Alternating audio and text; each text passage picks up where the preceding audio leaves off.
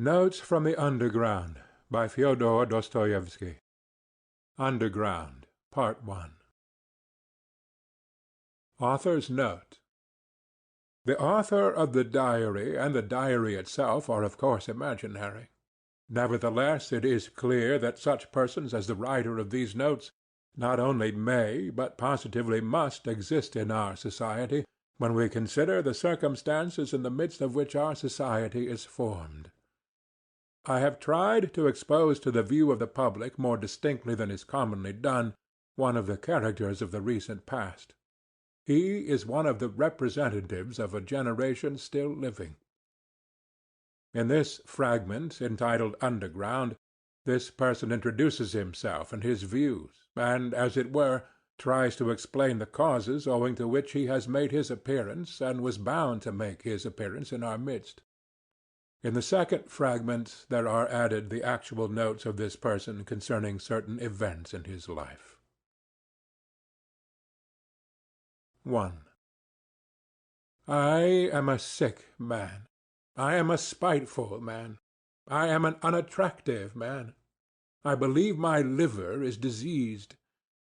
However, I know nothing at all about my disease, do not know for certain what ails me. I don't consult a doctor for it, and never have, though I have a respect for medicine and doctors. Besides, I am extremely superstitious, sufficiently so to respect medicine anyway. I am well educated enough not to be superstitious, but I am superstitious. No, I refuse to consult a doctor from spite. That you probably will not understand. Well, I understand it, though. Of course, I can't explain who it is precisely that I am mortifying in this case by my spite. I am perfectly well aware that I cannot pay out the doctors by not consulting them. I know better than any one that by all this I am only injuring myself and no one else. But still, if I don't consult a doctor, it is from spite. My liver is bad. Well, let it get worse. I have been going on like that for a long time, 20 years. Now I am 40. I used to be in the government service, but am no longer. I was a spiteful official. I was rude, and took pleasure in being so. I did not take bribes, you see, so I was bound to find a recompense in that at least. A poor jest, but I will not scratch it out. I wrote it thinking it would sound very witty, but now that I have seen myself that I only wanted to show off in a despicable way, I will not scratch it out on purpose. When petitioners used to come for information to the table at which I sat, I used to grind my teeth at them, and felt intense enjoyment when I succeeded in making anybody unhappy. I almost always did succeed. For the most part they were all timid people. Of course they were petitioners, but of the uppish ones there was one officer in particular I could not endure. He simply would not be humble, and clanked his sword in a disgusting way. I carried on a feud with him for 18 months over that sword. At last I got the better of him. He left off clanking it. That happened in my youth, though. But do you know, gentlemen, what was the chief point about my spite? Why, the whole point, the real sting of it lay in the fact that continually, even in the moment of the acutest spleen, I was inwardly conscious with shame that I was not only not a spiteful, but not even an embittered man, that I was simply scaring sparrows at random and amusing myself by it. I might foam at the mouth, but bring me a doll to play with, give me a cup of tea with sugar in it, and maybe I should be appeased. I might even be genuinely touched, though probably I should grind my teeth at myself afterwards, and lie awake at night with shame for months after. That was my way. I was lying when I said just now that I was a spiteful official. I was lying from spite. I was simply amusing myself with the petitioners and with the officer, and in reality I never could become spiteful. I was conscious every moment in myself of many, very many elements absolutely opposite to that. I felt them positively swarming in me, these opposite elements. I knew that they had been swarming in me all my life, and craving some outlet from me. But I would not let them, purposely would not let them come out. They tormented me till I was ashamed. They drove me to convulsions, and sickened me at last. How they sickened me!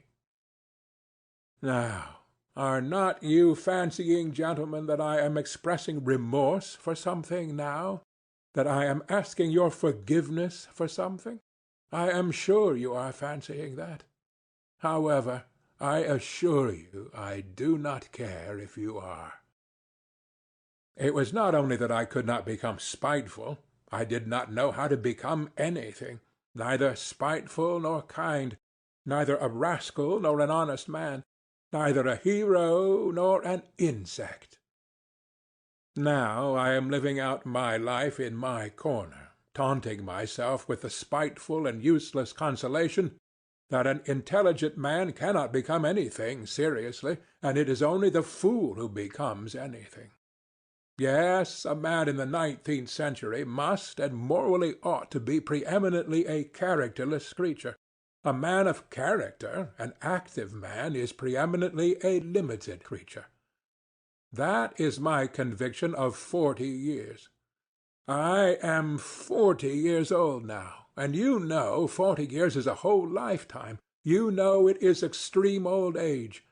To live longer than 40 years is bad manners, is vulgar, immoral.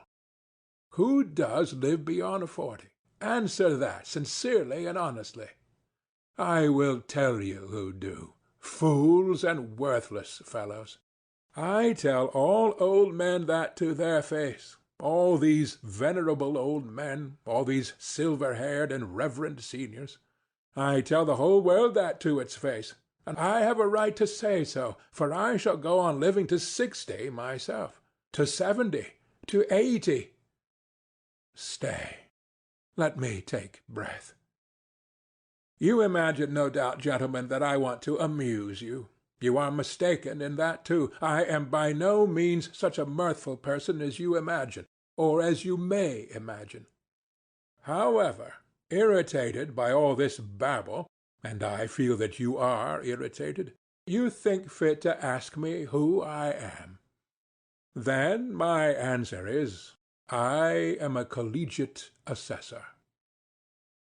I was in the service that I might have something to eat, and solely for that reason. And when last year a distant relation left me 6,000 roubles in his will, I immediately retired from the service and settled down in my corner. I used to live in this corner before, but now I have settled down in it. My room is a wretched, horrid one in the outskirts of the town.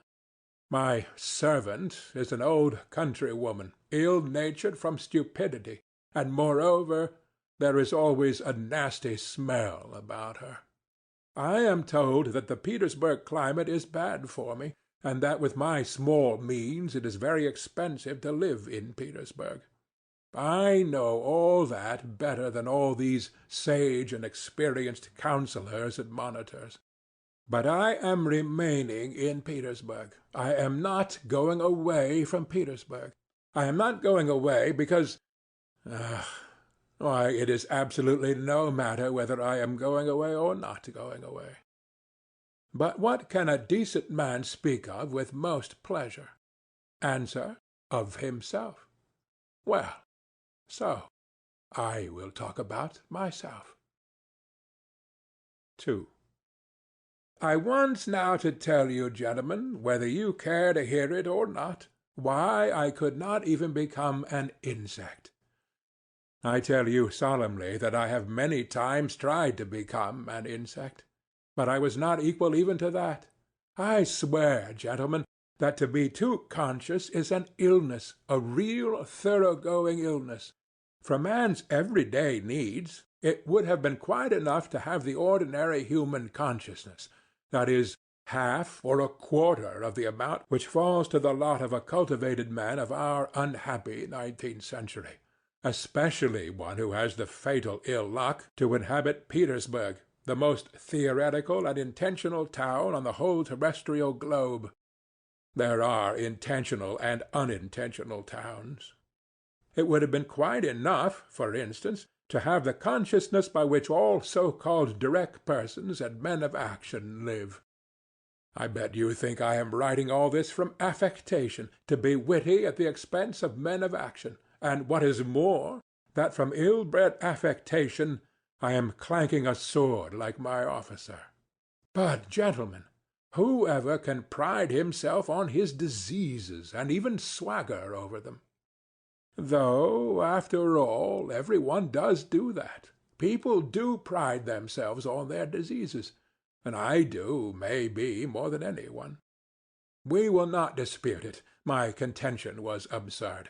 But yet I am firmly persuaded that a great deal of consciousness, every sort of consciousness, in fact, is a disease. I stick to that. Let us leave that, too, for a minute. Tell me this.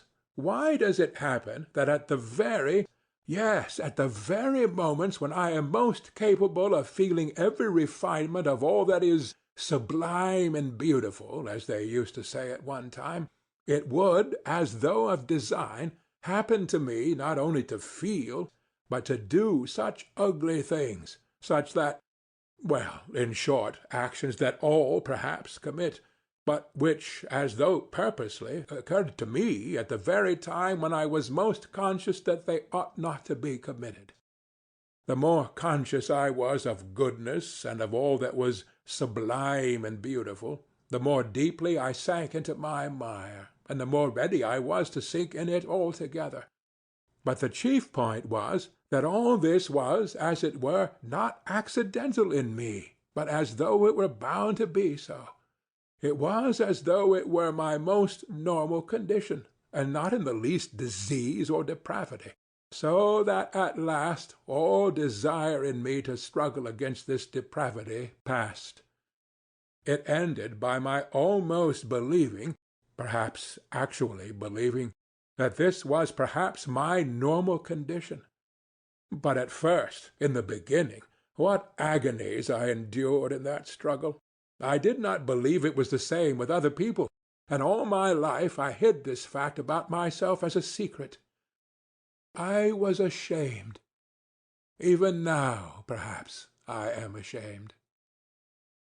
I got to the point of feeling a sort of secret, abnormal, despicable enjoyment in returning home to my corner on some disgusting Petersburg night, acutely conscious that that day I had committed a loathsome action again, that what was done could never be undone, and secretly, inwardly gnawing at myself for it, tearing and consuming myself, till at last the bitterness turned into a sort of shameful, accursed sweetness, and at last into positive, real enjoyment.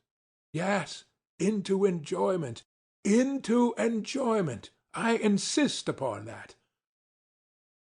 I have spoken of this because I keep wanting to know for a fact whether other people feel such enjoyment. I will explain. The enjoyment was just from the too intense consciousness of one's own degradation.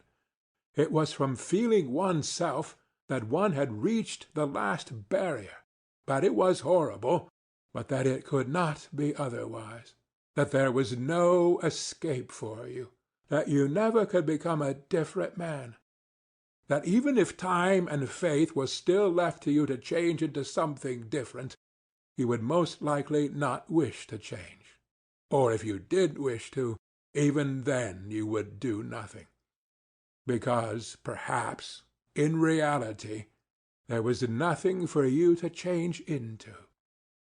And the worst of it was, and the root of it all, that it was all in accord with the normal fundamental laws of over-acute consciousness, and with the inertia that was the direct result of those laws, and that consequently one was not only unable to change, but could do absolutely nothing.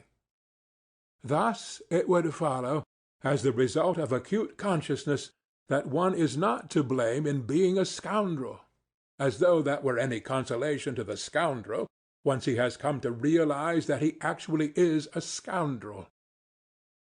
But enough. I have talked a lot of nonsense, but what have I explained? How is enjoyment in this to be explained? But I will explain it. I will get to the bottom of it. That is why I have taken up my pen. I, for instance, have a great deal of amour-propre. I am as suspicious and prone to take offence as a humpback or a dwarf. But upon my word, I sometimes have had moments when if I had happened to be slapped in the face, I should perhaps have been positively glad of it. I say in earnest that I should probably have been able to discover even in that a peculiar sort of enjoyment.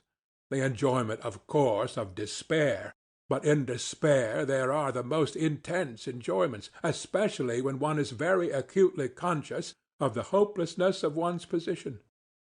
And when one is slapped in the face, why, then, the consciousness of being rubbed into a pulp would positively overwhelm one.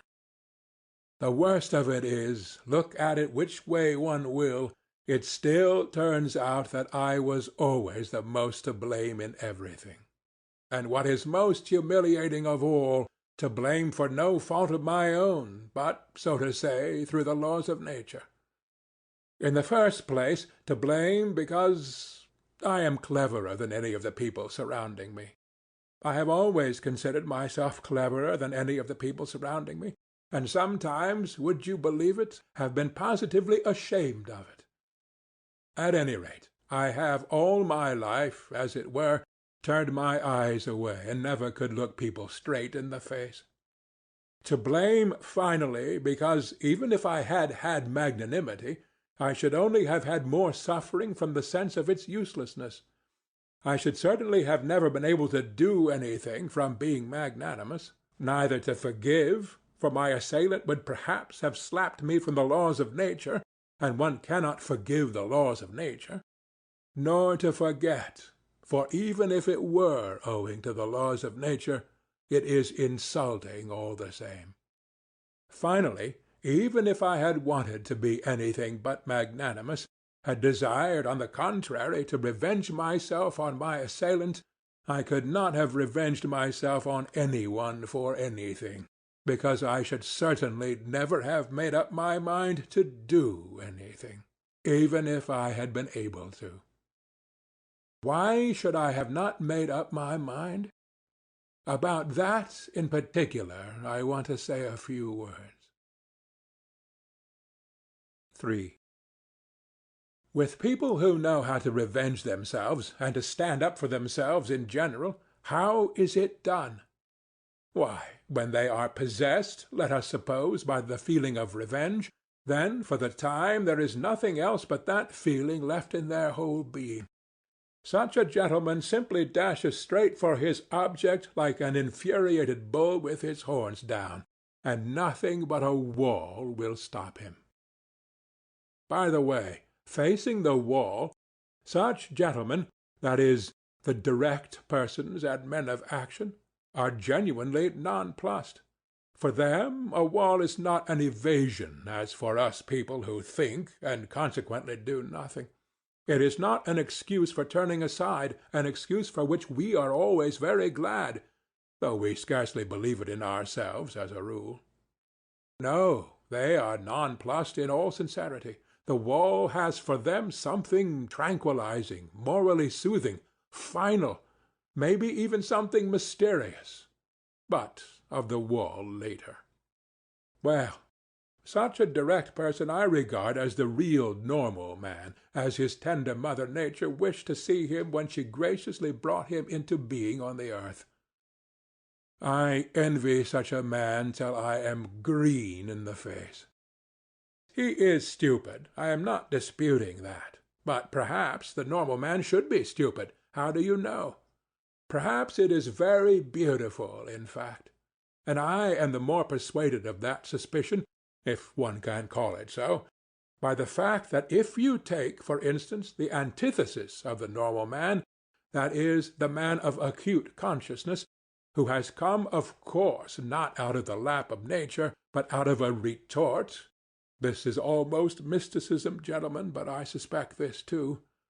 This retort-made man is sometimes so nonplussed in the presence of his antithesis that with all his exaggerated consciousness he genuinely thinks of himself as a mouse and not a man.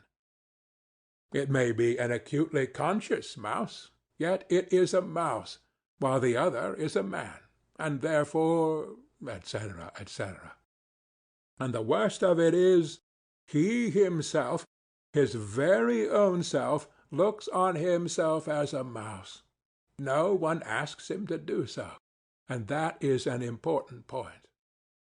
Now let us look at this mouse in action. Let us suppose, for instance, that it feels insulted too, and it almost always does feel insulted, and wants to revenge itself too. There may even be a greater accumulation of spite in it than in l'homme de la nature et de la vérité. The base and nasty desire to vent that spite on its assailant rankles perhaps even more nastily in it than in l'homme de la nature et de la vérité. For through his innate stupidity the latter looks upon his revenge as justice, pure and simple, while in consequence of his acute consciousness the mouse does not believe in the justice of it. To come at last to the deed itself, to the very act of revenge, apart from the one fundamental nastiness, the luckless mouse succeeds in creating around it so many other nastinesses, in the form of doubts and questions, adds to the one question so many unsettled questions, that there inevitably works up around it a sort of fatal brew, a stinking mess, made up of its doubts, emotions, and of the contempt spat upon it by the direct men of action, who stand solemnly about it as judges and arbitrators, laughing at it till their healthy sides ache. Of course, the only thing left for it is to dismiss all that with a wave of its paw, and with a smile of assumed contempt in which it does not even itself believe, creep ignominiously into its mouse-hole. There, in its nasty, stinking, underground home, our insulted, crushed, and ridiculed mouse promptly becomes absorbed in cold, malignant, and above all, everlasting spite. For 40 years together it will remember its injury down to the smallest, most ignominious details, and every time will add of itself details still more ignominious, spitefully teasing and tormenting itself with its own imagination. It will itself be ashamed of its imaginings, but yet it will recall it all, it will go over and over every detail, it will invent unheard-of things against itself, pretending that these things might happen, and will forgive nothing. Maybe it will begin to revenge itself too, but as it were piecemeal, in trivial ways, from behind the stove, incognito, without believing either in its own right to vengeance or in the success of its revenge, knowing that from all its efforts of revenge it will suffer 100 times more than he on whom it revenges itself, while he, I dare say, will not even scratch himself. On its death-bed it will recall it all over again, with interest accumulated over all the years, and— But it is just in that cold, abominable half-despair, half-belief, in that conscious burying oneself alive for grief in the underworld for 40 years, in that acutely recognized and yet partly doubtful hopelessness of one's position, in that hell of unsatisfied desires turned inward, in the fever of oscillations, of resolutions determined forever and repented of again a minute later, that the savour of that strange enjoyment of which I have spoken lies. It is so subtle, so difficult of analysis, that persons who are a little limited, or even simply persons of strong nerves, will not understand a single atom of it.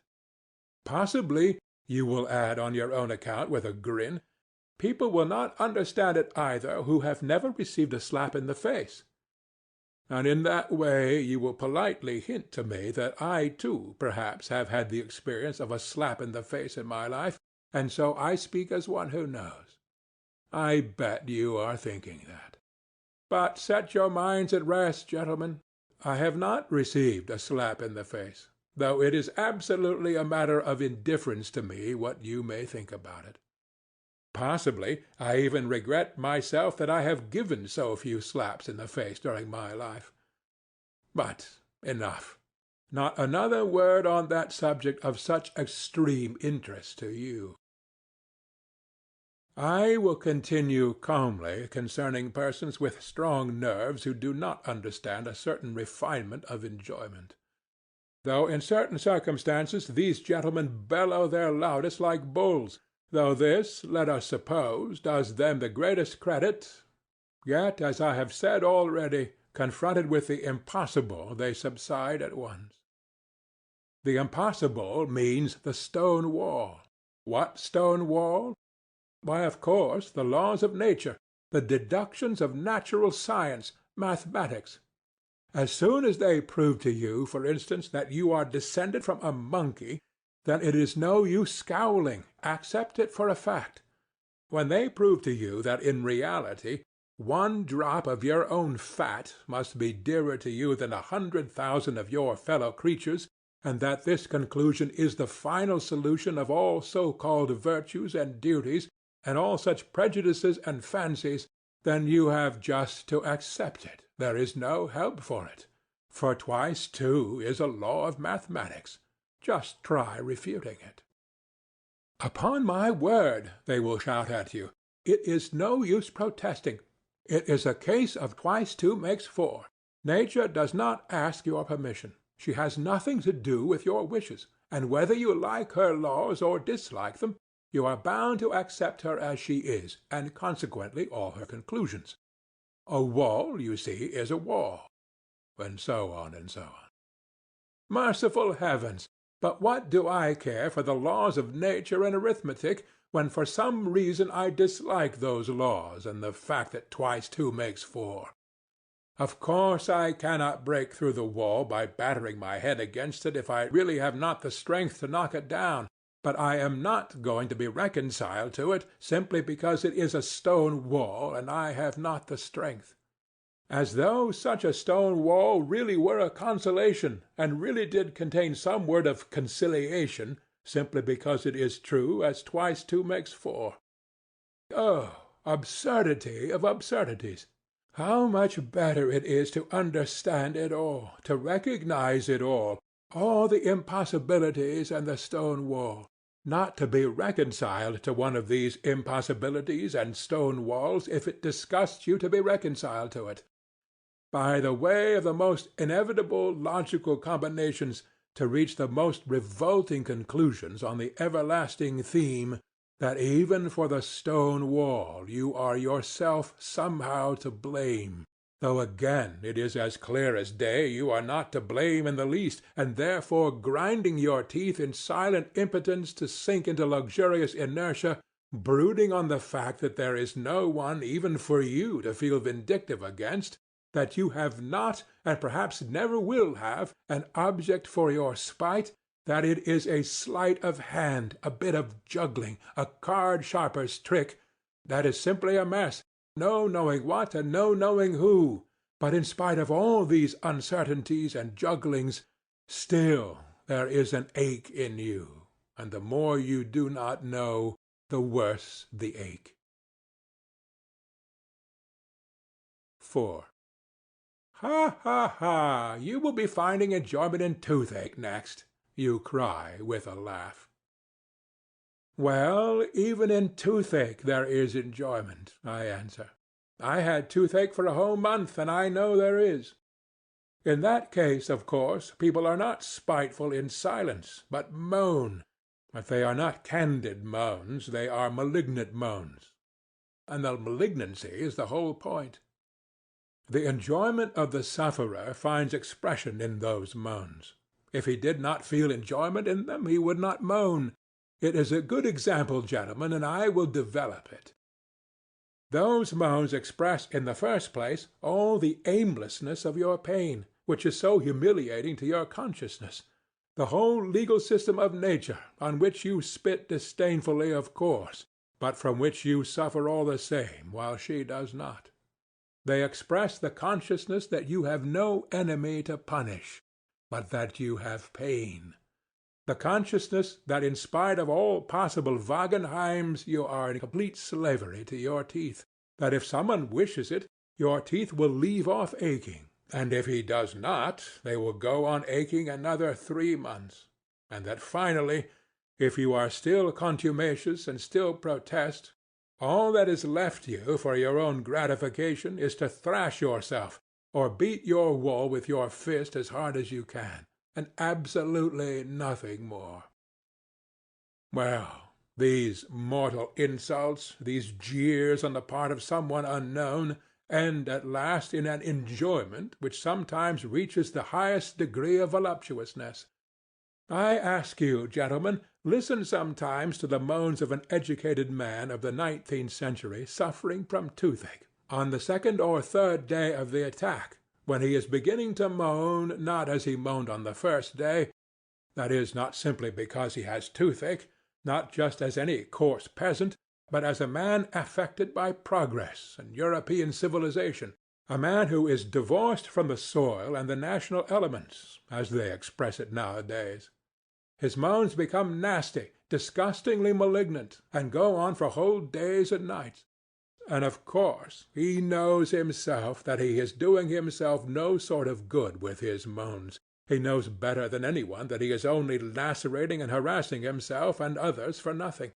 He knows that even the audience before whom he is making his efforts, and his whole family, listen to him with loathing, do not put a ha'porth of faith in him, and inwardly understand that he might moan differently, more simply, without trills and flourishes, and that he is only amusing himself like that from ill-humor, from malignancy.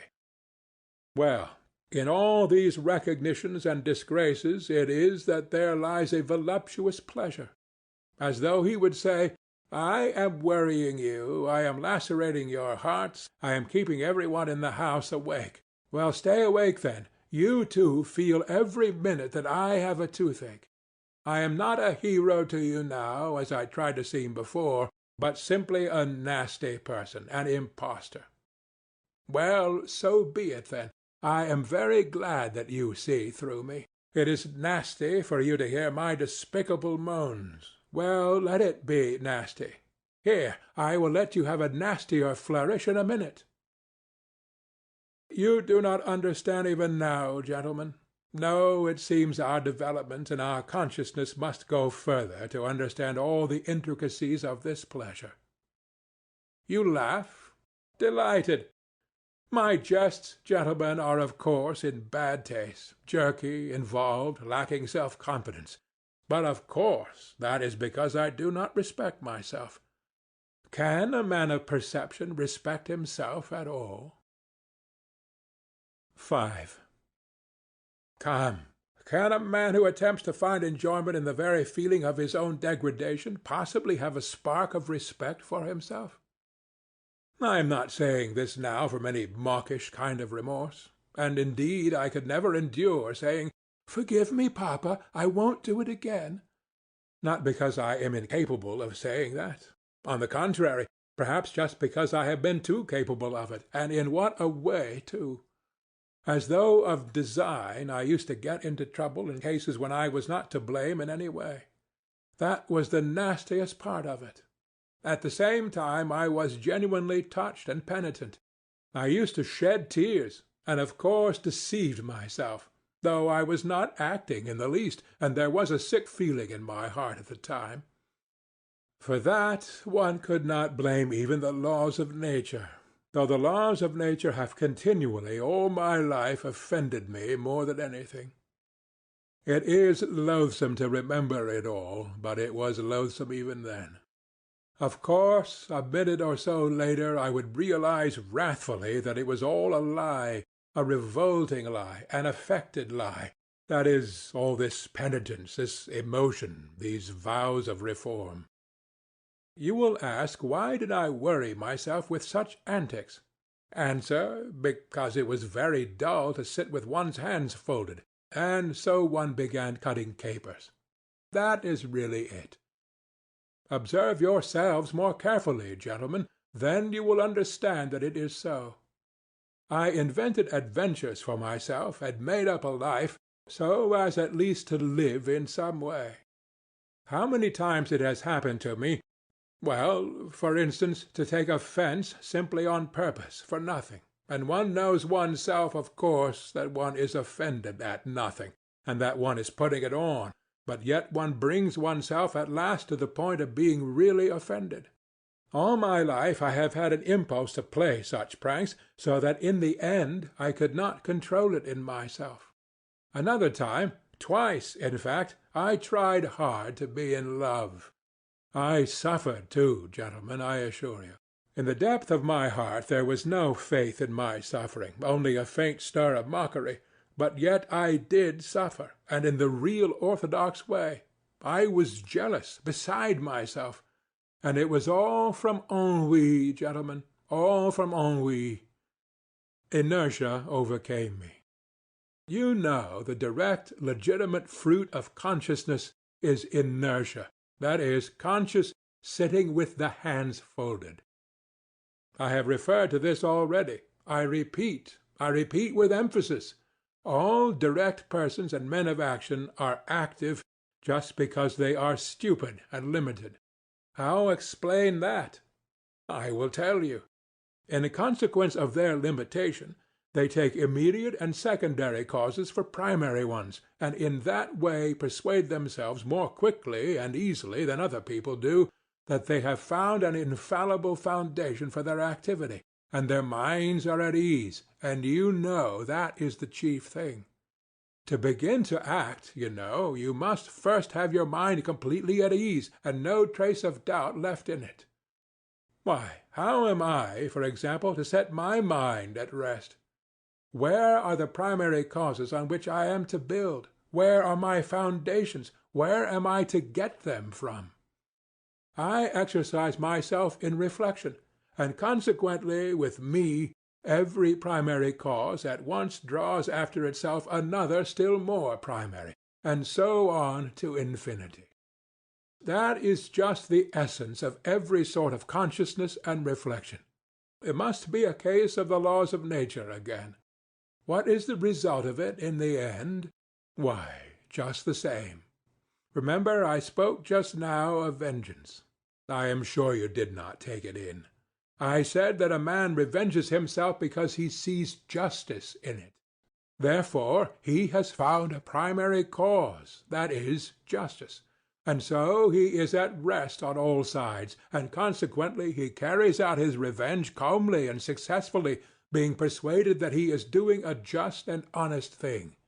But I see no justice in it. I find no sort of virtue in it either, and consequently, if I attempt to revenge myself, it is only out of spite. Spite, of course, might overcome everything, all my doubts, and so might serve quite successfully in place of a primary cause, precisely because it is not a cause. But what is to be done if I have not even spite? I began with that just now, you know. In consequence again of those accursed laws of consciousness, anger in me is subject to chemical disintegration.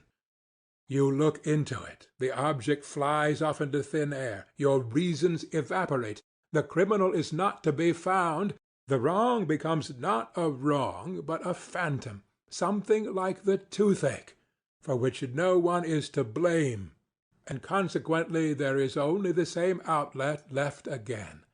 That is, to beat the wall as hard as you can. So you give it up with a wave of the hand because you have not found a fundamental cause. and try letting yourself be carried away by your feelings blindly, without reflection, without a primary cause, repelling consciousness at least for a time. Hate or love, if only not to sit with your hands folded. The day after tomorrow, at the latest, you will begin despising yourself for having knowingly deceived yourself. Result, a soap bubble and inertia. Oh, gentlemen, do you know, perhaps I consider myself an intelligent man only because all my life I have been able neither to begin nor to finish anything. Granted, I am a babbler, a harmless, vexatious babbler, like all of us. But what is to be done if the direct and sole vocation of every intelligent man is to babble, that is, the unintentional pouring of water through a sieve? 6. Oh, if I had done nothing simply from laziness! Heavens, how I should have respected myself then! I should have respected myself because I should at least have been capable of being lazy. There would at least have been one quality, as it were, positive in me, in which I could have believed myself. Question: what is he? Answer: a sluggard. How very pleasant it would have been to hear that of oneself! It would mean that I am positively defined. It would mean that there was something to say about me. Sluggard! Why, it is a calling and vocation. It is a career. Do not jest. It is so. I should then be a member of the best club by right, and should find my occupation in continually respecting myself. I know a gentleman who prided himself all his life on being a connoisseur of Lafitte.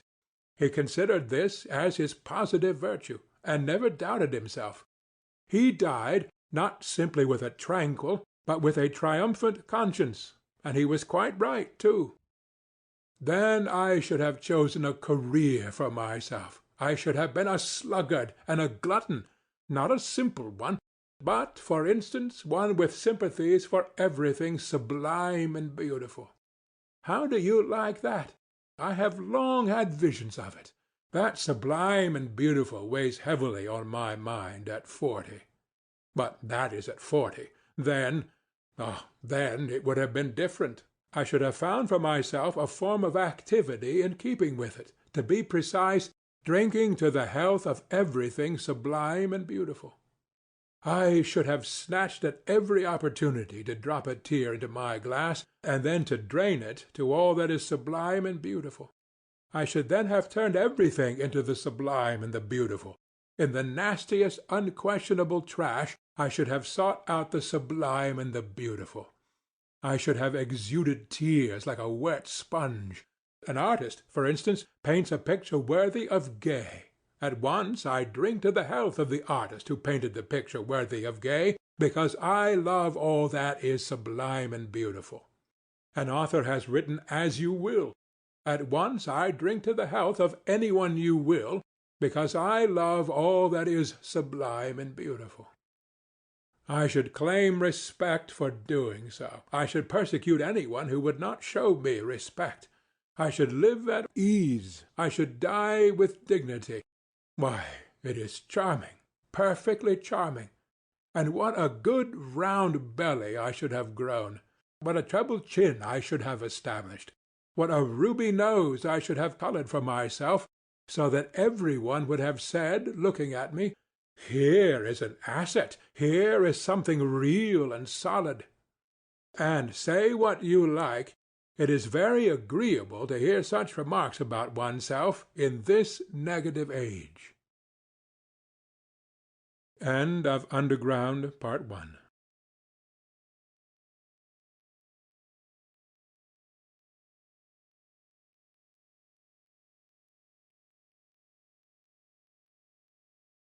Underground, Part 2, from Notes from the Underground, by Fyodor Dostoevsky. 7. But these are all golden dreams. Oh, tell me, who was it first announced, Who was it first proclaimed that man only does nasty things because he does not know his own interests, and that if he were enlightened, if his eyes were opened to his real normal interests, man would at once cease to do nasty things, would at once become good and noble, because, being enlightened and understanding his real advantage, he would seek his own advantage in the good and nothing else. And we all know that not one man can consciously act against his own interests. Consequently, so to say, through necessity, he would begin doing good. Ah, the babe! Oh, the pure, innocent child! Why, in the first place, when in all these thousands of years has there been a time when man has acted only from his own interest? What is to be done with the millions of facts that bear witness that men consciously, that is, fully understanding their real interests, have left them in the background, and have rushed headlong on another path to meet peril and danger, compelled to this course by nobody and by nothing, but, as it were, simply disliking the beaten track, and have obstinately, wilfully struck out another difficult, absurd way, seeking it almost in the darkness. So, I suppose, this obstinacy and perversity were pleasanter to them than any advantage. Advantage! What is advantage? And will you take it upon yourself to define with perfect accuracy in what the advantage of man consists?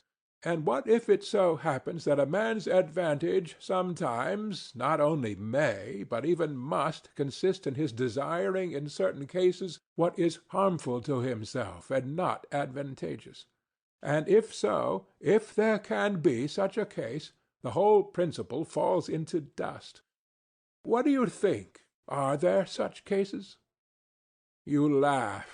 Laugh away, gentlemen, but only answer me. Have men's advantages been reckoned up with perfect certainty? Are there not some which not only have not been included, but cannot possibly be included under any classification? You see, you gentlemen have, to the best of my knowledge, taken your whole register of human advantages from the averages of statistical figures and politico-economical formulas. Your advantages are prosperity, wealth, freedom, peace, and so on and so on. So that the man who should, for instance, go openly and knowingly in opposition to all that list would, to your thinking, and indeed mine too, of course, be an obscurantist or an absolute madman. Would not he? But, you know, this is what is surprising. Why does it so happen that all these statisticians, sages, and lovers of humanity, when they reckon up human advantages, invariably leave out one? They don't even take it into their reckoning in the form in which it should be taken, and the whole reckoning depends upon that. It would be no greater matter. They would simply have to take it, this advantage, and add it to the list. But the trouble is that this strange advantage does not fall under any classification and is not in place in any list. I have a friend, for instance. Gentlemen, but of course he is your friend too, and indeed there is no one to whom he is not a friend. When he prepares for any undertaking, this gentleman immediately explains to you elegantly and clearly exactly how he must act in accordance with the laws of reason and truth. What is more, he will talk to you with excitement and passion of the true normal interests of man. With irony he will upbraid the short-sighted fools who do not understand their own interests, nor the true significance of virtue. And within a quarter of an hour, without any sudden outside provocation, but simply through something inside him which is stronger than all his interests, he will go off on quite a different tack, that is, act in direct opposition to what he has just been saying about himself, in opposition to the laws of reason, in opposition to his own advantage, in fact, in opposition to everything. I warn you that my friend is a compound personality, and therefore it is difficult to blame him as an individual. The fact is, gentlemen, it seems there must really exist something that is dearer to almost every man than his greatest advantages, or, not to be illogical, there is a most dangerous advantage, the very one omitted of which we spoke just now, which is more important and more advantageous than all other advantages, for the sake of which a man, if necessary, is ready to act in opposition to all laws, that is, in opposition to reason, honor, peace, prosperity, in fact, in opposition to all those excellent and useful things, if only he can attain that fundamental, most advantageous advantage which is dearer to him than all. Yes, but its advantage all the same, you will retort. But excuse me, I'll make the point clear, and it is not a case of playing upon words. What matters is that this advantage is remarkable from the very fact that it breaks down all other classifications, and continually shatters every system constructed by lovers of mankind for the benefit of mankind. In fact, it upsets everything. But before I mention this advantage to you, I want to compromise myself personally, and therefore I boldly declare that all these fine systems, all these theories for explaining to mankind their real normal interests, in order that inevitably striving to pursue these interests they may at once become good and noble, are, in my opinion, so far, mere logical exercises. Yes, logical exercises.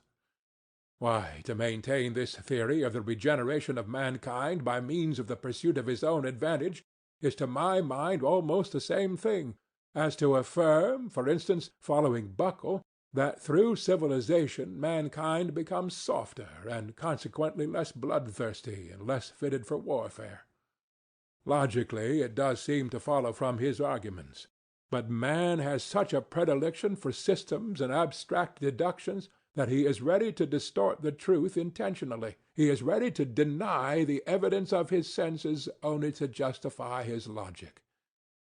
I take this example because it is the most glaring instance of it. Only look about you. Blood is being spilt in streams, and in the merriest way, as though it were champagne. Take the whole of the 19th century in which Buckle lived. Take Napoleon, the great and also the present one.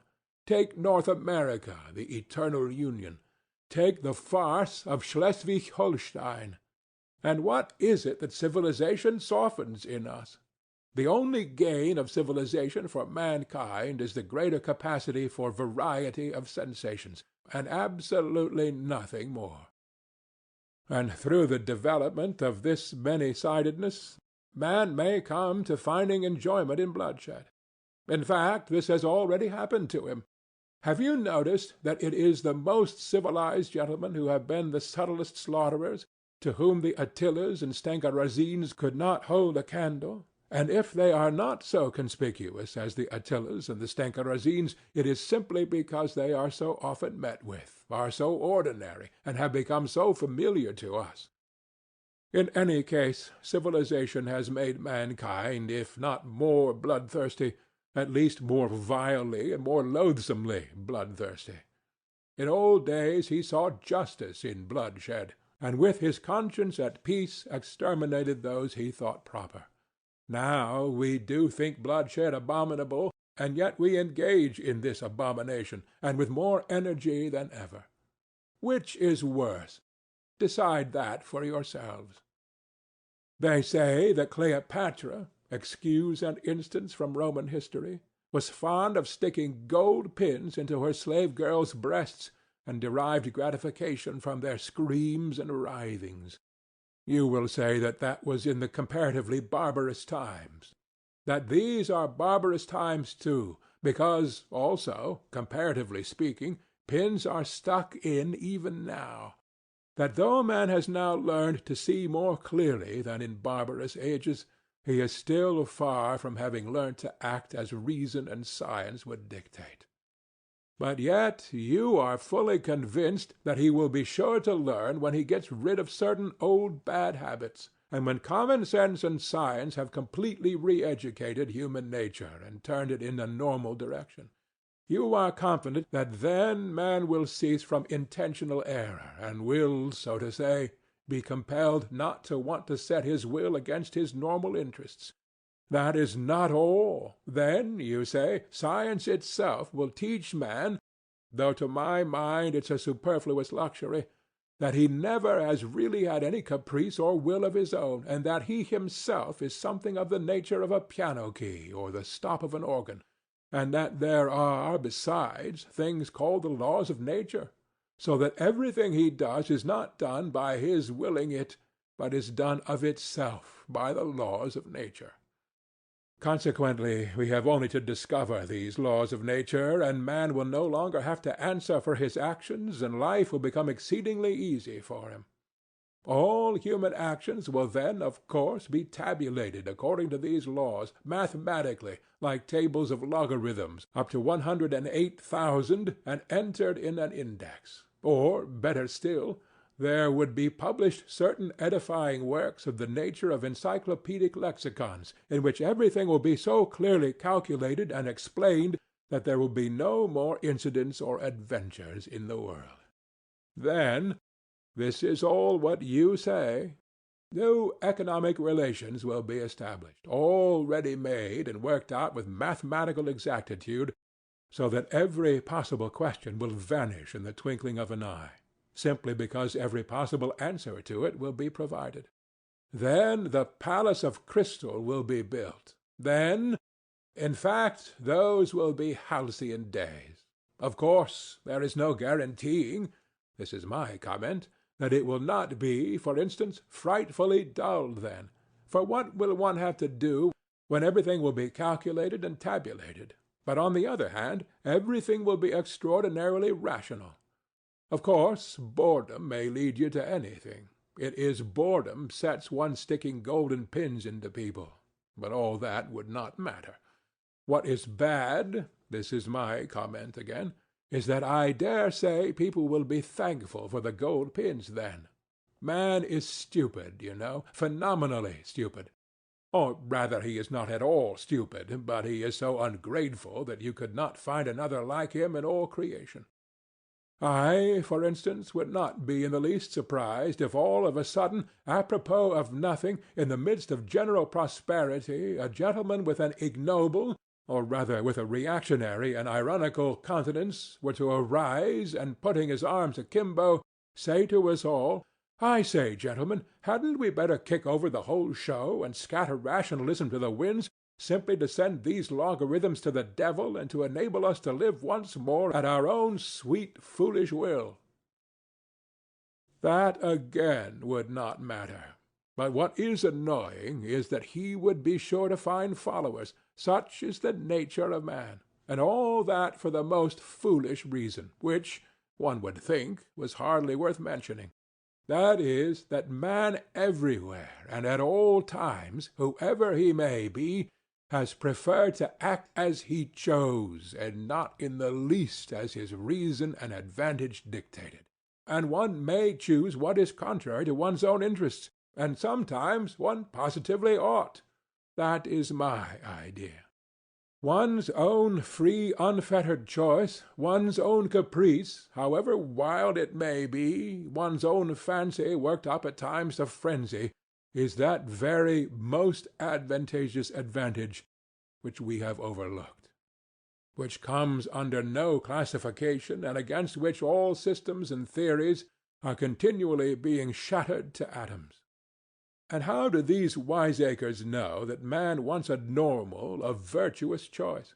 What has made them conceive that man must want a rationally advantageous choice?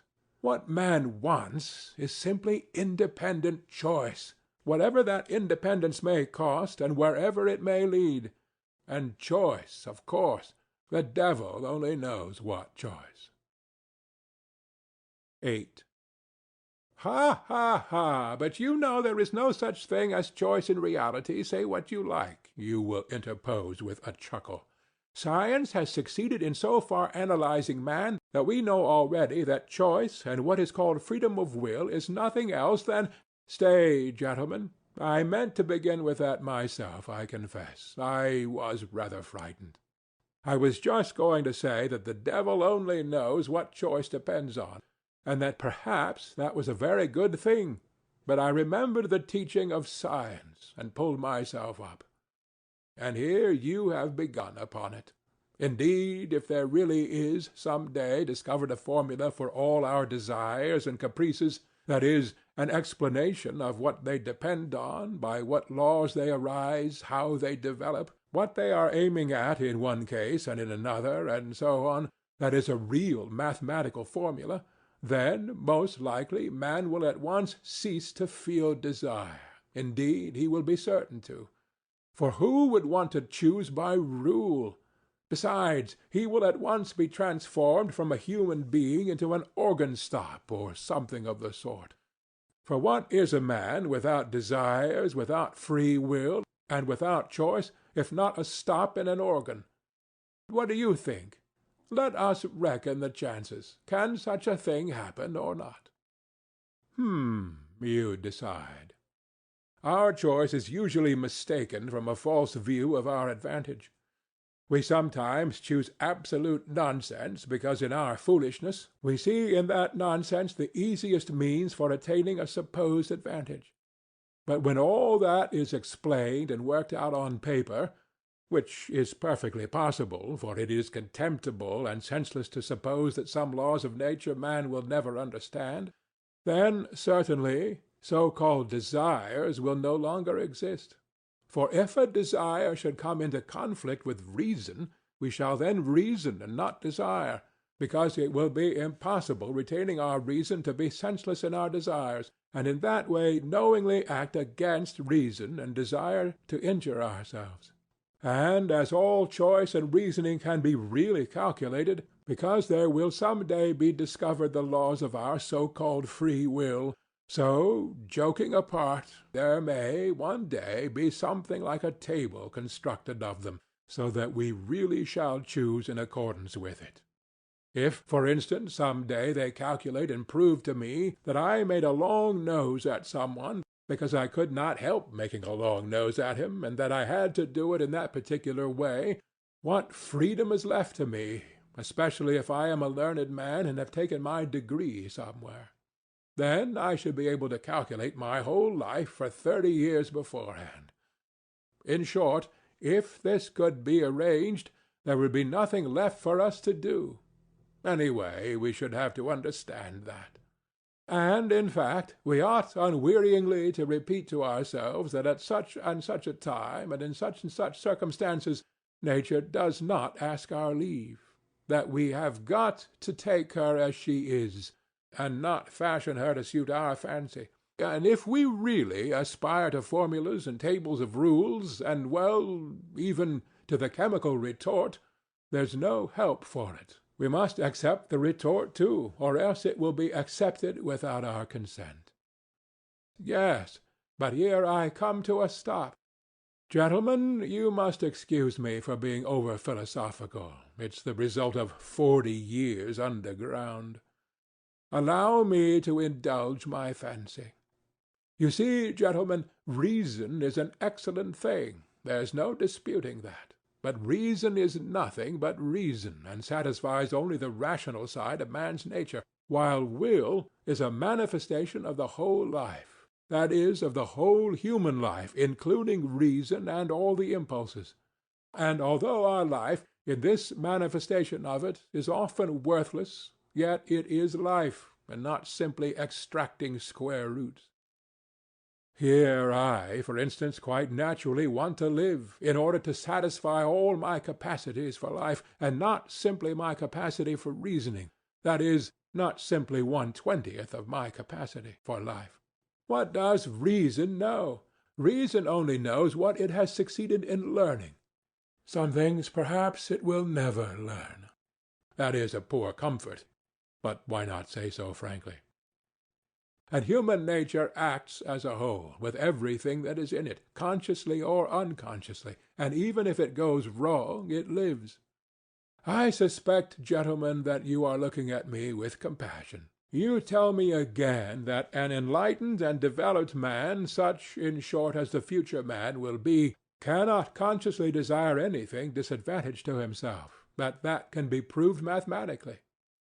I thoroughly agree. It can, by mathematics. But I repeat for the 100th time There is one case, one only, when man may consciously, purposely, desire what is injurious to himself, what is stupid, very stupid, simply in order to have the right to desire for himself even what is very stupid, and not to be bound by an obligation to desire only what is sensible. Of course, this very stupid thing, this caprice of ours, may be in reality, gentlemen, more advantageous for us than anything else on earth, especially in certain cases. And in particular, it may be more advantageous than any advantage even when it does us obvious harm, and contradicts the soundest conclusions of our reason concerning our advantage, for in any circumstances it preserves for us what is most precious and most important, that is, our personality, our individuality. Some, you see, maintain that this really is the most precious thing for mankind. Choice can, of course, if it chooses, be in agreement with reason, and especially if this be not absurd but kept within bounds. It is profitable, and sometimes even praiseworthy. But very often, and even most often, choice is utterly and stubbornly opposed to reason. And do you know that that too is profitable, sometimes even praiseworthy? Gentlemen, let us suppose that man is not stupid. Indeed, one cannot refuse to suppose that, if only from the one consideration that if man is stupid, then who is wise? But if he is not stupid, he is monstrously ungrateful, phenomenally ungrateful. In fact, I believe that the best definition of man is the ungrateful biped. But that is not all. That is not his worst defect. His worst defect is his perpetual moral obliquity. Perpetual, from the days of the flood to the Schleswig-Holstein period. Moral obliquity and consequently lack of good sense, for it has long been accepted that lack of good sense is due to no other cause than moral obliquity. But put it to the test and cast your eyes upon the history of mankind. What will you see? Is it a grand spectacle? Grand, if you like. Take the Colossus of Rhodes, for instance. That's worth something. With good reason, Mr. Chernyshevsky testifies of it that some say that it is the work of man's hands, while others maintain that it has been created by nature herself. Is it many-colored? Maybe it is many-colored, too. If one takes the dress uniforms, military and civilian, of all peoples in all ages, that alone is worth something, and if you take the undress uniforms, you will never get to the end of it. No historian would be equal to the job. Is it monotonous? Maybe it's monotonous, too. It's fighting and fighting. They are fighting now. They fought first and they fought last. You will admit that it is almost too monotonous. In short, one may say anything about the history of the world, anything that might enter the most disordered imagination. The only thing one can't say is that it's rational. The very word sticks in one's throat. And indeed, this is the odd thing that is continually happening. There are continually turning up in life moral and rational persons, sages and lovers of humanity, who make it their object to live all their lives as morally and rationally as possible, to be, so to speak, a light to their neighbors, simply in order to show them that it is possible to live morally and rationally in this world. And yet we all know that those very people sooner or later have been false to themselves, playing some queer trick, often a most unseemly one. Now, I ask you, what can be expected of man since he is a being endowed with strange qualities? Shower upon him every earthly blessing, drown him in a sea of happiness, so that nothing but bubbles of bliss can be seen on the surface. Give him economic prosperity, such that he should have nothing else to do but sleep, eat cakes, and busy himself with the continuation of his species, and even then, out of sheer ingratitude, sheer spite, man would play you some nasty trick. He would even risk his cakes, and would deliberately desire the most fatal rubbish, the most uneconomical absurdity, simply to introduce into all this positive good sense his fatal fantastic element. It is just his fantastic dreams, his vulgar folly, that he will desire to retain, simply in order to prove to himself, as though that were so necessary, that men still are men, and not the keys of a piano, which the laws of nature threaten to control so completely that soon one will be able to desire nothing but by the calendar. And that is not all. Even if man really were nothing but a piano key, even if this were proved to him by natural science and mathematics, even then he would not become reasonable, but would purposely do something perverse out of simple ingratitude, simply to gain his point. And if he does not find means, he will contrive destruction and chaos, will contrive sufferings of all sorts, only to gain his point. He will launch a curse upon the world, and as only man can curse, it is his privilege, the primary distinction between him and other animals.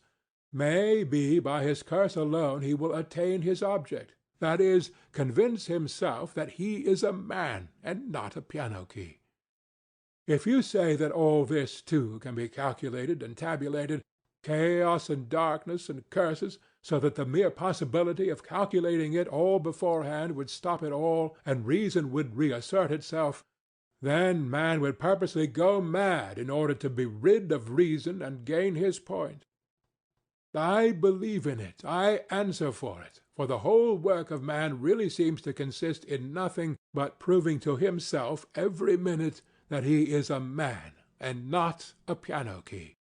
It may be at the cost of his skin, it may be by cannibalism, and this being so, can one help being tempted to rejoice that it is not yet come off, and that desire still depends on something we don't know? You can scream at me, that is, if you condescend to do so, that no one is touching my free will, that all they are concerned with is that my free will should of itself, of its own free will, coincide with my own normal interests, with the laws of nature and arithmetic. Good heavens, gentlemen, what sort of free will is left when we come to tabulation and arithmetic, when it will all be a case of twice two make four? Twice two makes four without my will, as if free will meant that. 9. Gentlemen, I am joking, and I know myself that my jokes are not brilliant, but you know one can take everything as a joke. I am perhaps jesting against the grain. Gentlemen, I am tormented by questions. Answer them for me. You, for instance, want to cure men of their old habits, and reform their will in accordance with science and good sense. But how do you know not only that it is possible, but also that it is desirable to reform man in that way? And what leads you to the conclusion that man's inclinations need reforming? In short, how do you know that such a reformation will be a benefit to man? And to go to the root of the matter, why are you so positively convinced that not to act against his real normal interests, guaranteed by the conclusions of reason and arithmetic, is certainly always advantageous for man and must always be a law for mankind? So far, you know, this is only your supposition. It may be the law of logic, but not the law of humanity. You think, gentlemen, perhaps, that I am mad. Allow me to defend myself. I agree that man is preeminently a creative animal, predestined to strive consciously for an object and to engage in engineering, that is, incessantly and eternally to make new roads, wherever they may lead. But the reason why he wants sometimes to go off at a tangent may just be that he is predestined to make the road, and perhaps, too, that however stupid the direct practical man might be, the thought sometimes will occur to him that the road almost always does lead somewhere, and that the destination it leads to is less important than the process of making it, and that the chief thing is to save the well-conducted child from despising engineering, and so giving way to the fatal idleness which, as we all know, is the mother of all the vices. Man likes to make roads and to create. That is a fact beyond dispute. But why has he such a passionate love for destruction and chaos also? Tell me that. But on that point I want to say a couple of words myself. May it not be that he loves chaos and destruction? There can be no disputing that he does sometimes love it, because he is instinctively afraid of attaining his object in completing the edifice he is constructing. Who knows? Perhaps he only loves that edifice from a distance, and is by no means in love with it at close quarters. Perhaps he only loves building it, and does not want to live in it, but will leave it, when completed, for the use of les animaux domestiques, such as the ants, the sheep, and so on. Now the ants have quite a different taste. They have a marvellous edifice of that pattern which endures forever, the ant-heap.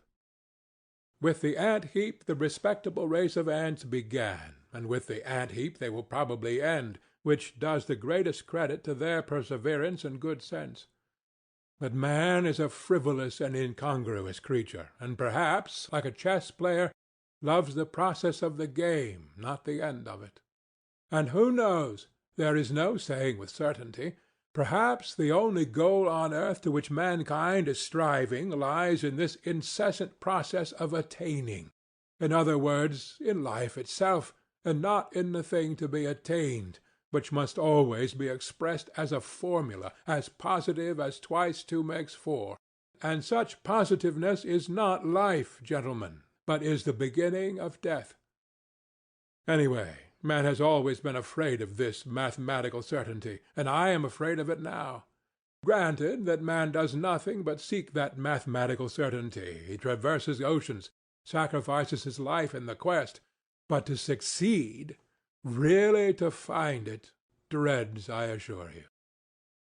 He feels that when he has found it, there will be nothing for him to look for. When workmen have finished their work-day, they do at least receive their pay, they go to the tavern, then they are taken to the police station, and there is occupation for a week. But where can man go? Anyway, one can observe a certain awkwardness about him when he has attained such objects. He loves the process of attaining, but does not quite like to have attained, and that, of course, is very absurd. In fact, man is a comical creature. There seems to be a kind of jest in it all. But yet mathematical certainty is, after all, something insufferable. Twice two makes four seems to me simply a piece of insolence.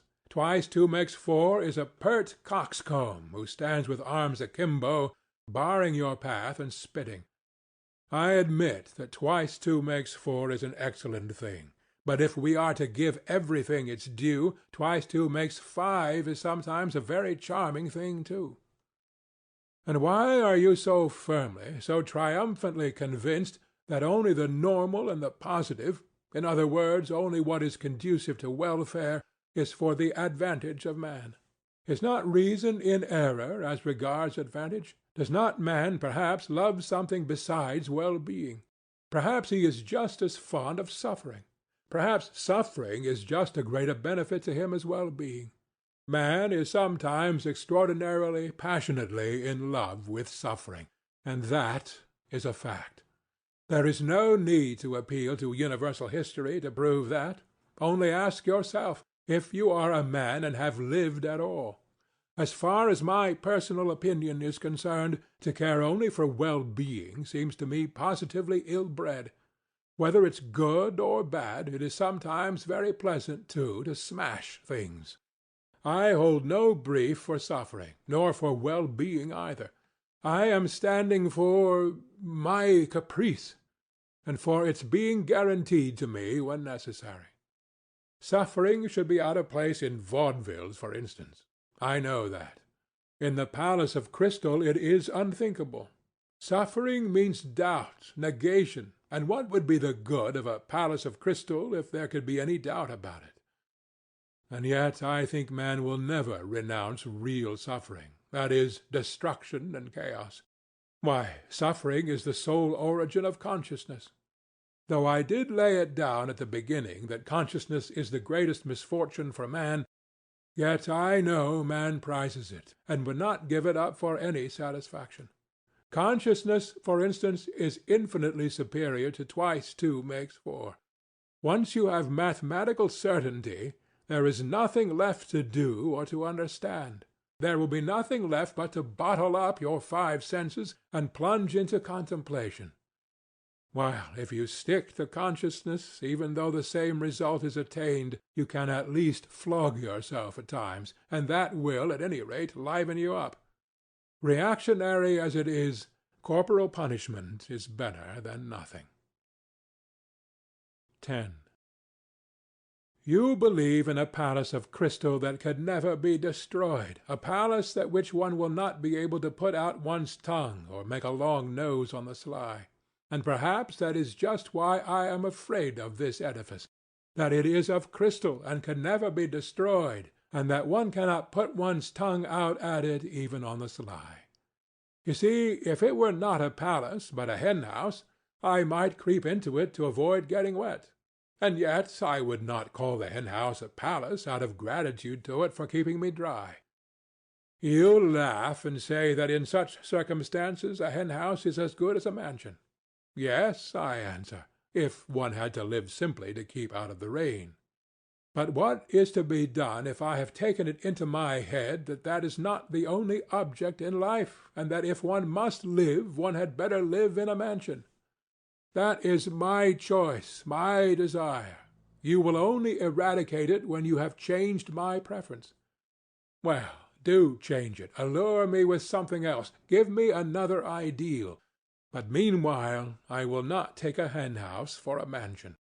The palace of crystal may be an idle dream. It may be that it is inconsistent with the laws of nature, and that I have invented it only through my own stupidity, through the old-fashioned irrational habits of my generation.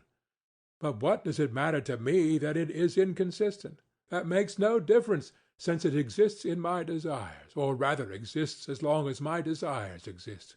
Perhaps you are laughing again. Laugh away. I will put up with any mockery rather than pretend that I am satisfied when I am hungry. I know anyway that I will not be put off with a compromise, with a recurring zero, simply because it is consistent with the laws of nature and actually exists. I will not accept as the crown of my desires a block of buildings with tenements for the poor on a lease of 1,000 years, and perhaps with a signboard of a dentist hanging out. Destroy my desires, eradicate my ideals, show me something better, and I will follow you. You will say, perhaps, that it is not worth your trouble, but in that case I can give you the same answer.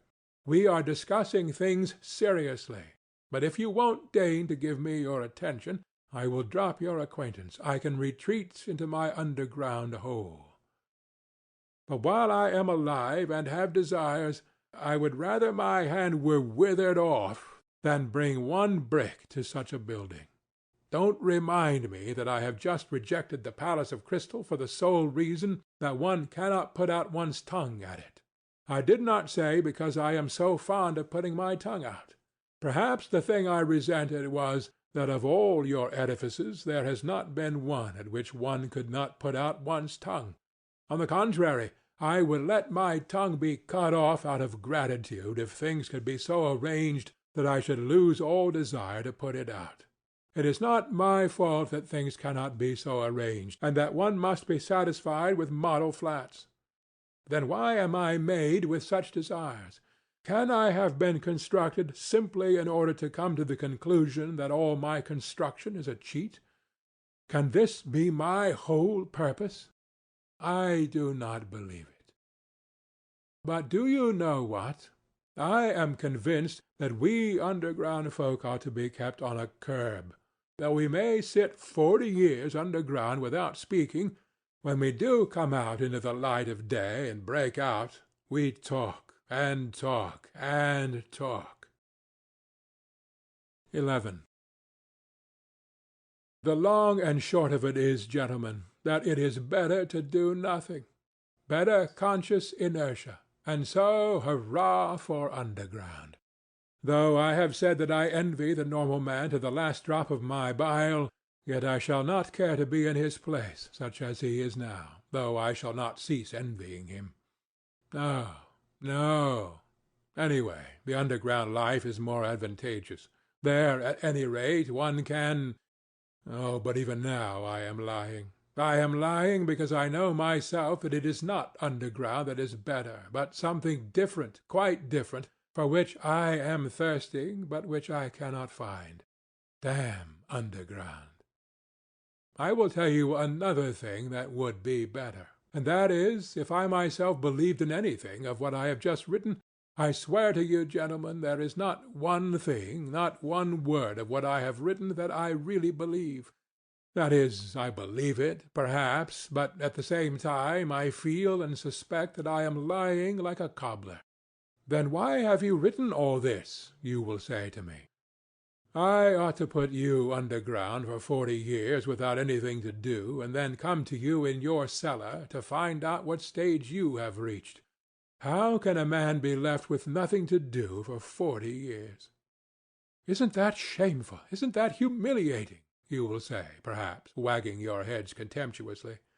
You thirst for life, and try to settle the problems of life by a logical tangle. And how persistent, how insolent are your sallies, and at the same time what a scare you are in. You talk nonsense and are pleased with it. You say impudent things and are in continual alarm and apologizing for them. You declare that you are afraid of nothing, and at the same time try to ingratiate yourself in our good opinion. You declare that you are gnashing your teeth, and at the same time you try to be witty so as to amuse us. You know that your witticisms are not witty, but you are evidently well satisfied with your literary value. You may, perhaps, have really suffered, but you have no respect for your own suffering. You may have sincerity, but you have no modesty. Out of your pettiest vanity you expose your sincerity to publicity and ignominy.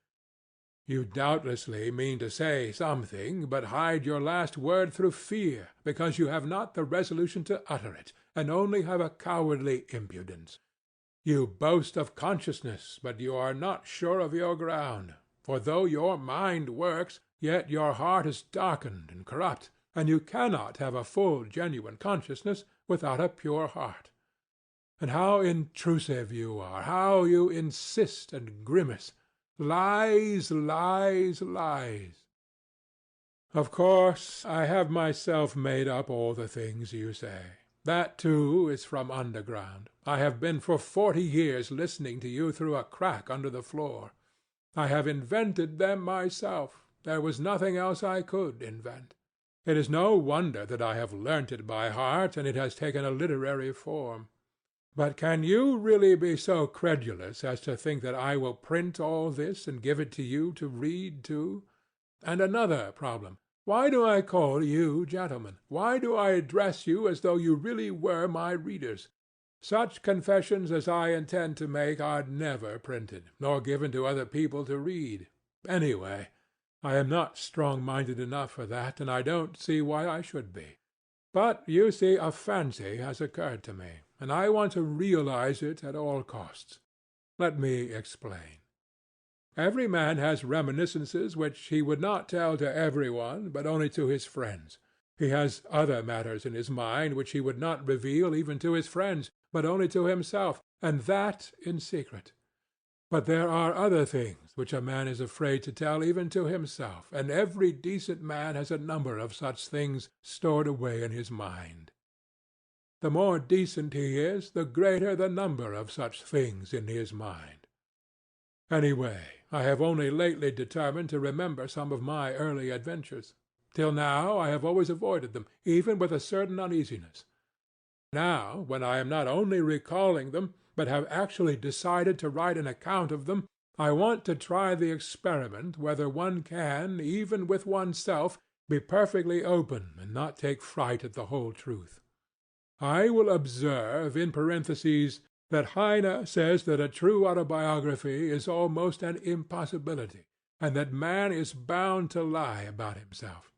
He considers that Rousseau certainly told lies about himself in his confessions, and even intentionally lied out of vanity. I am convinced that Heine is right. I quite understand how sometimes one may, out of sheer vanity, attribute regular crimes to oneself, and indeed I can very well conceive that kind of vanity. But Heine judged of people who made their confessions to the public.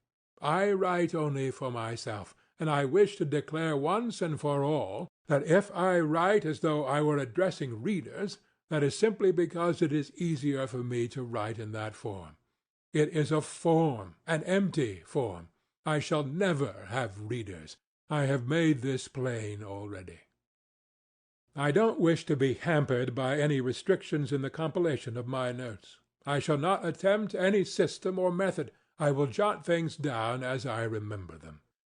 But here, perhaps, someone will catch at the word and ask me, if you really don't reckon on readers, why do you make such compacts with yourself, and on paper too? That is, that you won't attempt any system or method, that you jot things down as you remember them, and so on and so on. Why are you explaining? Why do you apologize? Well, there it is, I answer. There is a whole psychology in this, though.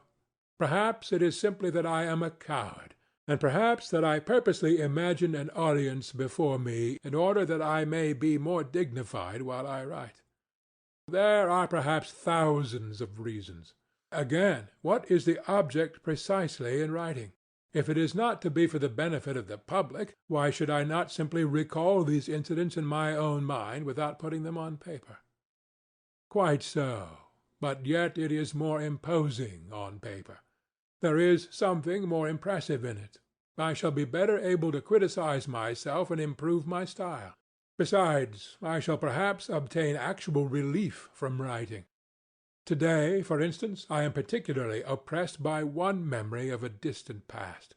It came back vividly to my mind a few days ago, and has remained haunting me like an annoying tune that one cannot get rid of. And yet I must get rid of it somehow. I have hundreds of such reminiscences, but at times some one stands out from the hundred and oppresses me. For some reason I believe that if I write it down I should get rid of it. Why not try? Besides, I am bored, and I never have anything to do. Writing will be a sort of work. They say work makes man kind-hearted and honest. Well, here's a chance for me, anyway. Snow is falling today, yellow and dingy. It fell yesterday, too, and a few days ago. I fancy it is the wet snow that has reminded me of that incident which I cannot shake off now.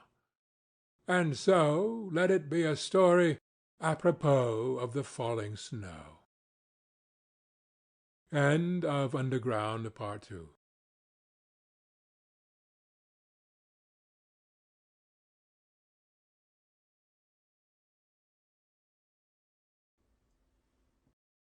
Notes from the Underground by Fyodor Dostoevsky.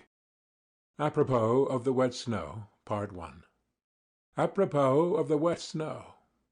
When from dark error's subjugation my words of passionate exhortation had wrenched thy fainting spirit free, and writhing prone in thine affliction thou didst recall with malediction the vice that had encompassed thee, and when thy slumbering conscience, fretting by recollection's torturing flame, thou didst reveal the hideous setting of thy life's current ere I came, when suddenly I saw thee sicken, and weeping hide thine anguished face, revolted, maddened, horror-stricken at memories of foul disgrace.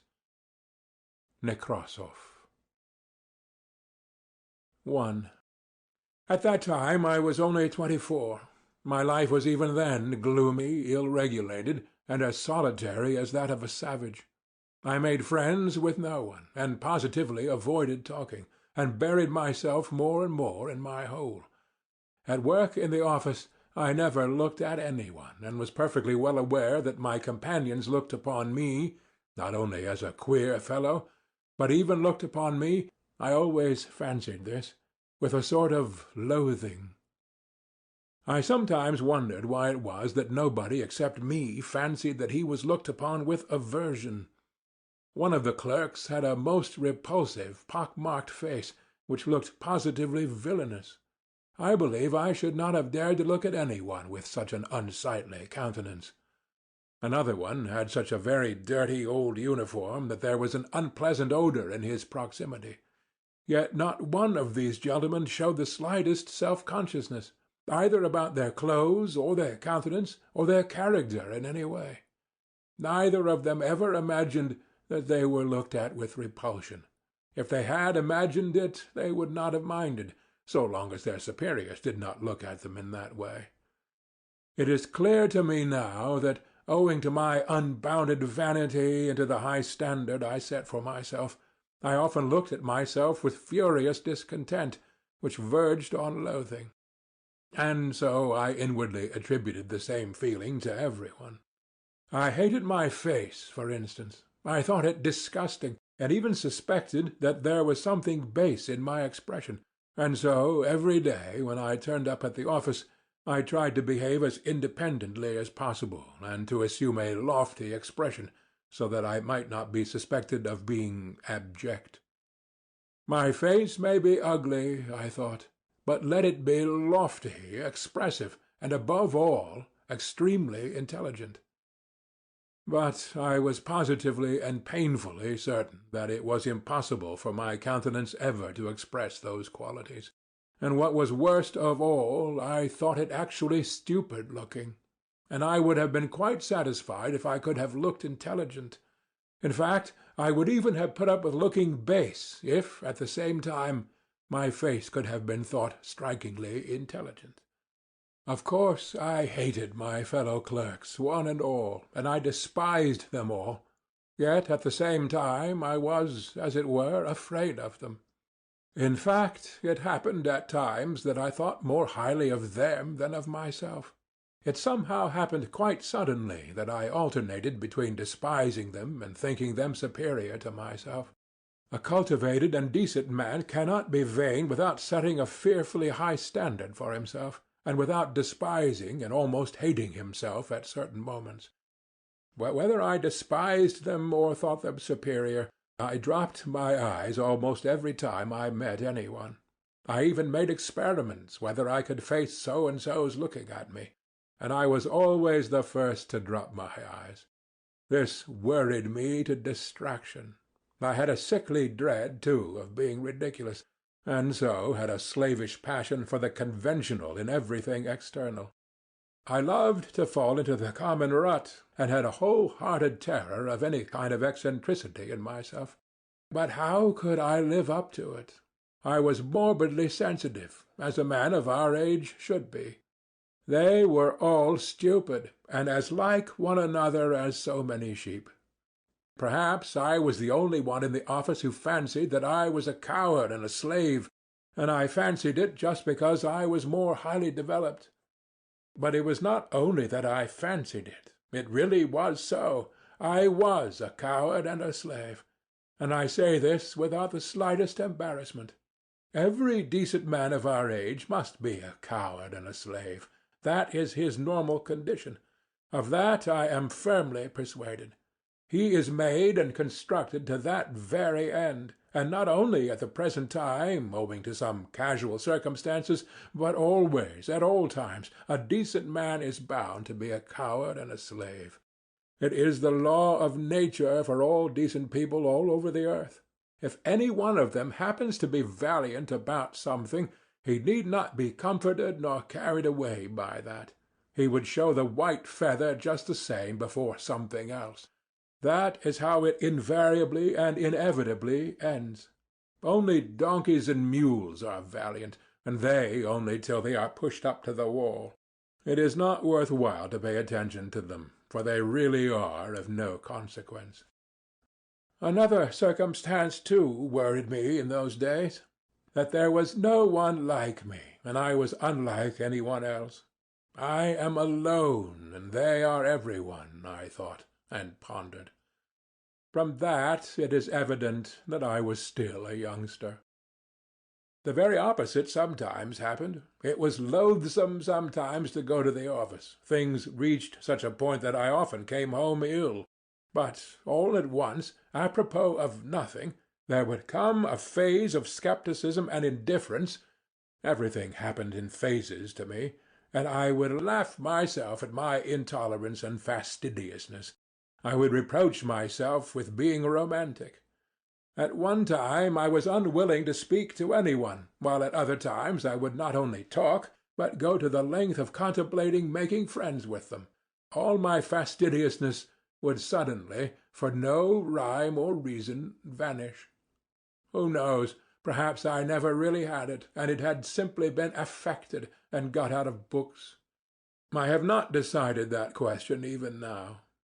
Once I quite made friends with them, visited their homes, played preference, drank vodka, talked of promotions. But here, let me make a digression.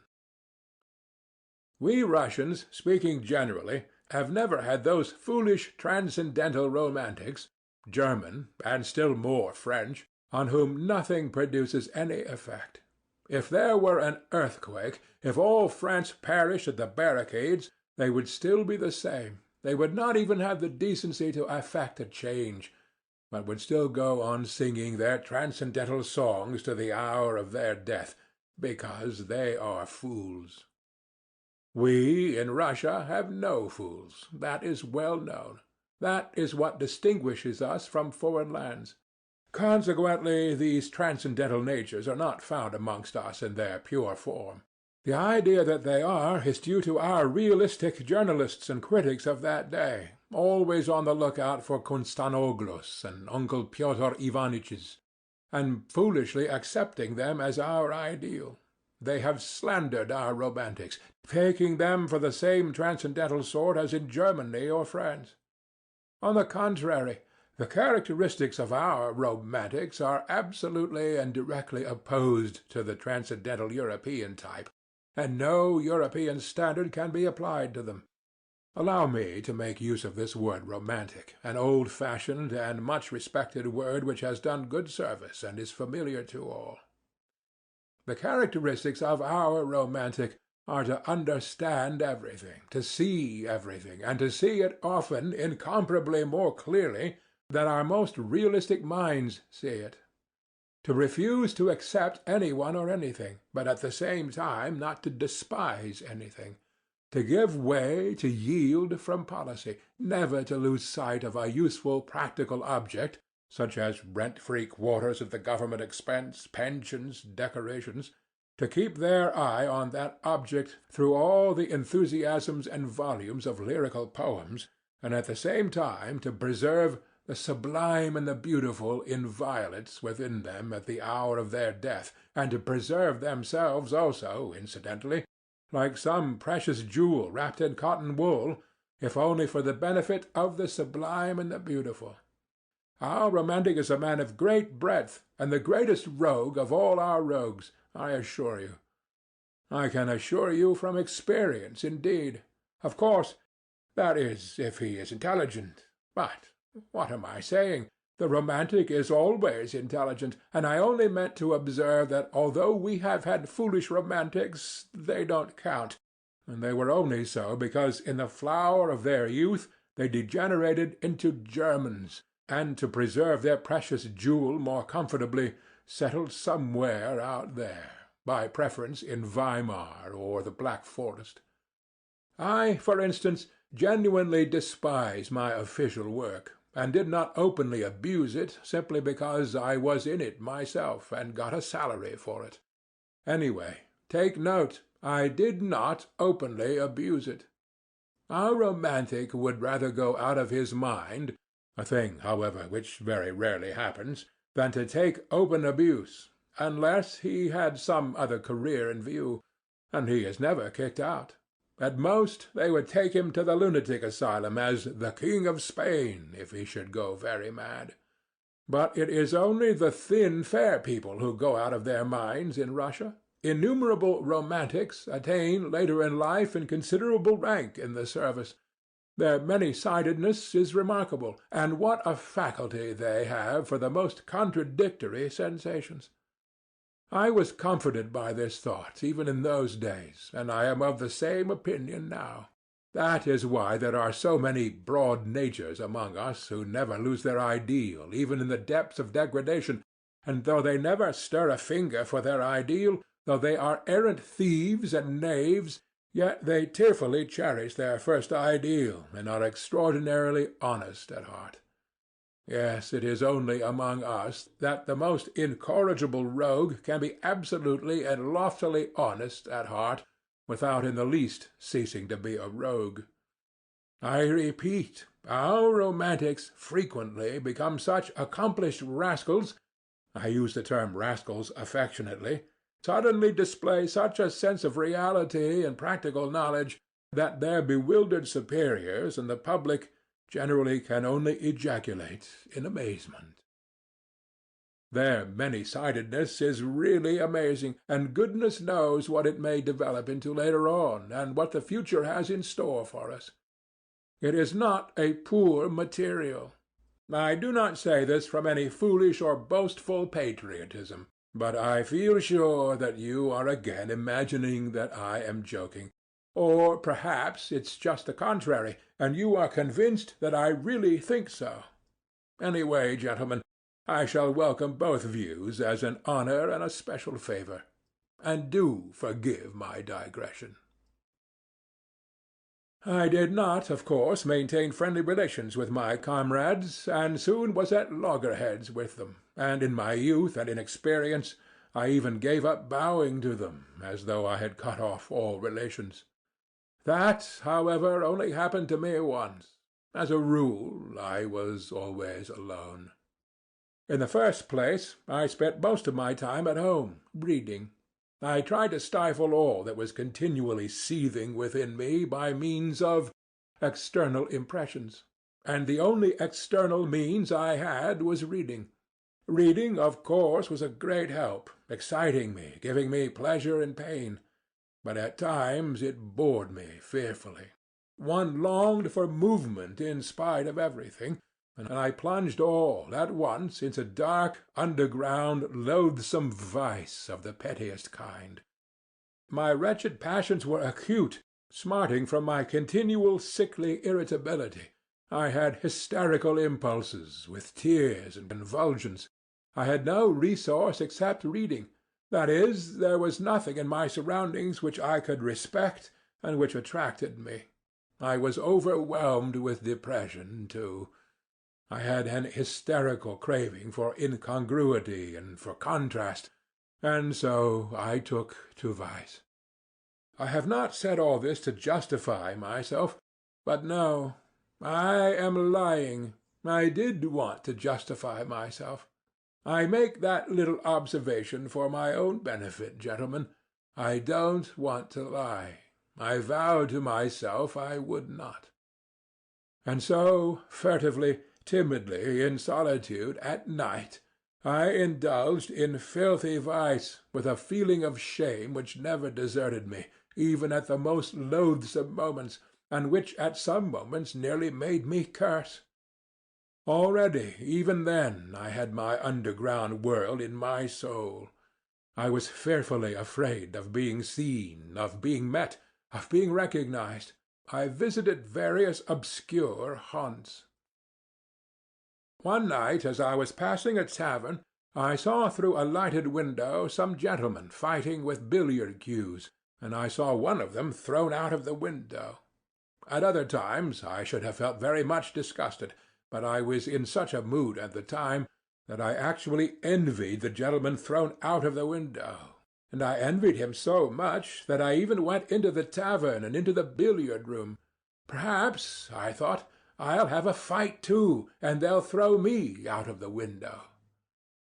I was not drunk, but what is one to do? Depression will drive a man to such a pitch of hysteria. But nothing happened. It seemed that I was not even equal to being thrown out of the window, and I went away without having my fight. An officer put me in my place from the first moment. I was standing by the billiard table, and in my ignorance blocking up the way, and he wanted to pass. He took me by the shoulders, and without a word, without a warning or explanation, moved me from where I was standing to another spot and passed by as though he had not noticed me. I could have forgiven blows, but I could not forgive his having moved me without noticing me. Devil knows what I would have given for a real regular quarrel, a more decent, a more literary one, so to speak. I had been treated like a fly. The officer was over 6 foot, while I was a spindly little fellow. But the quarrel was in my hands. I had only to protest, and I certainly would have been thrown out of the window. But I changed my mind, and preferred to beat a resentful retreat. I went out of the tavern, straight home, confused and troubled, and the next night I went out again with the same lewd intentions, still more furtively, abjectly, and miserably than before, as it were, with tears in my eyes. But still I did go out again. Don't imagine, though, it was cowardice made me slink away from the officer. I never have been a coward at heart, though I have always been a coward in action. But don't be in a hurry to laugh. I assure you I can explain it all. If only that officer had been one of the sort who would consent to fight a duel. But no, he was one of those gentlemen, alas, long extinct, who preferred fighting with cues, or, like Gogol's Lieutenant Pirogov, appealing to the police. They did not fight duels, and would have thought a duel with a civilian like me an utterly unseemly procedure in any case. And they looked upon the duel altogether as something impossible, something free-thinking and French. But they were quite ready to bully, especially when they were over 6 foot. I did not slink away through cowardice, but through an unbounded vanity. I was afraid, not of his 6 foot, not of getting a sound thrashing and being thrown out of the window. I should have had physical courage enough, I assure you. But I had not the moral courage. What I was afraid of was that every one present, from the insolent marker down to the lowest little stinking pimply clerk in a greasy collar, would jeer at me and fail to understand when I began to protest and address them in literary language. For of the point of honor, not of honor, but of the point of honor, point d'honneur, one cannot speak among us except in literary language. You can't allude to the point of honor in ordinary language. I was fully convinced, this sense of reality in spite of all my romanticism, that they would all simply split their sides with laughter, and that the officer would not simply beat me, that is, without insulting me, but would certainly prod me in the back with his knee, kick me round the billiard-table, and only then, perhaps, have pity and drop me out of the window. Of course, this trivial incident could not, with me, end in that. I often met that officer afterwards in the street, and noticed him very carefully. I am not quite sure whether he recognized me. I imagine not. I judge from certain signs. But I stared at him with spite and hatred, and so it went on for several years. My resentment grew even deeper with years. At first I began making stealthy inquiries about this officer. It was difficult for me to do so, for I knew no one. But one day I heard some one shout his surname in the street as I was following him at a distance, as though I were tied to him, and so I learnt his surname. Another time I followed him to his flat, and for 10 kopecks learned from the porter where he lived, on which story, whether he lived alone or with others, and so on. In fact, everything one could learn from a porter. One morning, though I had never tried my hand with the pen, it suddenly occurred to me to write a satire on this officer in the form of a novel which would unmask his villainy. I wrote the novel with relish. I did unmask his villainy. I even exaggerated it. At first I so altered his surname that it could easily be recognized, but on second thoughts I changed it, and sent the story to the Otetchestvenia Zapíski. But at that time such attacks were not the fashion, and my story was not printed.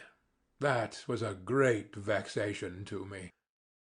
Sometimes I positively choked with resentment. At last I determined to challenge my enemy to a duel. I composed a splendid, charming letter to him, imploring him to apologize to me and hinting rather plainly at a duel in case of refusal. The letter was so composed that if the officer had had the least understanding of the sublime and the beautiful, he would certainly have flung himself on my neck and have offered me his friendship. And how fine that would have been! How we should have got on together! He could have shielded me with his higher rank, while I could have improved his mind with my culture, and, well, my ideas, and all sorts of things might have happened. Only fancy, this was 2 years after his insult to me, and my challenge would have been a ridiculous anachronism, in spite of all the ingenuity of my letter in disguising and explaining away the anachronism. But, thank God, to this day I thank the Almighty with tears in my eyes, I did not send the letter to him. Cold shivers run down my back when I think of what might have happened if I had sent it. And all at once I revenged myself in the simplest way, by a stroke of genius. A brilliant thought suddenly dawned upon me. Sometimes on holidays I used to stroll along the sunny side of the Nevsky about 4 o'clock in the afternoon, though it was hardly a stroll, so much as a series of innumerable miseries, humiliations, and resentments. But no doubt that was just what I wanted. I used to wriggle along in a most unseemly fashion, like an eel, continually moving aside to make way for generals, for officers of the guards and the hussars, or for ladies. At such minutes there used to be a convulsive twinge at my heart, and I used to feel hot all down my back at the mere thought of the wretchedness of my attire, of the wretchedness and abjectness of my little scurrying figure. This was a regular martyrdom, a continual intolerable humiliation at the thought, which passed into an incessant and direct sensation, that I was a mere fly in the eyes of all this world, a nasty, disgusting fly, more intelligent, more developed, more refined in feeling than any of them, of course, but a fly that was continually making way for every one, insulted and injured by every one. Why I inflicted this torture upon myself, why I went to the Nevsky, I don't know. I felt simply drawn there at every possible opportunity. Already, then, I began to experience a rush of the enjoyment of which I spoke in the first chapter. After my affair with the officer, I felt even more drawn there than before. It was on the Nevsky that I met him most frequently. There I could admire him. He, too, went there chiefly on holidays. He, too, turned out of his path for generals and persons of high rank, and he, too, wriggled between them like an eel. But people like me, or even better dressed than me, he simply walked over. He made straight for them as though they were nothing but empty space before him, and never, under any circumstances, turned aside. I gloated over my resentment watching him, and always resentfully made way for him. It exasperated me that even in the street I could not be on an even footing with him. Why must you invariably be the first to move aside? I kept asking myself in hysterical rage, waking up sometimes at 3 o'clock in the morning. Why is it you and not he? There's no regulation about it. There's no written law. Let the making way be equal, as it usually is when refined people meet. He moves half-way, and you move half-way. You pass with mutual respect. But that never happened, and I always moved aside, while he did not even notice my making way for him. And lo and behold, a bright idea dawned upon me. What, I thought, if I meet him and don't move on one side? What if I don't move aside on purpose, even if I knock up against him? How would that be? This audacious idea took such a hold on me that it gave me no peace. I was dreaming of it continually, horribly, and I purposely went more frequently to the Nevsky in order to picture more vividly how I should do it when I did do it. I was delighted. This intention seemed to me more and more practical and possible. Of course I shall not really push him, I thought, already more good-natured in my joy. I will simply not turn aside, will run up against him, not very violently, but just shouldering each other, just as much as decency permits. I will push against him just as much as he pushes against me. At last I made up my mind completely. But my preparations took a great deal of time. To begin with, when I carried out my plan, I should need to be looking rather more decent, and so I had to think of my get-up. In case of emergency, if, for instance, there were any sort of public scandal, and the public there is of the most recherché, the Countess walks there, Prince D. walks there, all the literary world is there, I must be well dressed. That inspires respect, and of itself puts us on an equal footing in the eyes of the society. With this object I asked for some of my salary in advance, and bought at Churkin's a pair of black gloves and a decent hat. Black gloves seemed to me both more dignified and bon ton than the lemon-coloured ones which I had contemplated at first. The colour is too gaudy. It looks as though one were trying to be conspicuous, and I did not take the lemon-coloured ones. I had got ready long beforehand a good shirt with white bone studs. My overcoat was the only thing that held me back. The coat in itself was a very good one. It kept me warm, but it was wadded, and it had a raccoon collar, which was the height of vulgarity. I had to change the collar at any sacrifice, and to have a beaver one like the officers. For this purpose I began visiting the Gostiny Dvor, and after several attempts I pitched upon a piece of cheap German beaver. Though these German beavers soon grow shabby and look wretched, yet at first they look exceedingly well, and I only needed it for the occasion. I asked the price.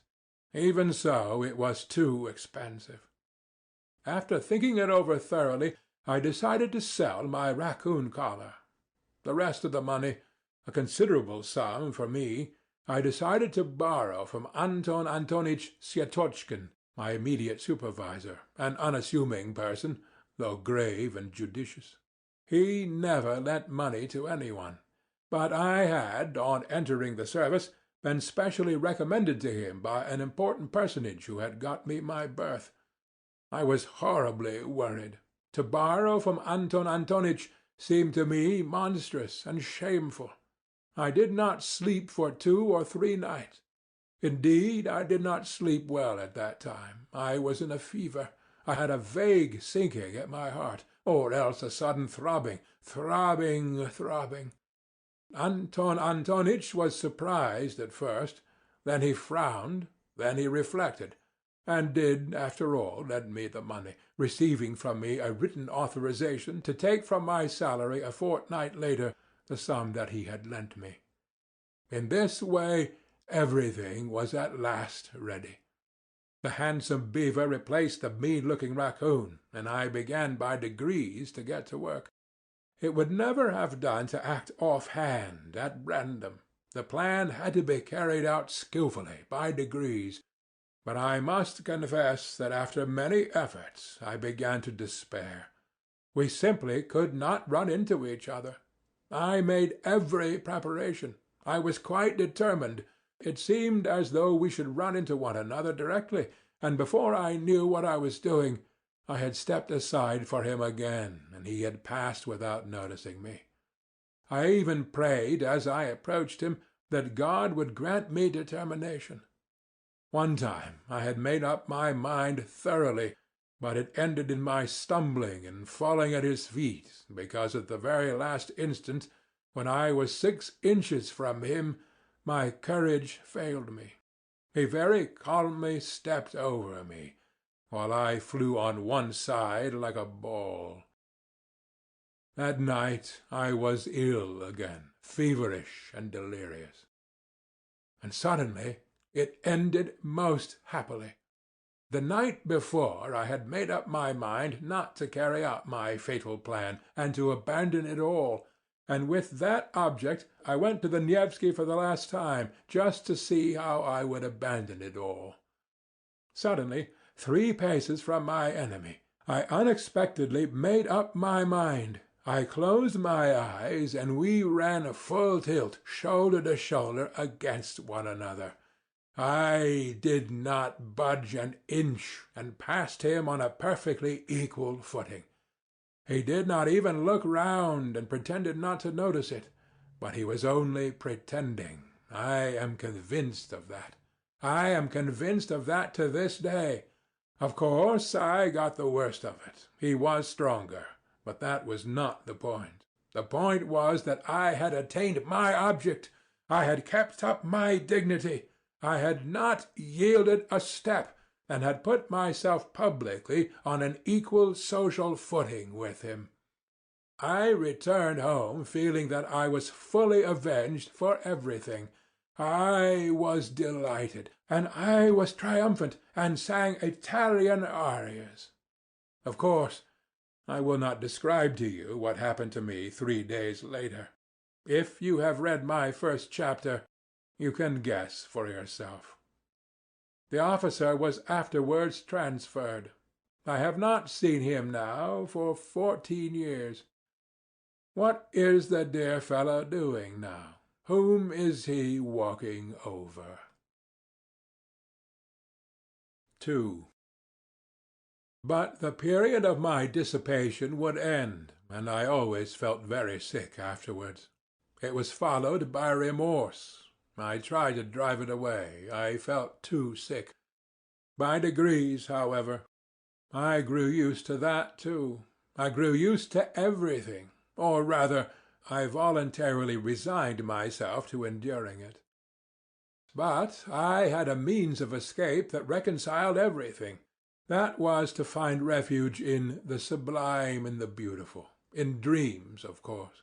I was a terrible dreamer. I would dream for 3 months on end, tucked away in my corner, and you may believe me that at those moments I had no resemblance to the gentleman who, in the perturbation of his chicken heart, put a collar of German beaver on his greatcoat. I suddenly became a hero. I would not have admitted my 6-foot lieutenant even if he had called on me. I could not even picture him before me then. What were my dreams, and how I could satisfy myself with them, it is hard to say now, but at the time I was satisfied with them, though, indeed, even now I am to some extent satisfied with them. Dreams were particularly sweet and vivid after a spell of dissipation. They came with remorse and with tears, with curses and transports. There were moments of such positive intoxication, of such happiness, that there was not the faintest trace of irony within me, on my honor. I had faith, hope, love. I believed blindly at such times that by some miracle, by some external circumstance, all this would suddenly open out, expand, that suddenly a vista of suitable activity, beneficent, good, and above all, ready-made, what sort of activity I had no idea, but the great thing was that it should all be ready for me, would rise up before me, and I should come out into the light of day, almost riding a white horse and crowned with laurel. Anything but the foremost place I could not conceive for myself, and for that very reason I quite contentedly occupy the lowest in reality. Either to be a hero or to grovel in the mud. There was nothing between. That was my ruin. For when I was in the mud I comforted myself with the thought that at other times I was a hero, and the hero was a cloak for the mud. For an ordinary man it was shameful to defile himself, but a hero was too lofty to be utterly defiled, and so he might defile himself. It is worth noting that these attacks of the sublime and beautiful visited me even during the period of dissipation, and just at the times when I was touching the bottom.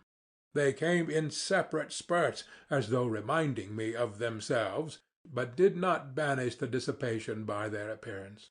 On the contrary, they seemed to add a zest to it by contrast, and were only sufficiently present to serve as an appetizing sauce. That sauce was made up of contradictions and sufferings, of agonizing inward analysis, and all these pangs and pinpricks give a certain piquancy, even a significance, to my dissipation, in fact, completely answered the purpose of an appetizing sauce. There was a certain depth of meaning in it, and I could hardly have resigned myself to the simple, vulgar, direct debauchery of a clerk, and have endured all the filthiness of it. What could have allured me about it then, and have drawn me at night into the street? No, I had a lofty way of getting out of it all. And what loving-kindness, O Lord, what loving-kindness I felt at times in those dreams of mine, in those flights into the sublime and the beautiful! Though it was fantastic love, though it was never applied to anything human in reality, yet there was so much of this love that one did not feel afterwards even the impulse to apply it in reality. That would have been superfluous. Everything, however, passed satisfactorily by a lazy and fascinating transition into the sphere of art, that is, into the beautiful forms of life, lying ready, largely stolen from the poets and novelists, and adapted to all sorts of needs and uses. I, for instance, was triumphant over every one.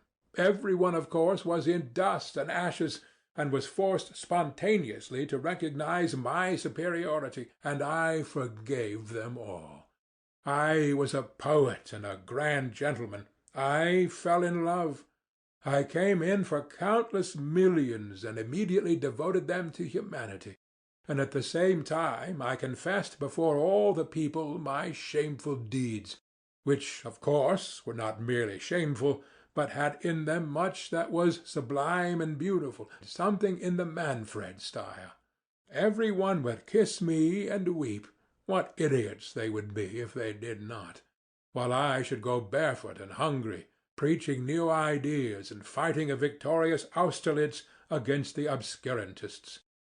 Then the band would play a march, an amnesty would be declared, the Pope would agree to retire from Rome to Brazil. Then there would be a ball for the whole of Italy at the Villa Borghese, on the shores of Lake Como, Lake Como being for that purpose transferred to the neighborhood of Rome. Then would come a scene in the bushes, and so on, as though you did not know all about it. You will say that it is vulgar and contemptible to drag all this into public after all the tears and transports which I have myself confessed. But why is it contemptible? Can you imagine that I am ashamed of it at all, and that it was stupider than anything in your life, gentlemen?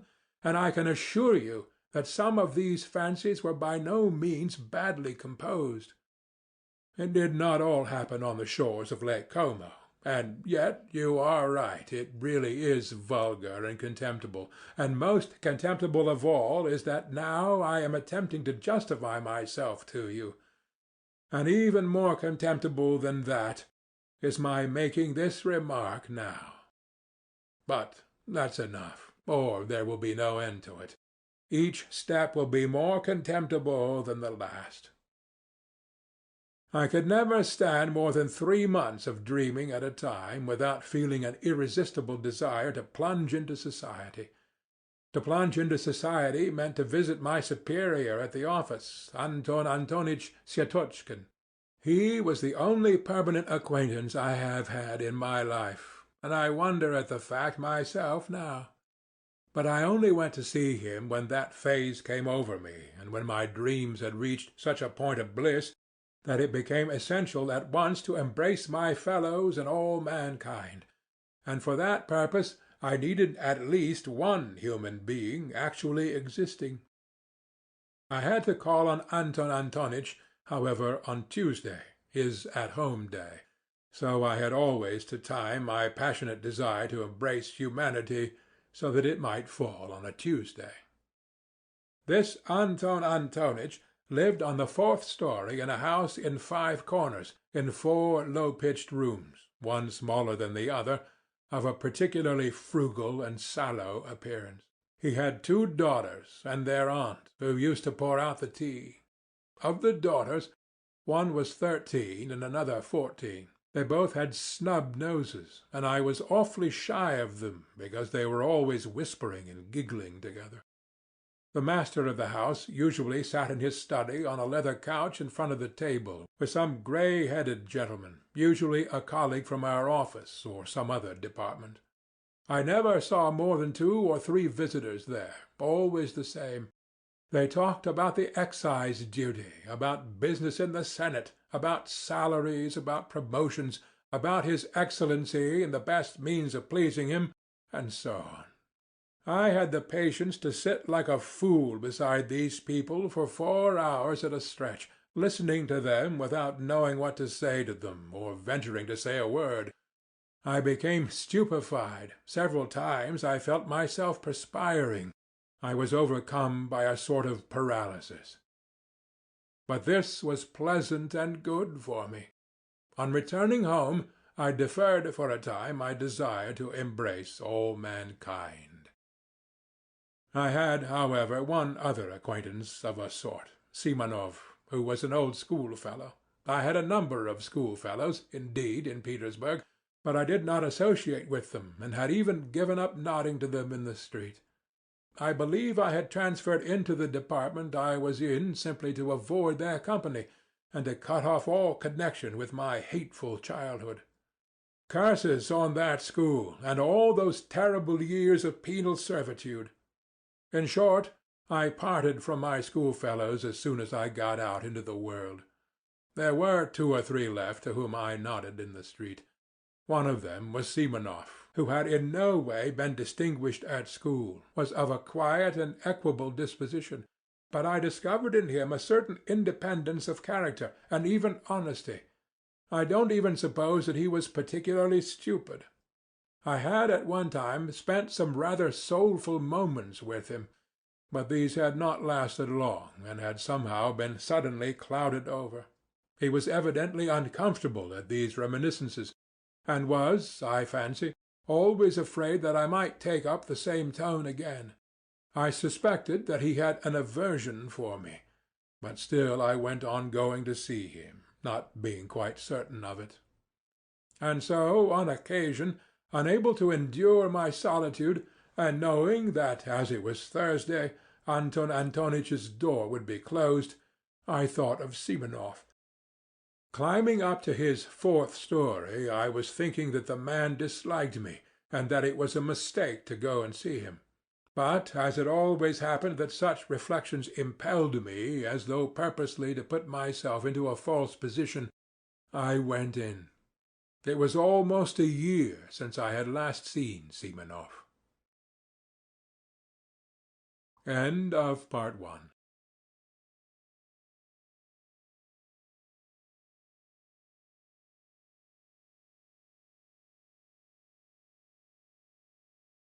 Notes from the Underground by Fyodor Dostoevsky. Apropos of the wet snow, Part 2. 3.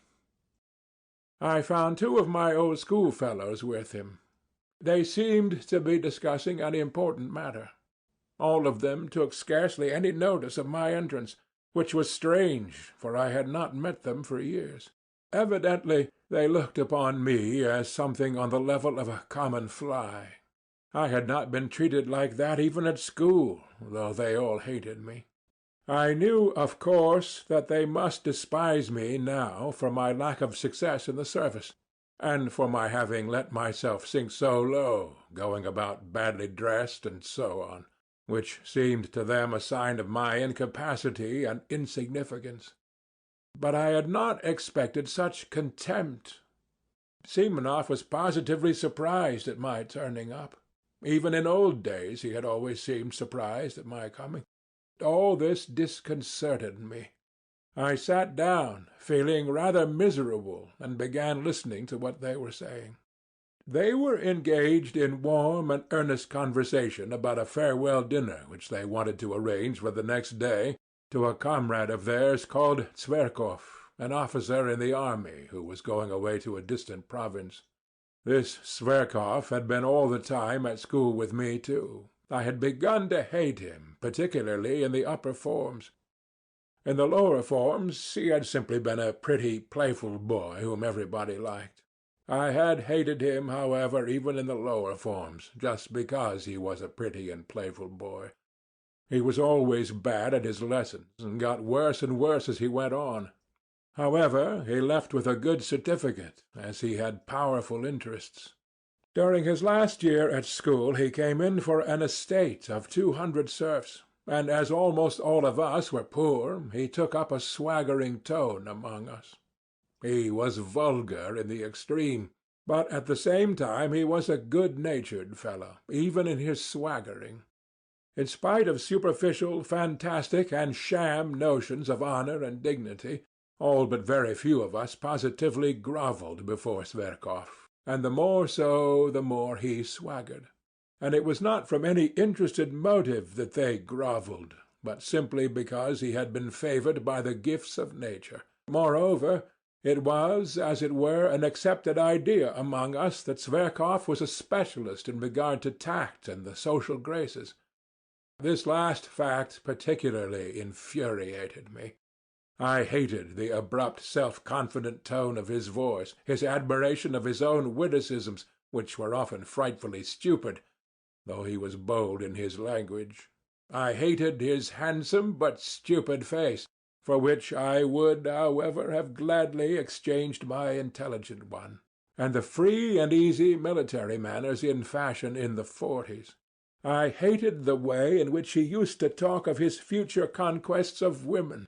He did not venture to begin his attack upon women until he had the epaulets of an officer and was looking forward to them with impatience, and boasted of the duels he would constantly be fighting. I remember how I, invariably so taciturn, suddenly fastened upon Tverkov, when one day, talking at a leisure moment with his schoolfellows of his future relations with the fair sex, and growing as sportive as a puppy in the sun, he all at once declared that he would not leave a single village girl on his estate unnoticed, that was his droit de seigneur, and that if the peasants dared to protest, he would have them all flogged and double the tax on them, the bearded rascals. Our servile rabble applauded, but I attacked him, not from compassion for the girls and their fathers, but simply because they were applauding such an insect. I got the better of him on that occasion, but though Tverkov was stupid, he was lively and impudent, and so laughed it off, and in such a way that my victory was not really complete. The laugh was on his side. He got the better of me on several occasions afterwards, but without malice, jestingly, casually. I remained angrily and contemptuously silent, and would not answer him. When he left school he made advances to me. I did not rebuff them, for I was flattered, but we soon parted, and quite naturally. Afterwards I heard of his barrack-room success as a lieutenant, and of the fast life he was leading. Then there came other rumours of his successes in the service. By then he had taken to cutting me in the street, and I suspected that he was afraid of compromising himself by greeting a personage as insignificant as me. I saw him once in the theatre, in the third tier of boxes. By then he was wearing shoulder-straps. He was twisting and twirling about, ingratiating himself with the daughters of an ancient general. In 3 years he had gone off considerably, though he was still rather handsome and adroit. One could see that by the time he was 30 he would be corpulent. So it was to this Tverkov that my schoolfellows were going to give a dinner on his departure. They had kept up with him for those 3 years, though privately they did not consider themselves on an equal footing with him. I am convinced of that. Of Simonov's 2 visitors, one was Ferfitchkin, a Russianized German, a little fellow with the face of a monkey, a blockhead who was always deriding everyone, a very bitter enemy of mine from our days in the lower forms, a vulgar, impudent, swaggering fellow who affected a most sensitive feeling of personal honour, though, of course, he was a wretched little coward at heart. He was one of those worshippers of Zverkov who made up to the latter from interested motives, and often borrowed money from him. Simonov's other visitor, Trudolyubov, was a person in no way remarkable. A tall young fellow in the army with a cold face, fairly honest, though he worshipped success of every sort, and was only capable of thinking of promotion. He was some sort of distant relation of Zverkov's, and this, foolish as it seems, gave him a certain importance among us. He always thought me of no consequence whatever. His behaviour to me, though not quite courteous, was tolerable. "Well, with 7 roubles each," said Trudolyubov, 21 roubles between the 3 of us, we ought to be able to get a good dinner. Zverkov, of course, won't pay." "Of course not, since we are inviting him," Simonov decided. "Can you imagine," Ferfitchkin interrupted hotly and conceitedly, like some insolent flunkey boasting of his master the general's decorations, "can you imagine that Zverkov will let us pay alone? He will accept from delicacy, but he will order 6 bottles of champagne." "Do we want 6 for the 4 of us?" observed Trudolyubov, taking notice only of the 6. "So the 3 of us, with Zverkov for the 4th, 21 roubles, at the Hôtel de Paris at 5 o'clock tomorrow," Simonov, who had been asked to make the arrangements, concluded finally. "How 21 roubles?" I asked in some agitation, with a show of being offended. "If you count me, it will not be 21, but 28 roubles." It seemed to me that to invite myself so suddenly and unexpectedly would be positively graceful, and that they would all be conquered at once and would look at me with respect.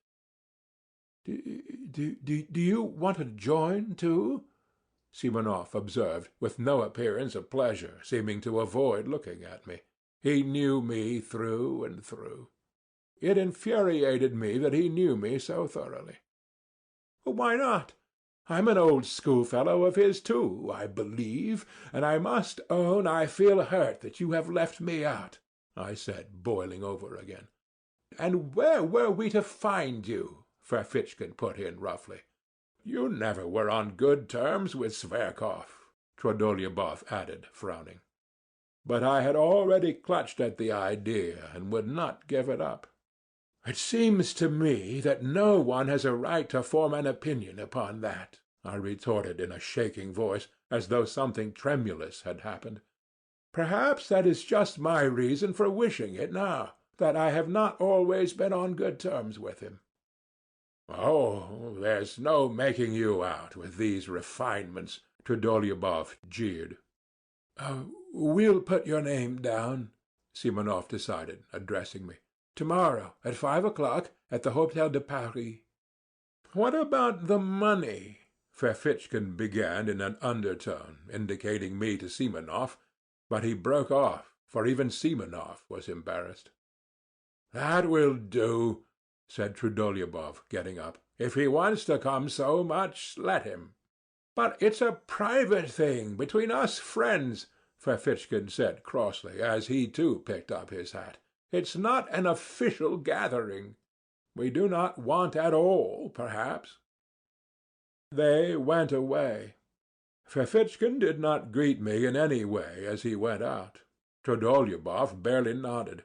Simonov, with whom I was left tête-à-tête, was in a state of vexation and perplexity, and looked at me queerly. He did not sit down, and did not ask me to.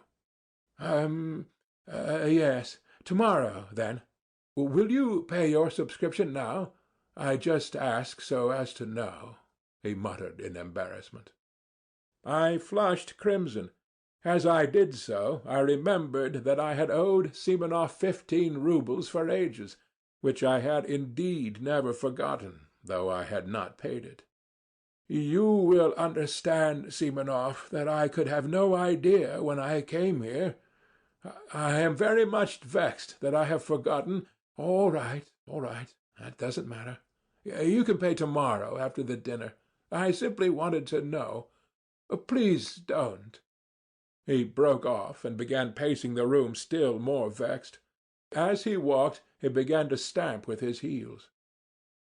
"Am I keeping you?" I asked, after 2 minutes of silence. "Oh," he said, starting. "That is, to be truthful, yes. I have to go and see someone. Not far from here," he added, in an apologetic voice, somewhat abashed. "My goodness, why didn't you say so?" I cried, seizing my cap, with an astonishingly free and easy air, which was the last thing I should have expected of myself. "It's close by, not 2 paces away," Simonov repeated, accompanying me to the front door with a fussy air which did not suit him at all. "So 5 o'clock, punctually, tomorrow," he called down the stairs after me. He was very glad to get rid of me. I was in a fury. What possessed me? What possessed me to force myself upon them? I wondered, grinding my teeth as I strode along the street. For a scoundrel, a pig like that Sverkov. Of course I had better not go. Of course I must just snap my fingers at them. I am not bound in any way. I'll send Simonov a note by tomorrow's post. But what made me furious was that I knew for certain that I should go, that I should make a point of going. And the more tactless, the more unseemly my going would be, the more certainly I would go. And there was a positive obstacle to my going. I had no money. All I had was 9 roubles. I had to give 7 of that to my servant, Apollon, for his monthly wages. That was all I paid him. He had to keep himself. Not to pay him was impossible, considering his character. But I will talk about that fellow, about that plague of mine, another time. However, I knew I should go and should not pay him his wages. That night I had the most hideous dreams. No wonder. All the evening I had been oppressed by memories of my miserable days at school, and I could not shake them off. I was sent to the school by distant relations, upon whom I was dependent, and of whom I have heard nothing since. They sent me there a forlorn, silent boy, already crushed by their reproaches, already troubled by doubt, and looking with savage distrust at every one. My schoolfellows met me with spiteful and merciless gibes because I was not like any of them. But I could not endure their taunts. I could not give in to them with the ignoble readiness with which they gave in to one another. I hated them from the first, and shut myself away from every one in timid, wounded, and disproportionate pride. Their coarseness revolted me. They laughed cynically at my face, at my clumsy figure, and yet what stupid faces they had themselves! In our school the boys' faces seemed in a special way to degenerate and grow stupider. How many fine-looking boys came to us! In a few years they became repulsive. Even at 16 I wondered at them morosely. Even then I was struck by the pettiness of their thoughts, the stupidity of their pursuits, their games, their conversations. They had no understanding of such essential things. They took no interest in such striking, impressive subjects that I could not help considering them inferior to myself. It was not wounded vanity that drove me to it, and for God's sake do not thrust upon me your hackneyed remarks, repeated to nausea, that I was only a dreamer, while they even then had an understanding of life. They understood nothing. They had no idea of real life, and I swear that that was what made me most indignant with them. On the contrary, The most obvious, striking reality they accepted with fantastic stupidity, and even at that time were accustomed to respect success. Everything that was just, but oppressed and looked down upon, they laughed at heartlessly and shamefully. They took rank for intelligence. Even at 16 they were already talking about a snug berth. Of course, a great deal of it was due to their stupidity, to the bad examples with which they had always been surrounded in their childhood and boyhood. They were monstrously depraved. Of course, a great deal of that, too, was superficial and an assumption of cynicism. Of course, there were glimpses of youth and freshness even in their depravity, but even that freshness was not attractive, and showed itself in a certain rakishness. I hated them horribly, though perhaps I was worse than any of them. They repaid me in the same way, and did not conceal their aversion for me. But by then I did not desire their affection. On the contrary, I continually longed for their humiliation. To escape from their derision, I purposely began to make all the progress I could with my studies, and forced my way to the very top. This impressed them. Moreover, they all began by degrees to grasp that I had already read books none of them could read, and understood things, not forming part of our school curriculum, of which they had not even heard. They took a savage and sarcastic view of it, but were morally impressed, especially as the teachers began to notice me on those grounds. The mockery ceased, but the hostility remained, and cold and strained relations became permanent between us. In the end, I could not put up with it. With years a craving for society, for friends, developed in me. I attempted to get on friendly terms with some of my schoolfellows, but somehow or other my intimacy with them was always strained, and soon ended of itself. Once, indeed, I did have a friend, but I was already a tyrant at heart. I wanted to exercise unbounded sway over him. I tried to instill in him a contempt for his surroundings. I required of him a disdainful and complete break with those surroundings. I frightened him with my passionate affection. I reduced him to tears, to hysterics. He was a simple and devoted soul, but when he devoted himself to me entirely, I began to hate him immediately and repulsed him, as though all I needed him for was to win a victory over him, to subjugate him, and nothing else. But I could not subjugate all of them. My friend was not at all like them either. He was, in fact, a rare exception. The first thing I did on leaving school was to give up the special job for which I had been destined, so as to break all ties, to curse my past, and shake the dust from off my feet. And goodness knows why, after all that, I should go trudging off to Semenov's. Early next morning I roused myself and jumped out of bed with excitement, as though it were all about to happen at once. But I believed that some radical change in my life was coming, and would inevitably come that day. Owing to its rarity, perhaps, any external event, however trivial, always made me feel as though some radical change in my life were at hand. I went to the office, however, as usual, but sneaked away home 2 hours earlier to get ready.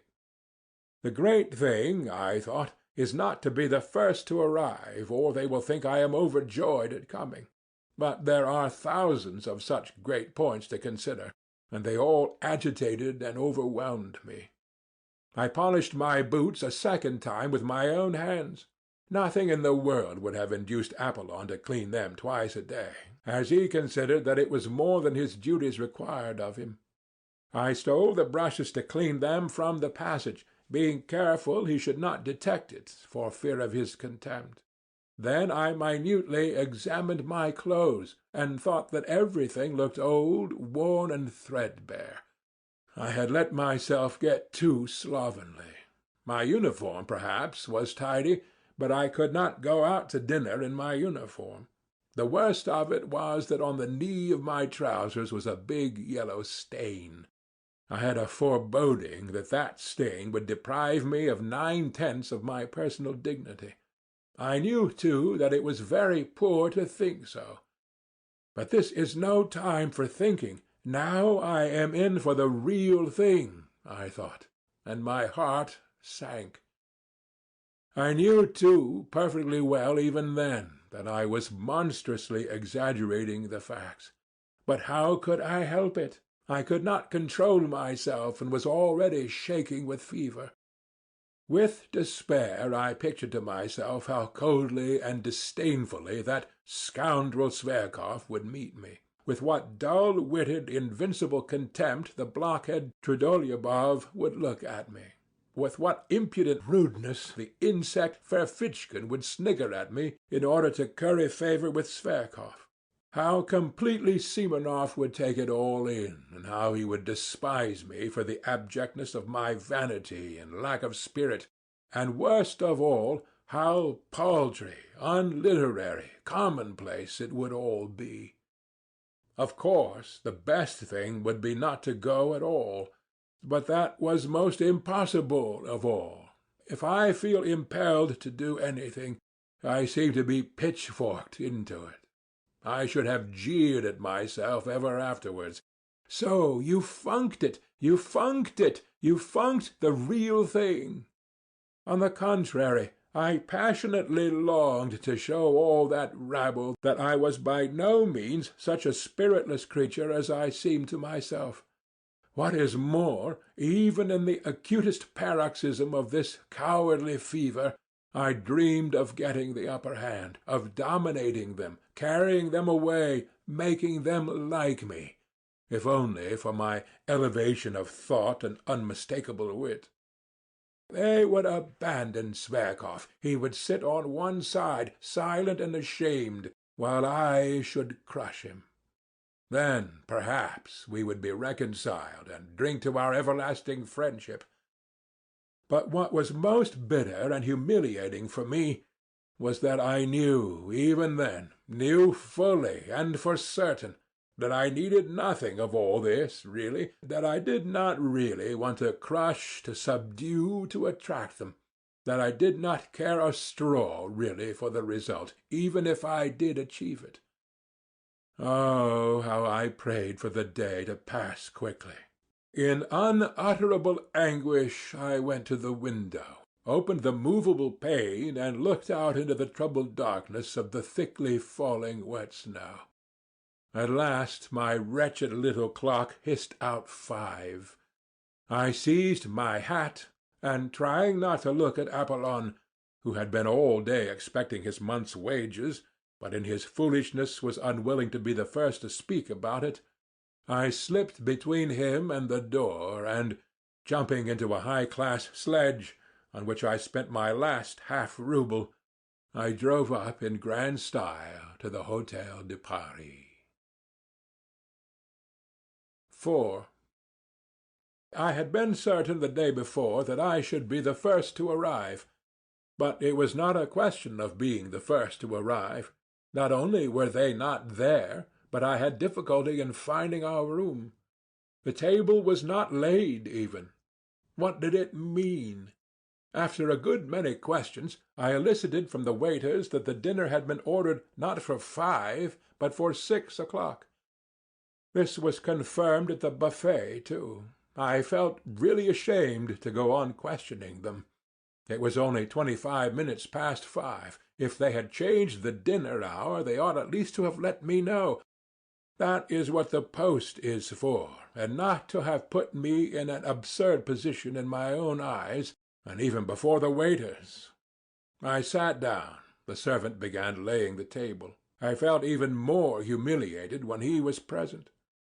Towards 6 o'clock they brought in candles, though there were lamps burning in the room. It had not occurred to the waiter, however, to bring them in at once when I arrived. In the next room 2 gloomy, angry-looking persons were eating their dinners in silence at 2 different tables. There was a great deal of noise, even shouting, in a room further away. One could hear the laughter of a crowd of people and nasty little shrieks in French. There were ladies at the dinner. It was sickening, in fact. I rarely passed more unpleasant moments, so much so that when they did arrive, all together, punctually at 6, I was overjoyed to see them, as though they were my deliverers, and even forgot that it was incumbent upon me to show resentment. Zverkov walked in at the head of them. Evidently he was the leading spirit. He and all of them were laughing, but seeing me, Zverkov drew himself up a little, walked up to me deliberately, with a slight, rather jaunty bend from the waist. He shook hands with me in a friendly, but not over-friendly fashion, with a sort of circumspect courtesy like that of a general, as though in giving me his hand he were warding off something. I had imagined, on the contrary, that on coming in he would at once break into his habitual thin, shrill laugh, and fall to making his insipid jokes and witticisms. I had been preparing for them ever since the previous day, but I had not expected such condescension, such high official courtesy. So then, he felt himself ineffably superior to me in every respect. If he only meant to insult me by that high official tone, it would not matter, I thought. I could pay him back for it one way or another. But what if, in reality, without the least desire to be offensive, that sheep's head had a notion in earnest that he was superior to me, and could only look at me in a patronizing way? The very supposition made me gasp. "I was surprised to hear of your desire to join us," he began, lisping and drawling, which was something new. "You and I seem to have seen nothing of one another. You fight shy of us. You shouldn't. We are not such terrible people as you think. Well, anyway, I am glad to renew our acquaintance." And he turned carelessly to put down his hat on the window. "Have you been waiting long?" Trudolyubov inquired. "I arrived at 5 o'clock, as you told me yesterday," I answered aloud, with an irritability that threatened an explosion. "Didn't you let him know that we had changed the hour?" said Trudolyubov to Simonov. "No, I didn't. I forgot," the latter replied, with no sign of regret, and without even apologizing to me, he went off to order the hors d'oeuvres. "So you've been here a whole hour? Oh, poor fellow!" Zverkov cried ironically, for to his notions that was bound to be extremely funny. That rascal Ferfitchkin followed with his nasty little snigger like a puppy yapping. My position struck him, too, as exquisitely ludicrous and embarrassing. "It isn't funny at all," I cried to Ferfitchkin, more and more irritated. "It wasn't my fault, but other people's. They neglected to let me know. It was simply absurd." "It's not only absurd, but something else as well," muttered Trudolyubov, naively taking my part. "You are not hard enough upon it. It was simply rudeness, unintentional, of course. And how could Simonov— "If a trick like that had been played on me," observed Ferfitchkin, "But you should have ordered something for yourself," Zverkov interrupted, "or simply asked for dinner without waiting for us." "You will allow that I might have done that without your permission," I rapped out. "If I waited, it was—" "Let us sit down, gentlemen," cried Simonov, coming in. "Everything is ready. I can answer for the champagne. It is capitally frozen. You see, I did not know your address. Where was I to look for you?" He suddenly turned to me, but again he seemed to avoid looking at me. Evidently he had something against me. It must have been what happened yesterday. All sat down. I did the same. It was a round table. Trudolyubov was on my left, Simonov on my right. Zverkov was sitting opposite, Ferfitchkin next to him, between him and Trudolyubov. "Tell me, are you in a government office?" Zverkov went on, attending to me. Seeing that I was embarrassed, He seriously thought that he ought to be friendly to me, and, so to speak, cheer me up. Does he want me to throw a bottle at his head? I thought, in a fury. In my novel surroundings, I was unnaturally ready to be irritated. In the N office, I answered jerkily, with my eyes on my plate. And have you a good berth? I say, what made you leave your original job? What made me was that I wanted to leave my original job. I drawled more than he, hardly able to control myself. Ferfitchkin went off into a guffaw. Simonov looked at me ironically. Trudolyubov left off eating and began looking at me with curiosity. Zverkov winced, but he tried not to notice it. And the remuneration? What remuneration? I mean your salary. Why are you cross-examining me? However, I told him at once what my salary was. I turned horribly red. It is not very handsome, Zverkov observed majestically. Yes, you can't afford to dine at cafes on that, Ferfitchkin added insolently. To my thinking, it's very poor, Trudolyubov observed gravely. And how thin you have grown! How you have changed! Added Zverkov, with a shade of venom in his voice, scanning me and my attire with a sort of insolent compassion. Ah, spare his blushes! Cried Ferfitchkin, sniggering. My dear sir, allow me to tell you I am not blushing, I broke out at last. Do you hear? I am dining here at this cafe at my own expense, not at other people's. Note that, Mr. Ferfitchkin. What? Isn't everyone here dining at his own expense? You would seem to be— Ferfitchkin flew out at me, turning as red as a lobster and looking me in the face with fury. That, I answered, feeling I had gone too far, and I imagine it would be better to talk of something more intelligent. You intend to show off your intelligence, I suppose? Don't disturb yourself. That would be quite out of place here. Why are you clacking away like that, my good sir? Huh? Have you gone out of your wits in your office? Enough, gentlemen, enough! Zverkov cried authoritatively. How stupid it is, muttered Simonov. It really is stupid. We have met here, a company of friends, for a farewell dinner to a comrade, and you carry on an altercation, said Trudolyubov, rudely addressing himself to me alone. You invited yourself to join us, so don't disturb the general harmony. Enough, enough, cried Zverkov. Give over, gentlemen. It's out of place. Better let me tell you how I nearly got married the day before yesterday. And then followed a burlesque narrative of how this gentleman had almost been married 2 days before. There was not a word about the marriage, however, but the story was adorned with generals, colonels, and kammerjunkers, while Zverkov almost took the lead among them. It was greeted with approving laughter. Ferfitchkin positively squealed. No one paid any attention to me, and I sat crushed and humiliated. Good heavens, these are not the people for me, I thought, and what a fool I have made of myself before them. I let Ferfitchkin go too far, though. The brutes imagine they are doing me an honor in letting me sit down with them. They don't understand that it's an honor to them and not to me. I've grown thinner, my clothes, oh, damn my trousers. Zverkov noticed the yellow stain on the knee as soon as he came in. What's the use?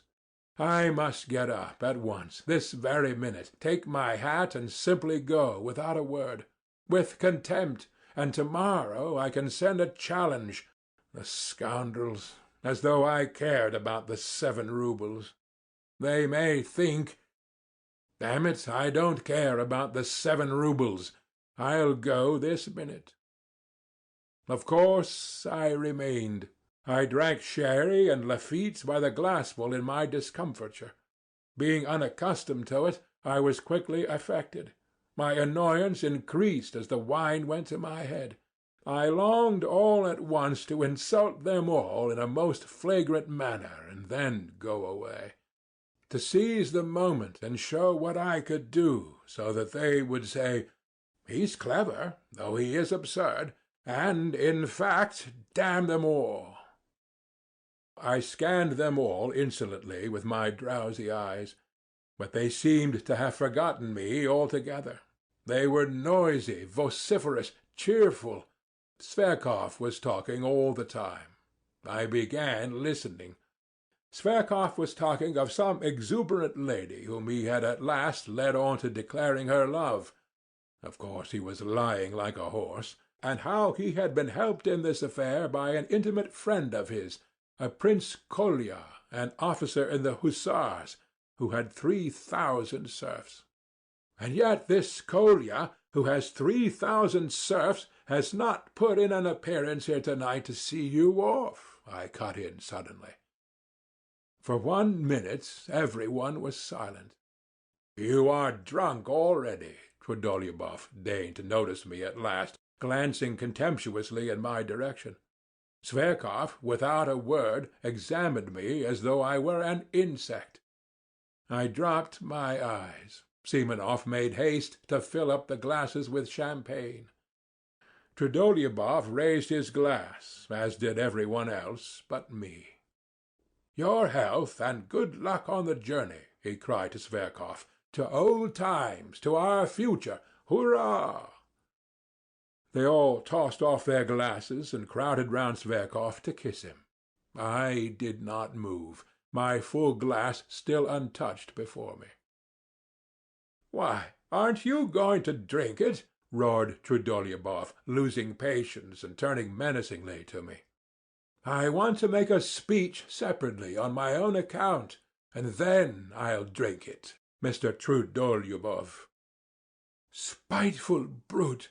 muttered Simonov. I drew myself up in my chair and feverishly seized my glass, prepared for something extraordinary, though I did not know myself precisely what I was going to say. "Silence!" cried Ferfitchkin. "Now for a display of wit." Zverkov waited very gravely, knowing what was coming. "Mr. Lieutenant Zverkov," I began, "let me tell you that I hate phrases, phrasemongers, and men in corsets. That's the first point, and there is a second one to follow it." There was a general stir. "The second point is, I hate ribaldry and ribald talkers, especially ribald talkers. The third point, I love justice, truth, and honesty." I went on almost mechanically, for I was beginning to shiver with horror myself, and had no idea how I came to be talking like this. "I love thought, Monsieur Zverkov. I love a true comradeship on an equal footing, and not... I love... But, however, why not? I will drink your health too, Mr. Zverkov. Seduce the Circassian girls, shoot the enemies of the fatherland, and to your health, Monsieur Zverkov." Zverkov got up from his seat, bowed to me, and said, "I am very much obliged to you." He was frightfully offended and turned pale. "Damn the fellow!" roared Trudolyubov, bringing his fist down on the table. "Well, he wants a punch in the face for that," squealed Ferfitchkin. "We ought to turn him out," muttered Simonov. "Not a word, gentlemen, not a movement," cried Zverkov solemnly, checking the general indignation. "I thank you all, but I can show him for myself how much value I attach to his words. Mr. Ferfitchkin, you will give me satisfaction tomorrow for your words just now," I said aloud, turning with dignity to Ferfitchkin. "A duel, you mean?" "Certainly," he answered, but probably I was so ridiculous as I challenged him, and he was so out of keeping with my appearance, that every one, including Ferfitchkin, was prostrate with laughter. "Yes, let him alone, of course. He is quite drunk." Trudolyubov said with disgust. "I shall never forgive myself for letting him join in," Simonov muttered again. "Now is the time to throw a bottle at their heads," I thought to myself. I picked up the bottle and filled my glass. "No, I'd better sit on to the end," I went on thinking. "You would be pleased, my friends, if I went away. Nothing will induce me to go. I'll go on sitting here and drinking to the end, on purpose, as a sign that I don't think you of the slightest consequence. I will go on sitting and drinking because this is a public house and I paid my entrance money. I'll sit here and drink, for I look upon you as so many pawns, as inanimate pawns. I'll sit here and drink, and sing if I want to. Yes, sing, for I have the right to sing." But I did not sing. I simply tried not to look at any of them. I assumed most unconcerned attitudes, and waited with impatience for them to speak first.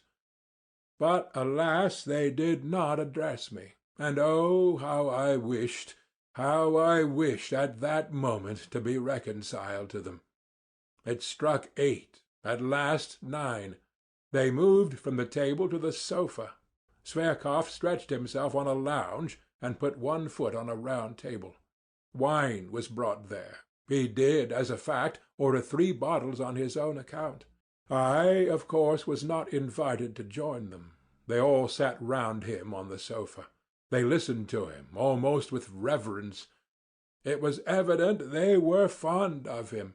What for? What for? I wondered. From time to time they were moved to drunken enthusiasm and kissed each other. They talked of the Caucasus, of the nature of true passion, of snug berths in the service, of the income of an hussar called Podsarevsky, and whom none of them knew personally, and rejoiced in the largeness of it, of the extraordinary grace and beauty of a Princess D., whom none of them had ever seen. Then it came to Shakespeare's being immortal. I smiled contemptuously and walked up and down the other side of the room, opposite the sofa, from the table to the stove, and back again. I tried my very utmost to show them that I could do without them, and yet I purposely made a noise with my boots, thumping with my heels. But it was all in vain. They paid no attention. I had the patience to walk up and down in front of them from 8 o'clock till 11, in the same place, from the table to the stove and back again. I walk up and down to please myself, and no one can prevent me. The waiter who came into the room stopped from time to time to look at me. I was somewhat giddy from turning round so often. At moments it seemed to me that I was in delirium. During those 3 hours I was 3 times soaked with sweat and dry again. At times, with an intense acute pang, I was stabbed to the heart by the thought that 10 years, 20 years, 40 years would pass, and that even in 40 years I would remember with loathing and humiliation those filthiest, most ludicrous, and most awful moments of my life. No one could have gone out of his way to degrade himself more shamelessly, and I fully realized it. Fully. And yet I went on, pacing up and down from the table to the stove. Oh, if they only knew what thoughts and feelings I am capable of, how cultured I am! I thought at moments, mentally addressing the sofa on which my enemies were sitting. But my enemies behaved as though I were not in the room. Once, only once, they turned towards me, just when Zverkov was talking about Shakespeare, and I suddenly gave a contemptuous laugh. I laughed in such an affected and disgusting way that they all at once broke off their conversation, and silently and gravely for 2 minutes watched me walking up and down from the table to the stove, taking no notice of them. But nothing came of it. They said nothing, and 2 minutes later they ceased to notice me again. It struck 11. Friends, cried Zverkov, getting up from the sofa, let us all be off now, there. Of course, the others assented. I turned sharply to Zverkov. I was so harassed, so exhausted, that I would have cut my throat to put an end to it. I was in a fever.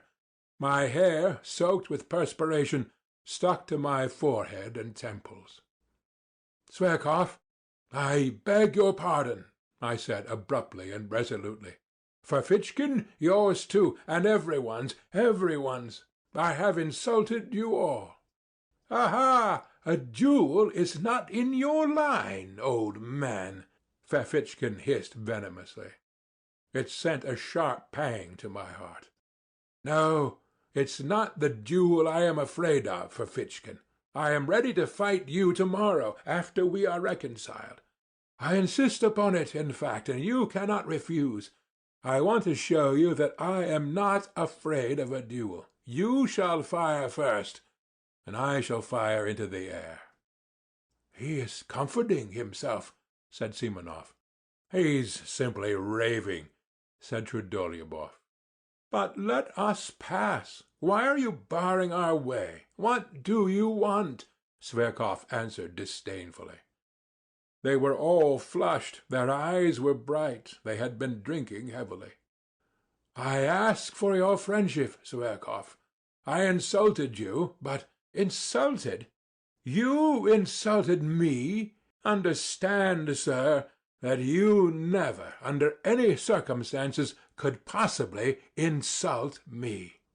And that's enough for you. Out of the way, concluded Trudolyubov. Olympia is mine, friends. That's agreed, cried Zverkov. We won't dispute your right, the others answered, laughing. I stood as though spat upon. The party went noisily out of the room. Trudolyubov struck up some stupid song. Simonov remained behind for a moment to tip the waiters. I suddenly went up to him.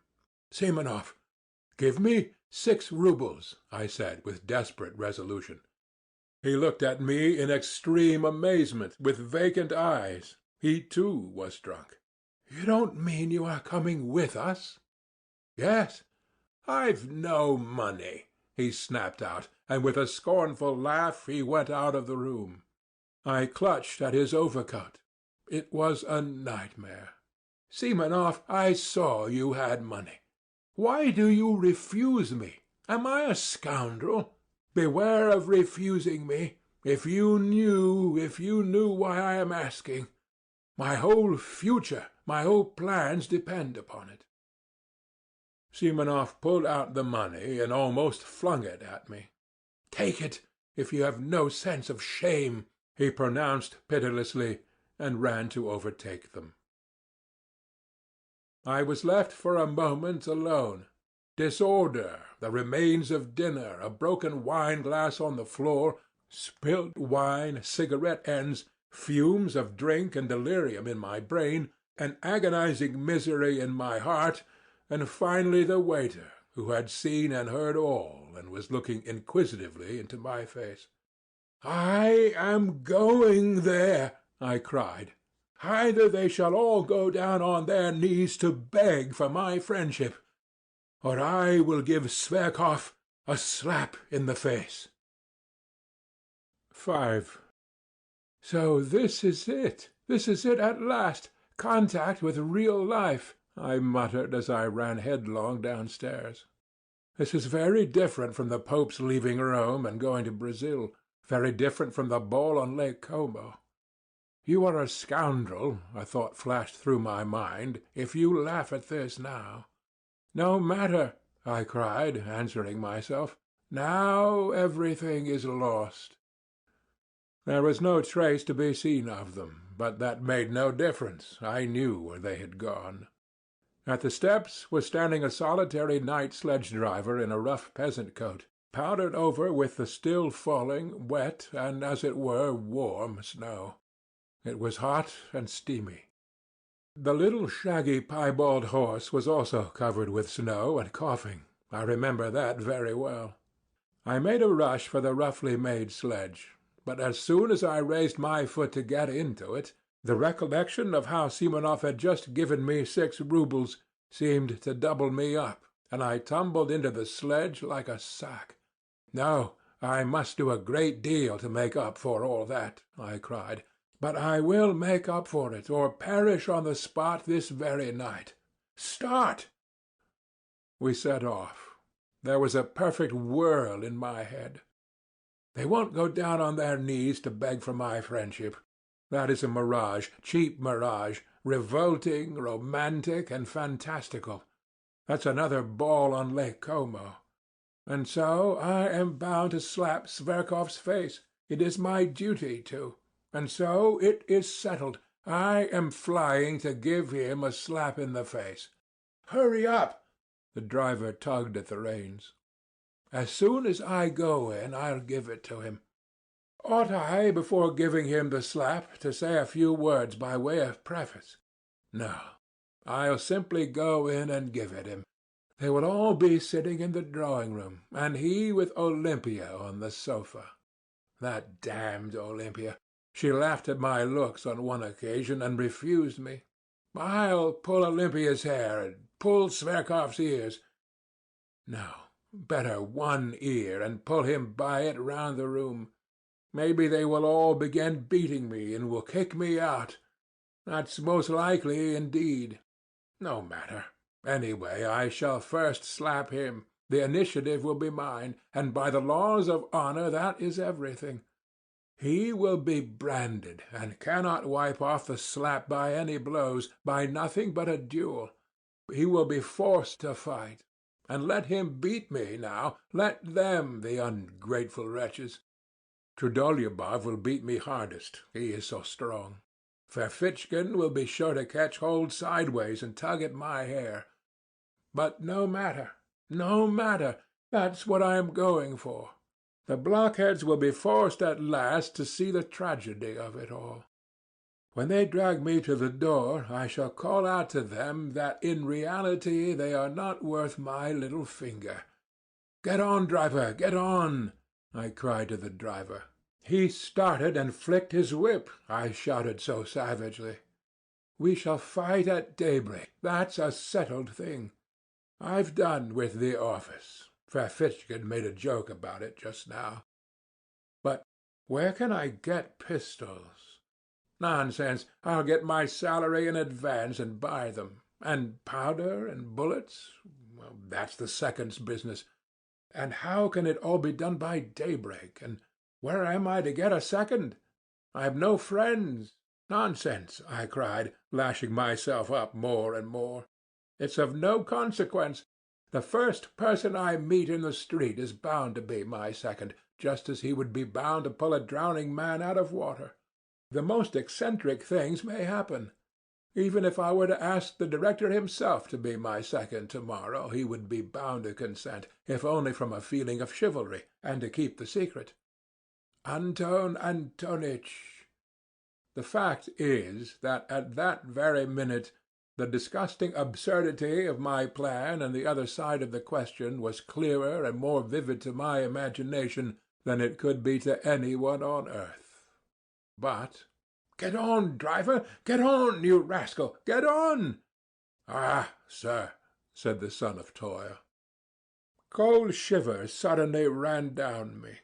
Wouldn't it be better to go straight home? My God, why did I invite myself to this dinner yesterday? But no, it's impossible.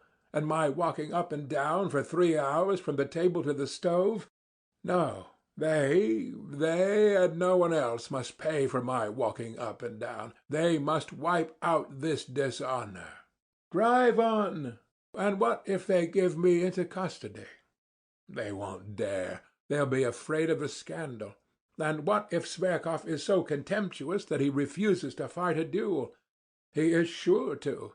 But in that case I'll show them. I will turn up at the posting-station when he's setting off tomorrow. I'll catch him by the leg. I'll pull off his coat when he gets into the carriage. I'll get my teeth into his hand. I'll bite him. See what lengths you can drive a desperate man to. He may hit me on the head, and they may belabor me from behind.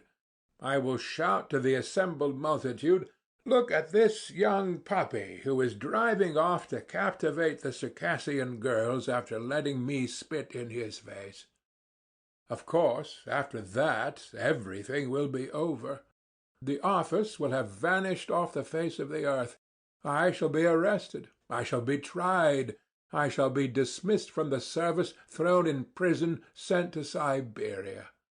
Never mind. In 15 years, when they let me out of prison, I will trudge off to him, a beggar in rags. I shall find him in some provincial town.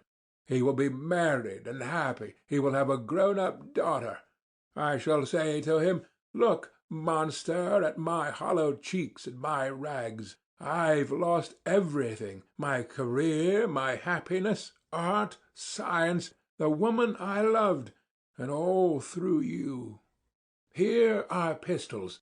I have come to discharge my pistol, and I forgive you.' Then I shall fire into the air, and he will hear nothing more of me." I was actually on the point of tears, though I knew perfectly well at that moment that all this was out of Pushkin's Silvio and Lermontov's Masquerade. And all at once I felt horribly ashamed, so ashamed that I stopped the horse, got out of the sledge, and stood still in the snow in the middle of the street. The driver gazed at me, sighing and astonished. What was I to do? I could not go on there. It was evidently stupid, and I could not leave things as they were, because that would seem as though— Heavens! How could I leave things, and after such insults? "No," I cried, throwing myself into the sledge again. "It is ordained. It is fate. Drive on! Drive on!" And in my impatience I punched the sledge-driver in the back of the neck. "What are you up to? What are you hitting me for?" the peasant shouted, but he whipped up his nag so that it began kicking. The wet snow was falling in big flakes. I unbuttoned myself, regardless of it. I forgot everything else, for I had finally decided on the slap, and felt with horror that it was going to happen now, at once, and that no force could stop it. The deserted street lamps gleamed solidly in the snowy darkness like torches at a funeral. The snow drifted under my greatcoat, under my coat, under my cravat, and melted there.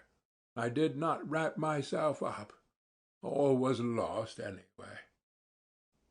At last we arrived. I jumped out, almost unconscious, ran up the steps and began knocking and kicking at the door. I felt fearfully weak, particularly in my legs and knees. The door was opened quickly, as though they knew I was coming. As a fact, Simonov had warned them that perhaps another gentleman would arrive, and this was a place in which one had to give notice and to observe certain precautions. It was one of those millinery establishments which were abolished by the police a good time ago. By day it really was a shop, but at night, if one had an introduction, one might visit it for other purposes. I walked rapidly through the dark shop into the familiar drawing-room, where there was only one candle burning, and stood still in amazement. There was no one there. "Where are they?" I asked somebody. But by now, of course, they had separated. Before me was standing a person with a stupid smile, the madam herself, who had seen me before. A minute later a door opened, and another person came in. Taking no notice of anything, I strode about the room, and I believe I talked to myself. I felt as though I had been saved from death, and was conscious of this, joyfully all over. I should have given that slap. I should certainly have given it. But now they were not here, and everything had vanished and changed. I looked round. I could not realize my condition yet. I looked mechanically at the girl who had come in, and had a glimpse of a fresh, young, rather pale face, with straight dark eyebrows, and with grave, as it were wondering eyes that attracted me at once. I should have hated her if she had been smiling. I began looking at her more intently, and, as it were, with effort. I had not fully collected my thoughts. There was something simple and good-natured in her face, but something strangely grave. I am sure that this stood in her way here, and no one of those fools had noticed her. She could not, however, have been called a beauty, though she was tall, strong-looking, and well-built. She was very simply dressed. Something loathsome stirred within me. I went straight up to her. I chanced to look into the glass. My harassed face struck me as revolting in the extreme, pale, angry, abject, with dishevelled hair. No matter. I am glad of it, I thought. I am glad that I shall seem repulsive to her. I like that. End of Part 2.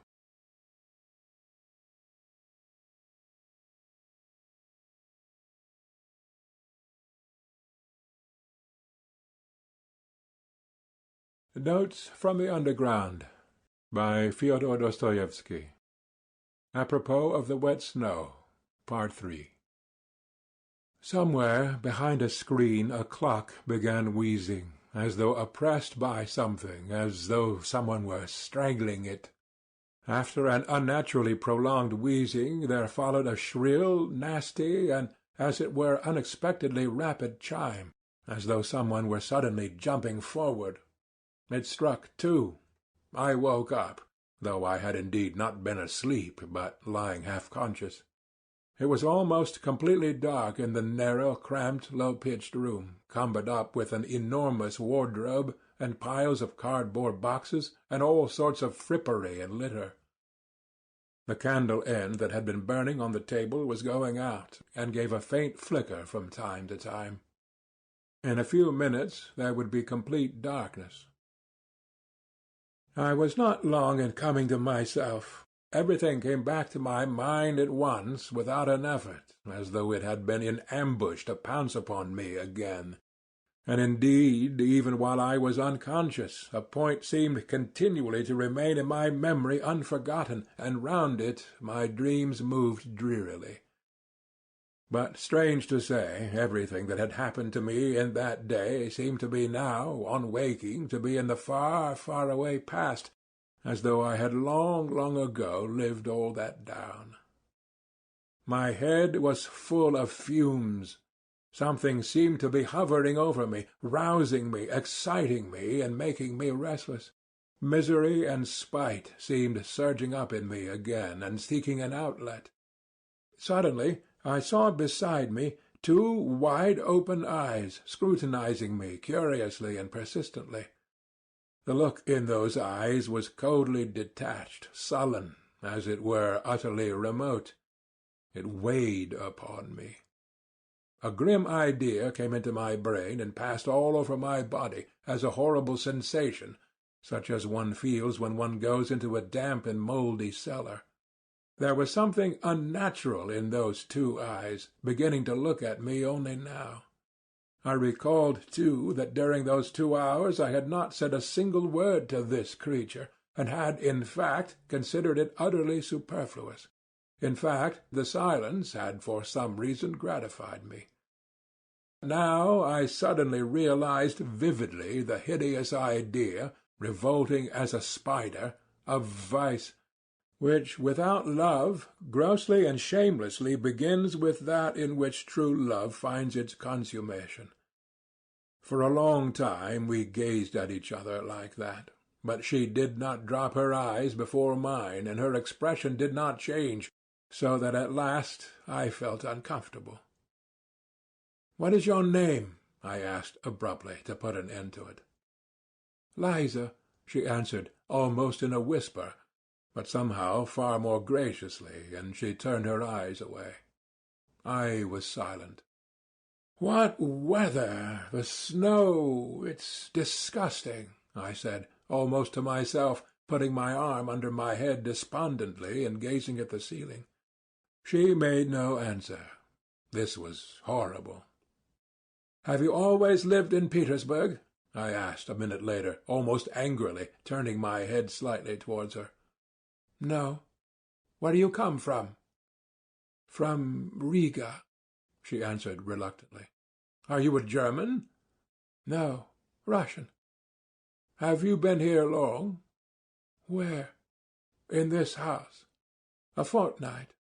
She spoke more and more jerkily. The candle went out. I could no longer distinguish her face. "Have you a father and a mother?" "Yes. No. I have." "Where are they?" "There, in Riga." "What are they?" "Oh, nothing." "Nothing? Why, what class are they?" "Tradespeople." "Have you always lived with them?" "Yes." "How old are you?" 20. "Why did you leave them?" "Oh, for no reason." That answer meant, "Let me alone. I feel sick, sad." We were silent. God knows why I did not go away. I felt myself more and more sick and dreary. The images of the previous day began of themselves, apart from my will, flitting through my memory in confusion. I suddenly recalled something I had seen that morning when, full of anxious thoughts, I was hurrying to the office. "I saw them carrying a coffin out yesterday, and they nearly dropped it," I suddenly said aloud, not that I desired to open the conversation, but as it were by accident. "A coffin?" "Yes, in the Haymarket. They were bringing it out of a cellar." "From a cellar?" "Not from a cellar, but a basement. Oh, you know, down below, from a house of ill fame. It was filthy all around, egg-shells, litter, a stench. It was loathsome." Silence. "A nasty day to be buried," I began, simply to avoid being silent. "Nasty? In what way?" "The snow, the wet." I yawned. "It makes no difference," she said suddenly, after a brief silence. "No, it's horrid." I yawned again. "The grave-diggers must have sworn at getting drenched by the snow, and there must have been water in the grave." "Why water in the grave?" she asked, with a sort of curiosity, but speaking even more harshly and abruptly than before. I suddenly began to feel provoked. "Why, there must have been water at the bottom a foot deep. You can't dig a dry grave in Volkovo Cemetery." "Why?" "Why, the place is waterlogged. It's a regular marsh. So they bury them in water. I've seen it myself, many times." I had never seen it once. Indeed, I had never been in Volkovo, and had only heard stories of it. "Do you mean to say you don't mind how you die?" "But why should I die?" she answered, as though defending herself. "Why, some day you will die, and you will die just the same as that dead woman. She was a girl like you. She died of consumption. A wench would have died in hospital. She knows all about it already. She said wench, not girl." "She was in debt to her madam," I retorted, more and more provoked by the discussion, "and went on earning money for her up to the end, though she was in consumption. Some sledge-drivers standing by were talking about her to some soldiers and telling them so. No doubt they knew her. They were laughing. They were going to meet in a pot-house to drink to her memory." A great deal of this was my invention. Silence followed, profound silence. She did not stir. "And is it better to die in a hospital?" "Isn't it just the same? Besides, why should I die?" she added irritably. "If not now, a little later." "Why a little later? Why, indeed? Now you are young, pretty, fresh. You fetch a high price. But after another year of this life you will be very different. You will go off." "In a year?" "Oh, anyway, in a year you will be worth less," I continued malignantly. "You will go from here to something lower, another house. A year later to a third. lower and lower, and in 7 years you will come to a basement in the Haymarket. That will be if you were lucky, but it would be much worse if you got some disease, consumption, say, or caught a chill, or something or other. It's not easy to get over an illness in your way of life. If you catch anything, you may not get rid of it, and so you would die." "Well, well, then I shall die," she answered quite vindictively, and she made a quick movement. "But one is sorry." "Sorry for whom?" "Sorry for life." Silence. "Have you been engaged to be married, huh?" "What's that to you?" "Oh, I'm not cross-examining you. It's nothing to me." "Why are you so cross?" "Of course you may have had your own troubles. What is it to me? It's simply that I felt sorry." "Sorry for whom?" "Sorry for you." "No need," she whispered, hardly audibly, and again made a faint movement. That incensed me at once. What? I was so gentle with her, and she— Why, do you think that you are on the right path?" "I don't think anything." "That's what's wrong, that you don't think. Realize it while there is still time. There still is time. You are still young, good-looking. You might love, be married, be happy." "Not all married women are happy," she snapped out in the rude, abrupt tone she had used at first. "Not all, of course, but anyway it is much better than the life here, infinitely better. Besides, with love one can live even without happiness. Even in sorrow life is sweet. Life is sweet, however one lives. But here, what is there but foulness? Phew!" I turned away with disgust. I was no longer reasoning coldly. I began to feel myself what I was saying, and warmed to the subject. I was already longing to expound the cherished ideas I had brooded over in my corner. Something suddenly flared up in me. An object had appeared before me.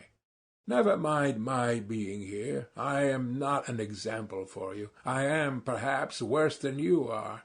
I was drunk when I came here, though, I hastened, however, to say in self-defense. Besides, a man is no example for a woman. It's a different thing. I may degrade and defile myself, but I am not anyone's slave. I come and go, and that's an end of it. I shake it off, and I'm a different man. But you are a slave from the start. Yes, a slave. You give up everything, your whole freedom. If you want to break your chains afterwards, you won't be able to. You will be more and more fast in the snares. It is an accursed bondage, I know it. I won't speak of anything else. Maybe you won't understand. But tell me. No doubt you are in debt to your madam. There, you see, I added, though she made no answer, but only listened in silence, entirely absorbed. That's a bondage for you. You will never buy your freedom. They will see to that. It's like selling your soul to the devil. And besides, perhaps I too am just as unlucky. How do you know? And wallow in the mud on purpose, out of misery. You know men take to drink from grief. Well, maybe I am here from grief. Come, tell me, what is there good here?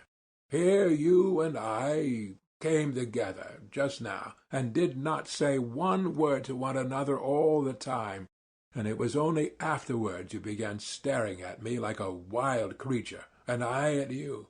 Is that loving? Is that how one human being should meet another? It's hideous, that's what it is. Yes, she assented sharply and hurriedly. I was positively astounded by the promptitude of this yes. So the same thought may have been straying through her mind when she was staring at me just before. So she, too, was capable of certain thoughts. Damn it all! This was interesting. This was a point of likeness, I thought, almost rubbing my hands. And indeed it's easy to turn a young soul like that. It was the exercise of my power that attracted me most. She turned her head nearer to me, and it seemed to me in the darkness that she propped herself on her arm.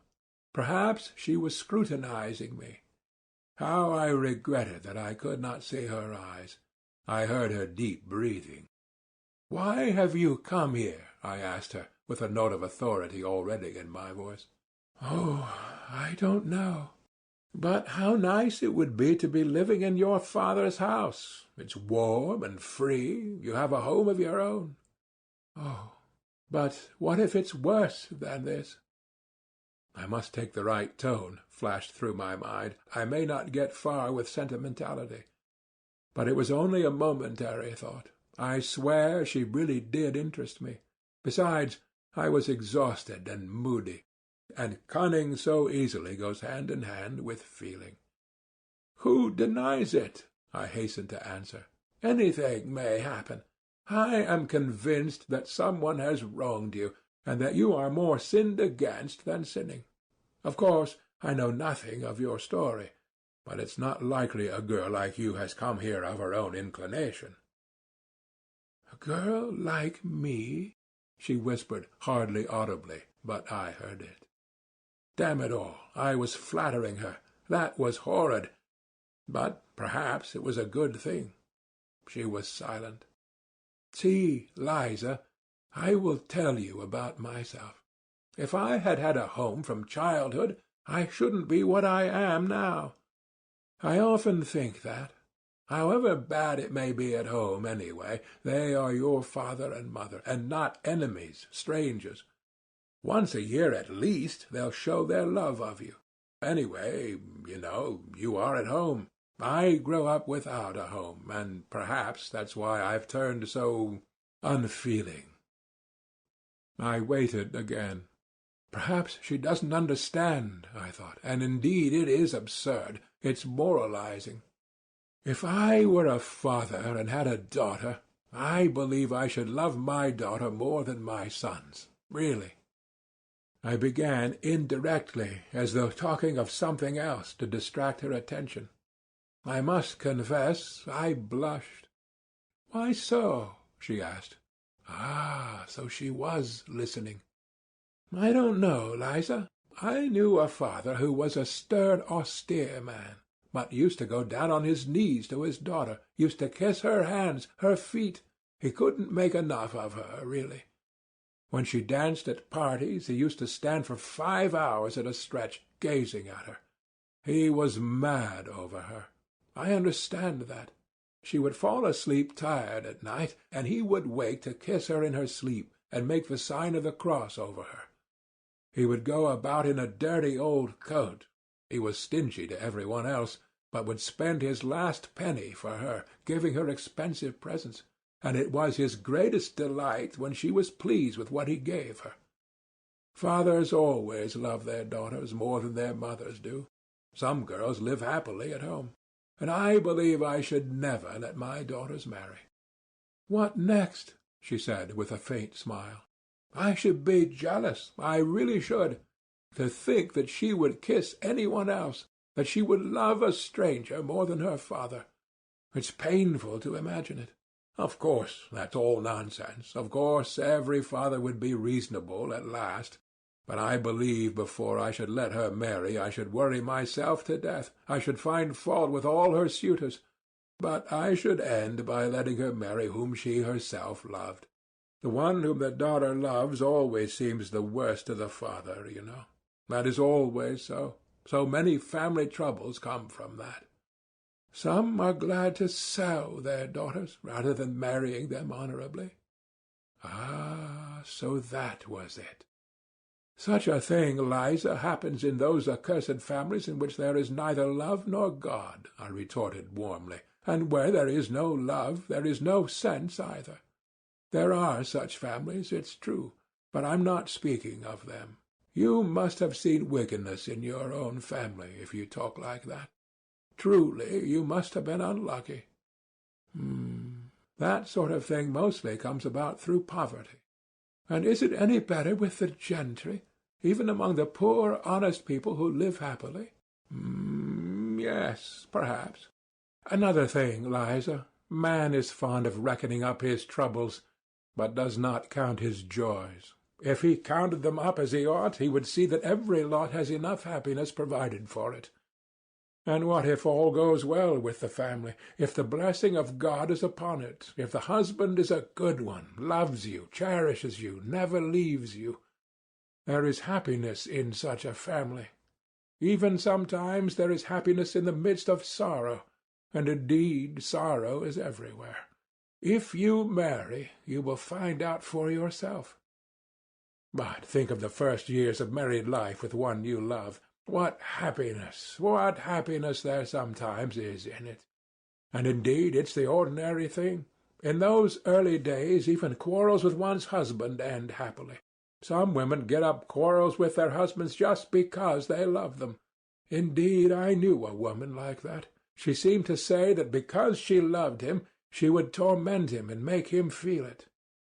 You know that you may torment a man on purpose through love. Women are particularly given to that, thinking to themselves, I will love him so, I will make so much of him afterwards, that it is no sin to torment him a little now. And all in the house rejoice in the sight of you, and you are happy and gay and peaceful and honorable. Then there are some women who are jealous.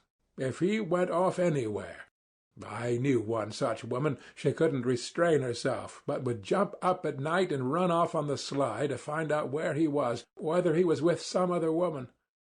That's a pity. And the woman knows herself it's wrong, and her heart fails her, and she suffers. But she loves. It's all through love. And how sweet it is to make up after quarrels, to own herself in the wrong, or to forgive him. And they both are so happy all at once, as though they had met anew, been married over again, as though their love had begun afresh. And no one should know what passes between husband and wife if they love one another, and whatever quarrels there may be between them, they ought not to call in their own mother to judge between them, and tell tales of one another.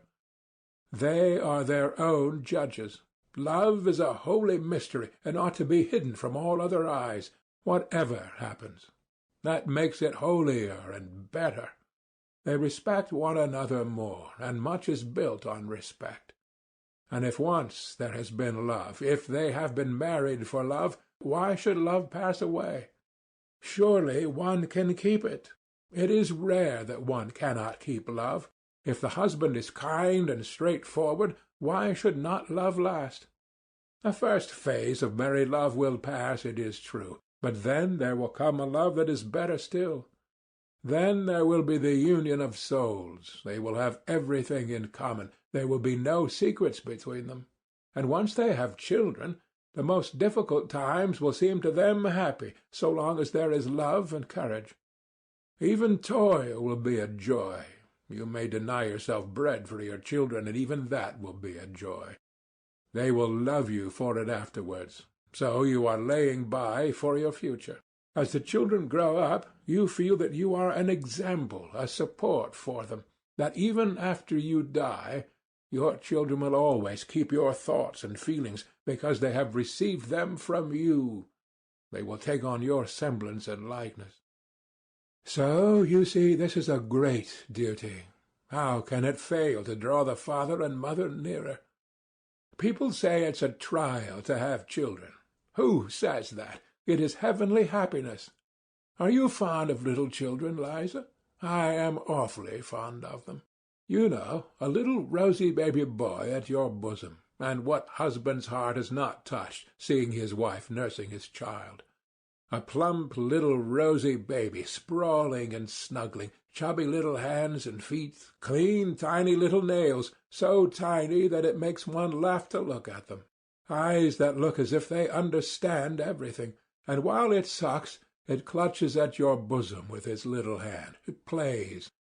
When its father comes up, the child tears itself away from the bosom, flings itself back, looks at its father, laughs as though it were fearfully funny, and falls to sucking again. Or it will bite its mother's breast when its little teeth are coming, while it looks sideways at her with its little eyes, as though to say, Look, I am biting. Is not all that happiness when they are the three together, husband, wife, and child? One can forgive a great deal for the sake of such moments. Yes, Liza, one must first learn to live oneself before one blames others. It's by pictures like that one must get at you, I thought to myself, though I did speak with real feeling, and all at once I flushed crimson. What if she were suddenly to burst out laughing? What should I do then? That idea drove me to fury. Towards the end of my speech I really was excited, and now my vanity was somehow wounded. The silence continued. I almost nudged her. "Why are you—" she began and stopped. But I understood. There was a quiver of something different in her voice, not abrupt, harsh, and unyielding as before, but something soft and shamefaced, so shamefaced that I suddenly felt ashamed and guilty. "What?" I asked, with tender curiosity.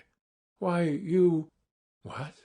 "Why, you speak somehow like a book," she said, and again there was a note of irony in her voice. That remark sent a pang to my heart. It was not what I was expecting.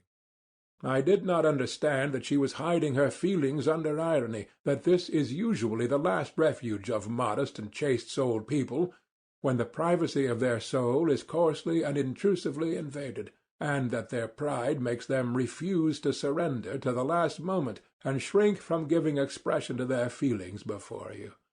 I ought to have guessed the truth from the timidity with which she had repeatedly approached her sarcasm, only bringing herself to utter it at last with an effort. But I did not guess, and an evil feeling took possession of me. Wait a bit, I thought. 7. Oh, hush, Liza. How can you talk about being like a book when it makes even me, an outsider, feel sick, though I don't look at it as an outsider, for indeed it touches me to the heart. Is it possible that you do not feel sick at being here yourself? Evidently habit does wonders. God knows what habit can do with anyone. Can you seriously think that you will never grow old, that you will always be good-looking, and that they will keep you here forever and ever? I say nothing of the loathsomeness of the life here, though let me tell you this about it, about your present life, I mean. Here, though you are young now, attractive, nice, with soul and feeling, yet you know, as soon as I came to myself just now, I felt at once sick at being here with you. And one can only come here when one is drunk. But if you were anywhere else, living as good people live, I should perhaps be more than attracted by you, should fall in love with you, should be glad of a look from you, let alone a word.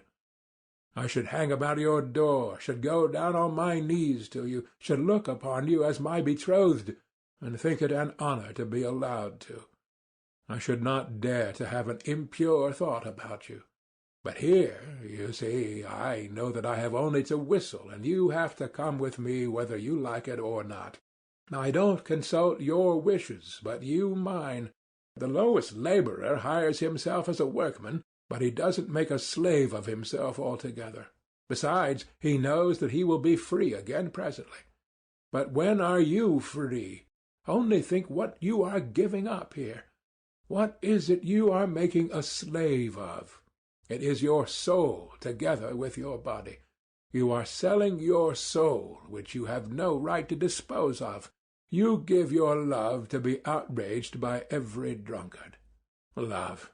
But that's everything, you know. It's a priceless diamond. It's a maiden's treasure, love.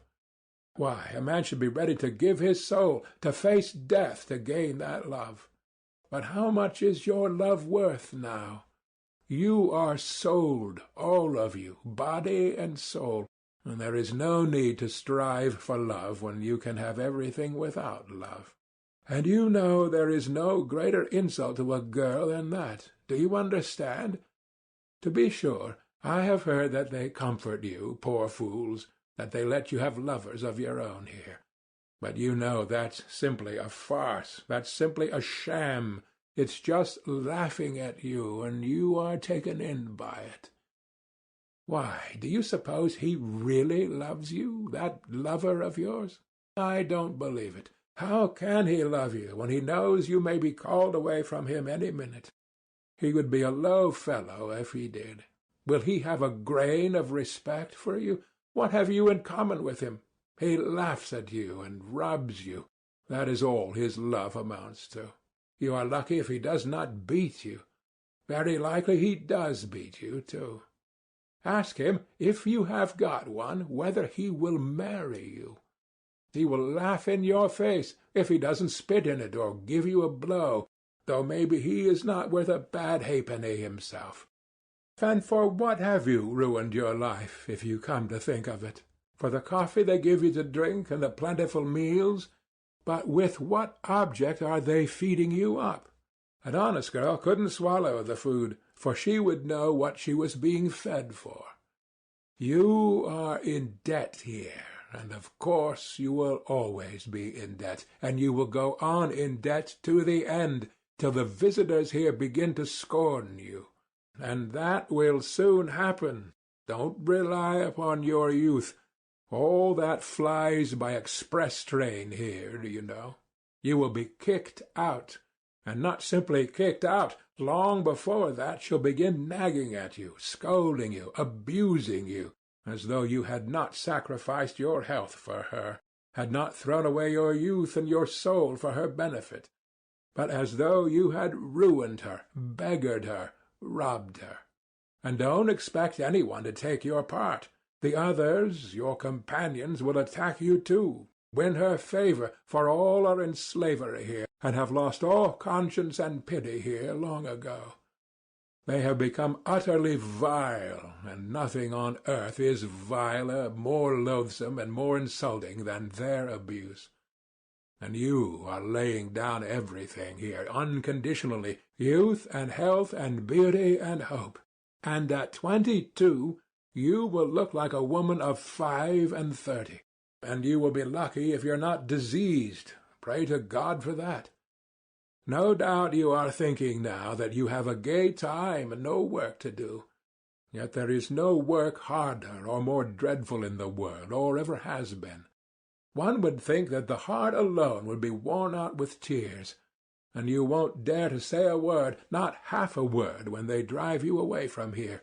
You will go away as though you were to blame. You will change to another house, then to a third, then somewhere else, till you come down at last to the Haymarket. There you will be beaten at every turn. That is good manners there. The visitors don't know how to be friendly without beating you. You don't believe that is so hateful there? Go and look for yourself some time. You can see with your own eyes. Once, one New Year's Day, I saw a woman at her door. They had turned her out as a joke, to give her a taste of the frost because she had been crying so much, and they shut the door behind her. At 9 o'clock in the morning she was already quite drunk, dishevelled, half-naked, covered with bruises. Her face was powdered, but she had a black eye. Blood was trickling from her nose and her teeth. Some cabman had just given her a drubbing. She was sitting on the stone steps. A salt fish of some sort was in her hand.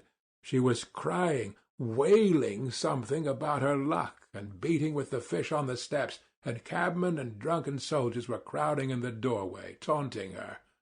You don't believe that you will ever be like that? I should be sorry to believe it too, but how do you know? Maybe 10 years, 8 years ago, that very woman with the salt fish came here, fresh as a cherub, innocent, pure, knowing no evil, blushing at every word. Perhaps she was like you, proud, ready to take offence, not like the others. Perhaps she looked like a queen, and knew what happiness was in store for the man who should love her, and whom she should love. Do you see how it ended? And what if at that very minute, when she was beating on the filthy steps with that fish, drunken and dishevelled, what if at that very minute she recalled the pure early days in her father's house, when she used to go to school, and the neighbor's son watched for her on the way, declaring that he would love her as long as he lived, that he would devote his life to her, and when they vowed to love one another forever and be married as soon as they were grown up. No, Liza, it would be happy for you if you were to die soon of consumption in some corner, in some cellar like that woman just now. In the hospital, do you say? You will be lucky if they take you. But what if you are still of use to the madam here? Consumption is a queer disease. It is not like fever. The patient goes on hoping till the last minute, and says he is all right. He deludes himself, and that just suits your madam. Don't doubt it. That's how it is. You have sold your soul, and what is more, you owe money, so you daren't say a word. But when you are dying, all will abandon you, all will turn away from you, for then there will be nothing to get from you. What's more, they will reproach you for cumbering the place, for being so long over dying. However you beg, you won't get a drink of water without abuse. Whenever are you going off, you nasty hussy? You won't let us sleep with your moaning. You make the gentleman sick.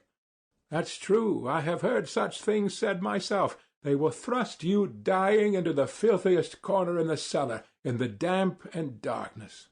What will your thoughts be, lying there alone? When you die, strange hands will lay you out, with grumbling and impatience. No one will bless you, no one will sigh for you. They only want to get rid of you as soon as may be. They will buy a coffin, take you to the grave as they did that poor woman today, and celebrate your memory at the tavern. In the grave, sleet, filth, wet snow. No need to put themselves out for you. Let her down, Vanuha. It's just like her luck. Even here she is head foremost, the hussy. Shorten the cord, you rascal. It's all right as it is. All right, is it? Why, she's on her side. She was a fellow creature, after all. But never mind. Throw the earth on her. They won't care to waste much time quarrelling over you. They will scatter the wet blue clay as quick as they can, and go off to the tavern, and there your memory on earth will end.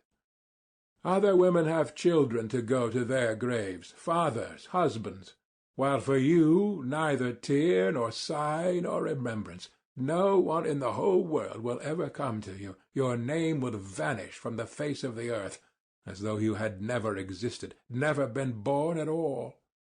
Nothing but filth and mud, however you knock at your coffin lid at night, when the dead arise, however you cry, "Let me out, kind people, to live in the light of day. My life was no life at all. My life has been thrown away like a dishclout.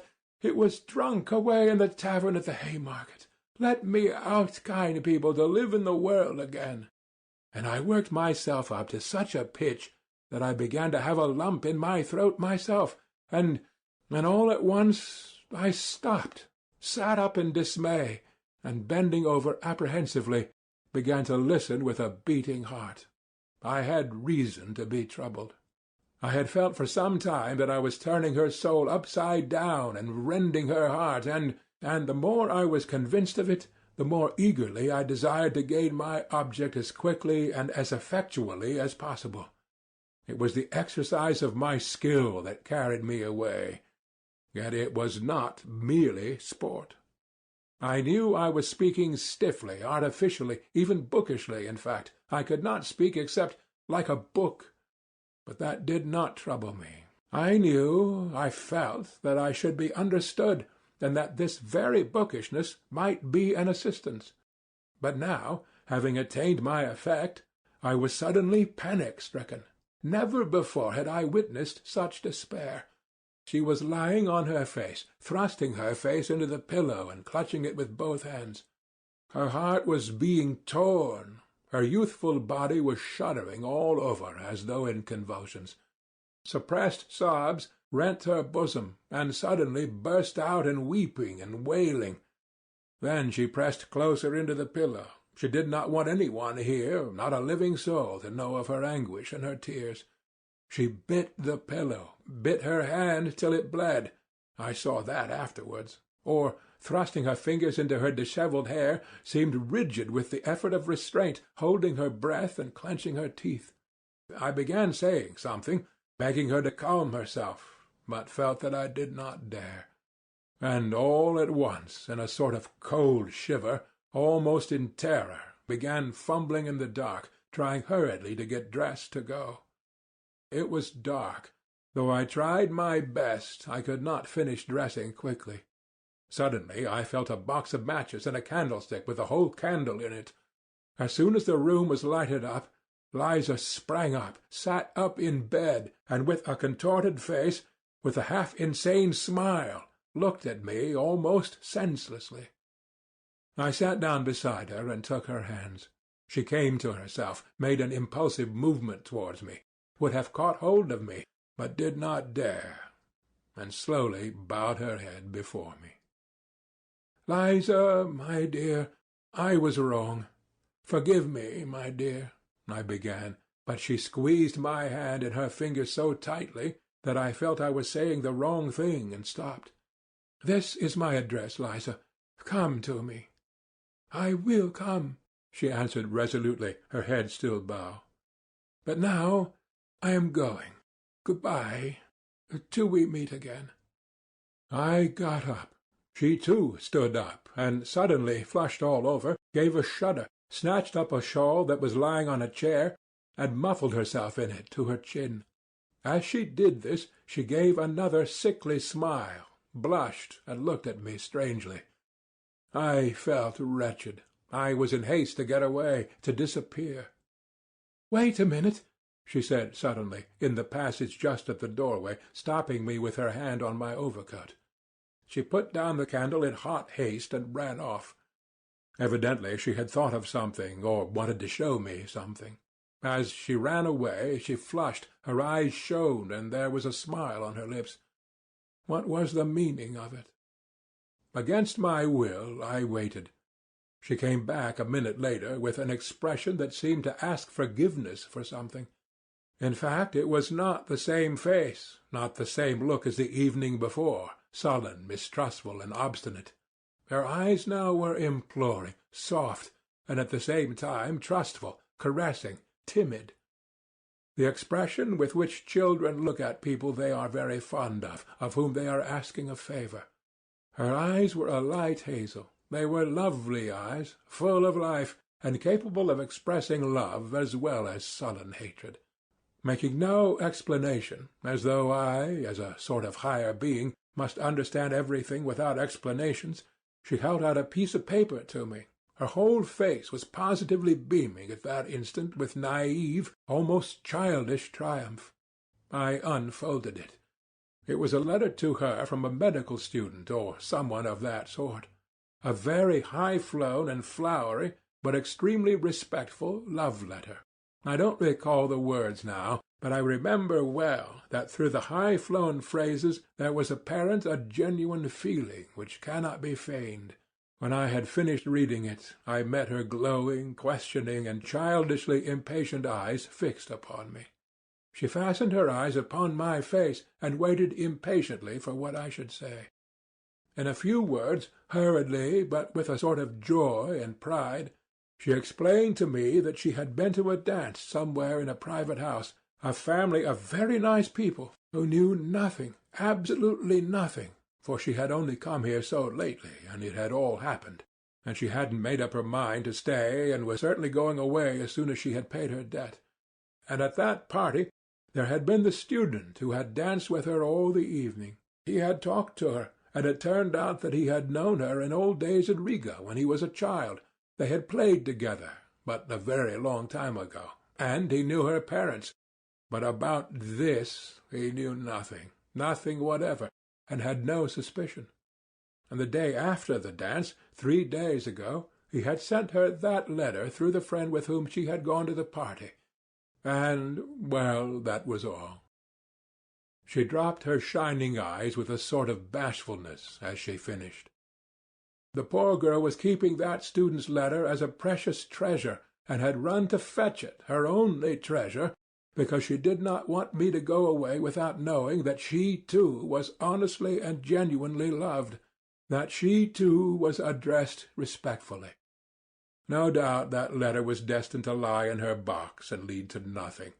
But none the less, I am certain that she would keep it all her life as a precious treasure, as her pride and justification. And now, at such a minute, she had thought of that letter, and brought it with naive pride to raise herself in my eyes, that I might see, that I too might think well of her. I said nothing, pressed her hand, and went out.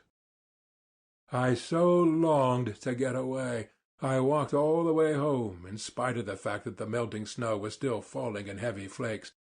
I was exhausted, shattered, in bewilderment. But behind the bewilderment, the truth was already gleaming, the loathsome truth. End of Part 3.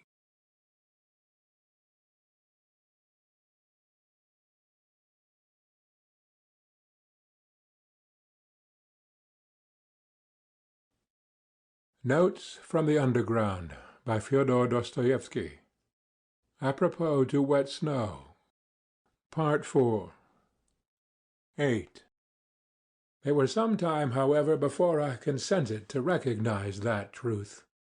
Waking up in the morning after some hours of heavy, leaden sleep, and immediately realizing all that had happened on the previous day, I was positively amazed at my last night's sentimentality with Liza, at all those outcries of horror and pity. To think of having such an attack of womanish hysteria, I concluded. And what did I thrust my address upon her for? What if she comes? Let her come, though. It doesn't matter. But, obviously, that was not now the chief and the most important matter. I had to make haste, and at all costs save my reputation in the eyes of Zverkov and Simonov as quickly as possible. That was the chief business, and I was so taken up that morning that I actually forgot all about Liza. First of all, I had at once to repay what I had borrowed the day before from Simonov. I resolved on a desperate measure, to borrow 15 roubles straight off from Anton Antonitch. As luck would have it, he was in the best of humours that morning, and gave it to me at once, on the first asking. I was so delighted at this that, as I signed the IOU with a swaggering air, I told him casually that the night before I had been keeping it up with some friends at the Hôtel de Paris, and we were giving a farewell party to a comrade, in fact, I might say a friend of my childhood, and, you know, a desperate rake, fearfully spoilt, of course. He belongs to a good family, and has considerable means, a brilliant career. He is witty, charming, a regular Lovelace, you understand. We drank an extra half-dozen, and it went off all right. All this was uttered very easily, unconstrainedly, and complacently. On reaching home, I promptly wrote to Simonov. To this hour I am lost in admiration when I recall the truly gentlemanly, good-humoured, candid tone of my letter. With tact and good breeding, and above all entirely without superfluous words, I blamed myself for all that had happened. I defended myself, if I really may be allowed to defend myself, by alleging that being utterly unaccustomed to wine, I had been intoxicated with the first glass, which, I said, I had drunk before they arrived, while I was waiting for them at the Hôtel de Paris, between 5 and 6 o'clock.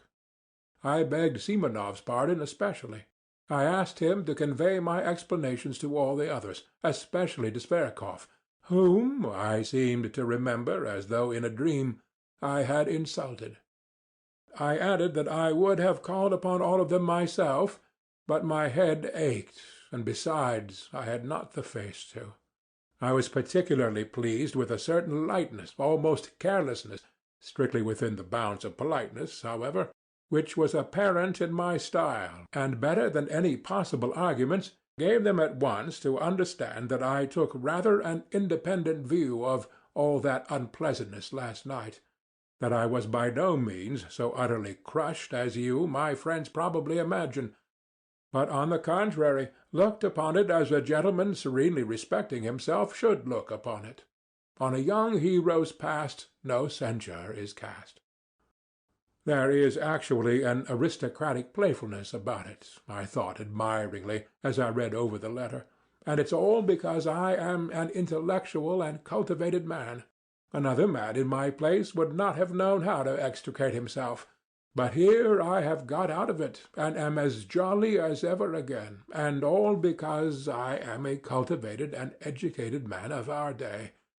And indeed, perhaps, everything was due to the wine yesterday.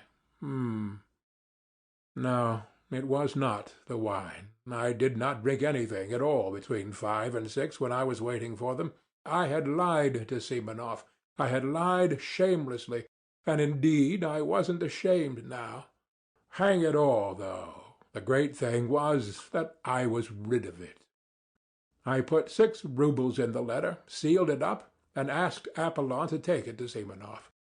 When he learned that there was money in the letter, Apollon became more respectful and agreed to take it. Towards evening I went out for a walk. My head was still aching and giddy after yesterday. But as evening came on and the twilight grew denser, my impressions, and following them my thoughts, grew more and more different and confused. Something was not dead within me. In the depths of my heart and conscience it would not die, and it showed itself in acute depression. For the most part I jostled my way through the most crowded business streets, along Meshchevansky Street, along Sadovy Street, and in the Yusupov Garden. I always liked particularly sauntering along these streets in the dusk, just when there were crowds of working people of all sorts going home from their daily work, with faces looking cross with anxiety. What I liked was just that cheap bustle, that bare prose. On this occasion the jostling of the streets irritated me more than ever. I could not make out what was wrong with me. I could not find the clue. Something seemed rising up continually in my soul, painfully, and refusing to be appeased. I returned home completely upset. It was just as though some crime were lying on my conscience. The thought that Liza was coming worried me continually. It seemed queer to me that of all my recollections of yesterday this tormented me, as it were, especially, as it were, quite separately. Everything else I had quite succeeded in forgetting by the evening. I dismissed it all, and was still perfectly satisfied with my letter to Simonov. But on this point I was not satisfied at all. It was as though I were worried only by Liza. What if she comes? I thought incessantly. Well, it doesn't matter. Let her come. It's horrid that she should see, for instance, how I live. Yesterday I seemed such a hero to her, while now... It's horrid, though, that I have let myself go so. The room looks like the beggar's. And I brought myself to go out to dinner in such a suit, and my American leather sofa with the stuffing sticking out, and my dressing gown which will not cover me, such tatters, and she will see all this, and she will see Apollon. That beast is certain to insult her. He will fasten upon her in order to be rude to me. And I, of course, shall be panic-stricken as usual. I shall begin bowing and scraping before her and pulling my dressing-gown round me. I shall begin smiling, telling lies. Oh, the beastliness! And it isn't the beastliness of it that matters most. There is something more important, more loathsome, viler. Yes, viler.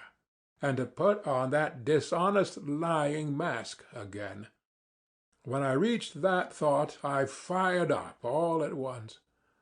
Why dishonest? How dishonest? I was speaking sincerely last night. I remember there was real feeling in me, too.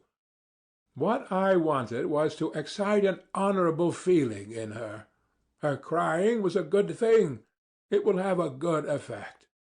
Yet I could not feel at ease. All that evening, even when I had come back home, even after 9 o'clock, when I calculated that Liza could not possibly come, still she haunted me, and what was worse, she came back to my mind always in the same position.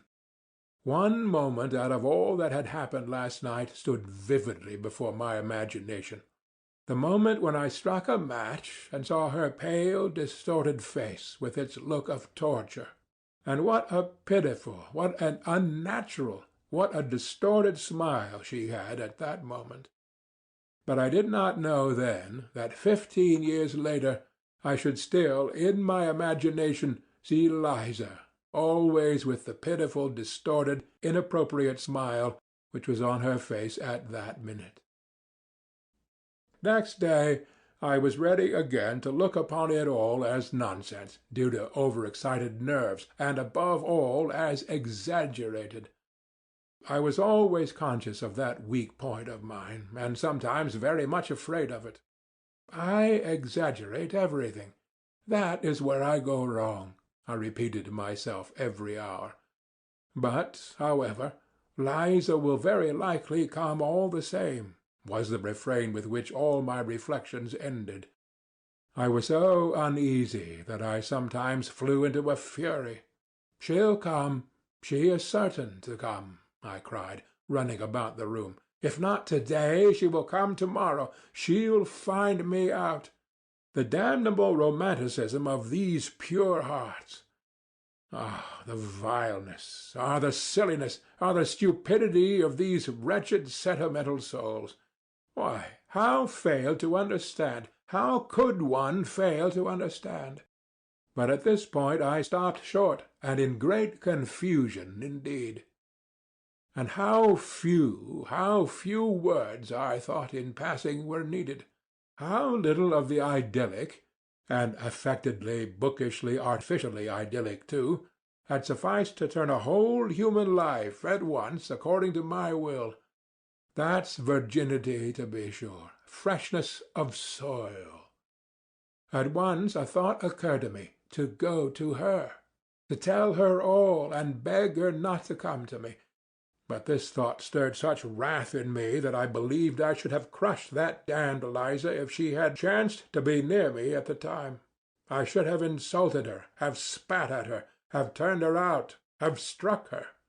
One day passed, however, another and another. She did not come, and I began to grow calmer. I felt particularly bold and cheerful after 9 o'clock. I even sometimes began dreaming, and rather sweetly. I, for instance, became the salvation of Liza, simply through her coming to me and my talking to her. I develop her, educate her. Finally, I notice that she loves me passionately. I pretend not to understand. I don't know, however, why I pretend, just for effect, perhaps. At last, all confusion, transfigured, trembling and sobbing, she flings herself at my feet and says that I am her saviour, and that she loves me better than anything in the world. I am amazed, but, "Liza," I say, "can you imagine that I have not noticed your love? I saw it all, I divined it, but I did not dare to approach you first, because I had an influence over you, and was afraid that you would force yourself, from gratitude, to respond to my love, would try to rouse in your heart a feeling which was perhaps absent, and I did not wish that, because it would be tyranny. It would be indelicate.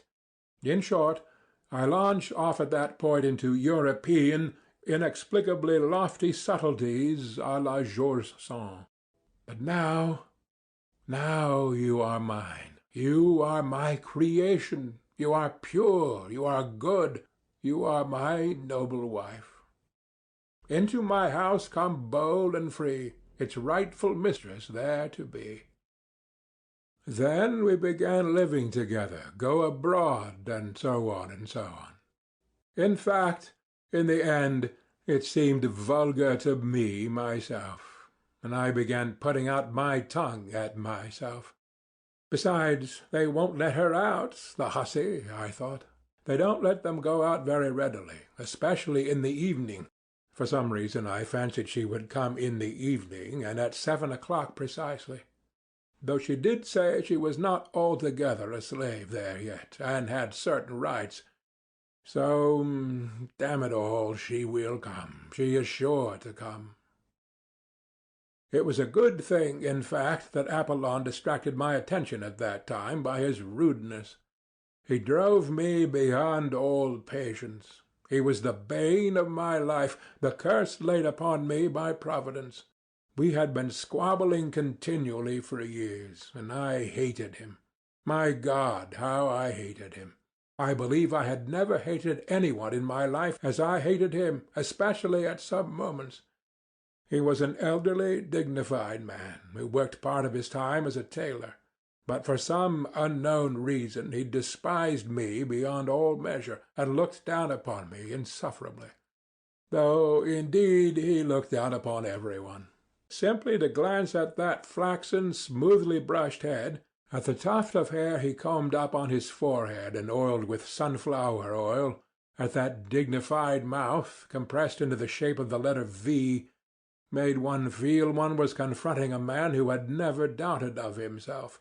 He was a pedant to the most extreme point, the greatest pedant I had met on earth, and with that had a vanity only befitting Alexander of Macedon. He was in love with every button on his coat, every nail on his fingers, absolutely in love with them, and he looked it. In his behavior to me he was a perfect tyrant. He spoke very little to me, and if he chanced to glance at me, he gave me a firm, majestically self-confident, and invariably ironical look that drove me sometimes to fury. He did his work with the air of doing me the greatest favor, though he did scarcely anything for me, and did not indeed consider himself bound to do anything. There could be no doubt that he looked upon me as the greatest fool on earth, and that he did not get rid of me was simply that he could get wages from me every month. He consented to do nothing for me for 7 roubles a month. Many sins should be forgiven me for what I suffered from him. My hatred reached such a point that sometimes his very step almost threw me into convulsions. What I loathed particularly was his lisp.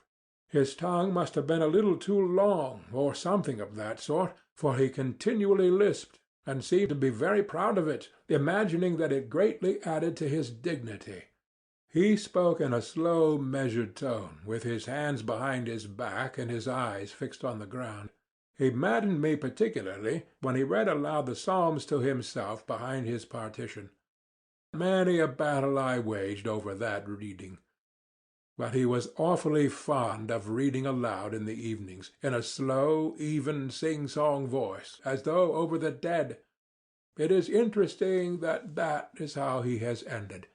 He hires himself out to read the Psalms over the dead, and at the same time he kills rats and makes blacking. But at that time I could not get rid of him. It was as though he were chemically combined with my existence. Besides, nothing would have induced him to consent to leave me. I could not live in furnished lodgings. My lodging was my private solitude, my shell, my cave, in which I concealed myself from all mankind, and Apollon seemed to me, for some reason, an integral part of that flat, and for 7 years I could not turn him away. To be 2 or 3 days behind his wages, for instance, was impossible.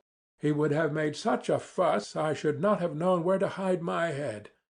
But I was so exasperated with every one during those days that I made up my mind for some reason and with some object to punish Apollon and not to pay him for a fortnight the wages that were owing him. I had for a long time, for the last 2 years, been intending to do this, simply in order to teach him not to give himself airs with me, and to show him that if I liked I could withhold his wages. I purposed to say nothing to him about it, and was purposely silent indeed, in order to score off his pride and force him to be the first to speak of his wages. Then I would take the 7 roubles out of a drawer, show him I have the money put aside on purpose, but that I won't. I simply won't pay him his wages.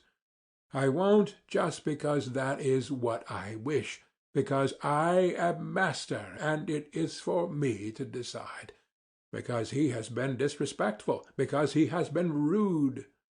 But if he were to ask respectfully, I might be softened and give it to him. Otherwise he might wait another fortnight, another 3 weeks, a whole month. But angry as I was, yet he got the better of me. I could not hold out for 4 days. He began as he always did begin in such cases, for there had been such cases already. There had been attempts. And it may be observed, I knew all this beforehand. I knew his nasty tactics by heart.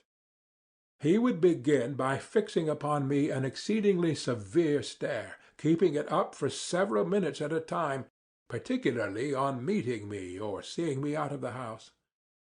If I held out and pretended not to notice those stares, he would, still in silence, proceed to further tortures. All at once, apropos of nothing, he would walk softly and smoothly into my room when I was pacing up and down or reading, stand at the door, one hand behind his back and one foot behind the other, and fix upon me a stare more than severe, utterly contemptuous. If I suddenly asked him what he wanted, he would make no answer, but continue staring at me persistently for some seconds, then, with a peculiar compression of his lips and a most significant air, deliberately turn round and deliberately go back to his room. 2 hours later he would come out again and again present himself before me in the same way. It had happened that, in my fury, I did not even ask him what he wanted, but simply raised my head sharply and imperiously, and began staring back at him. So we stared at one another for 2 minutes.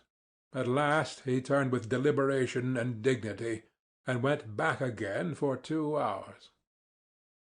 If I were still not brought to reason by all this, but persisted in my revolt, he would suddenly begin sighing while he looked at me, long deep sighs, as though measuring by them the depths of my moral degradation, and of course it ended at last by his triumphing completely.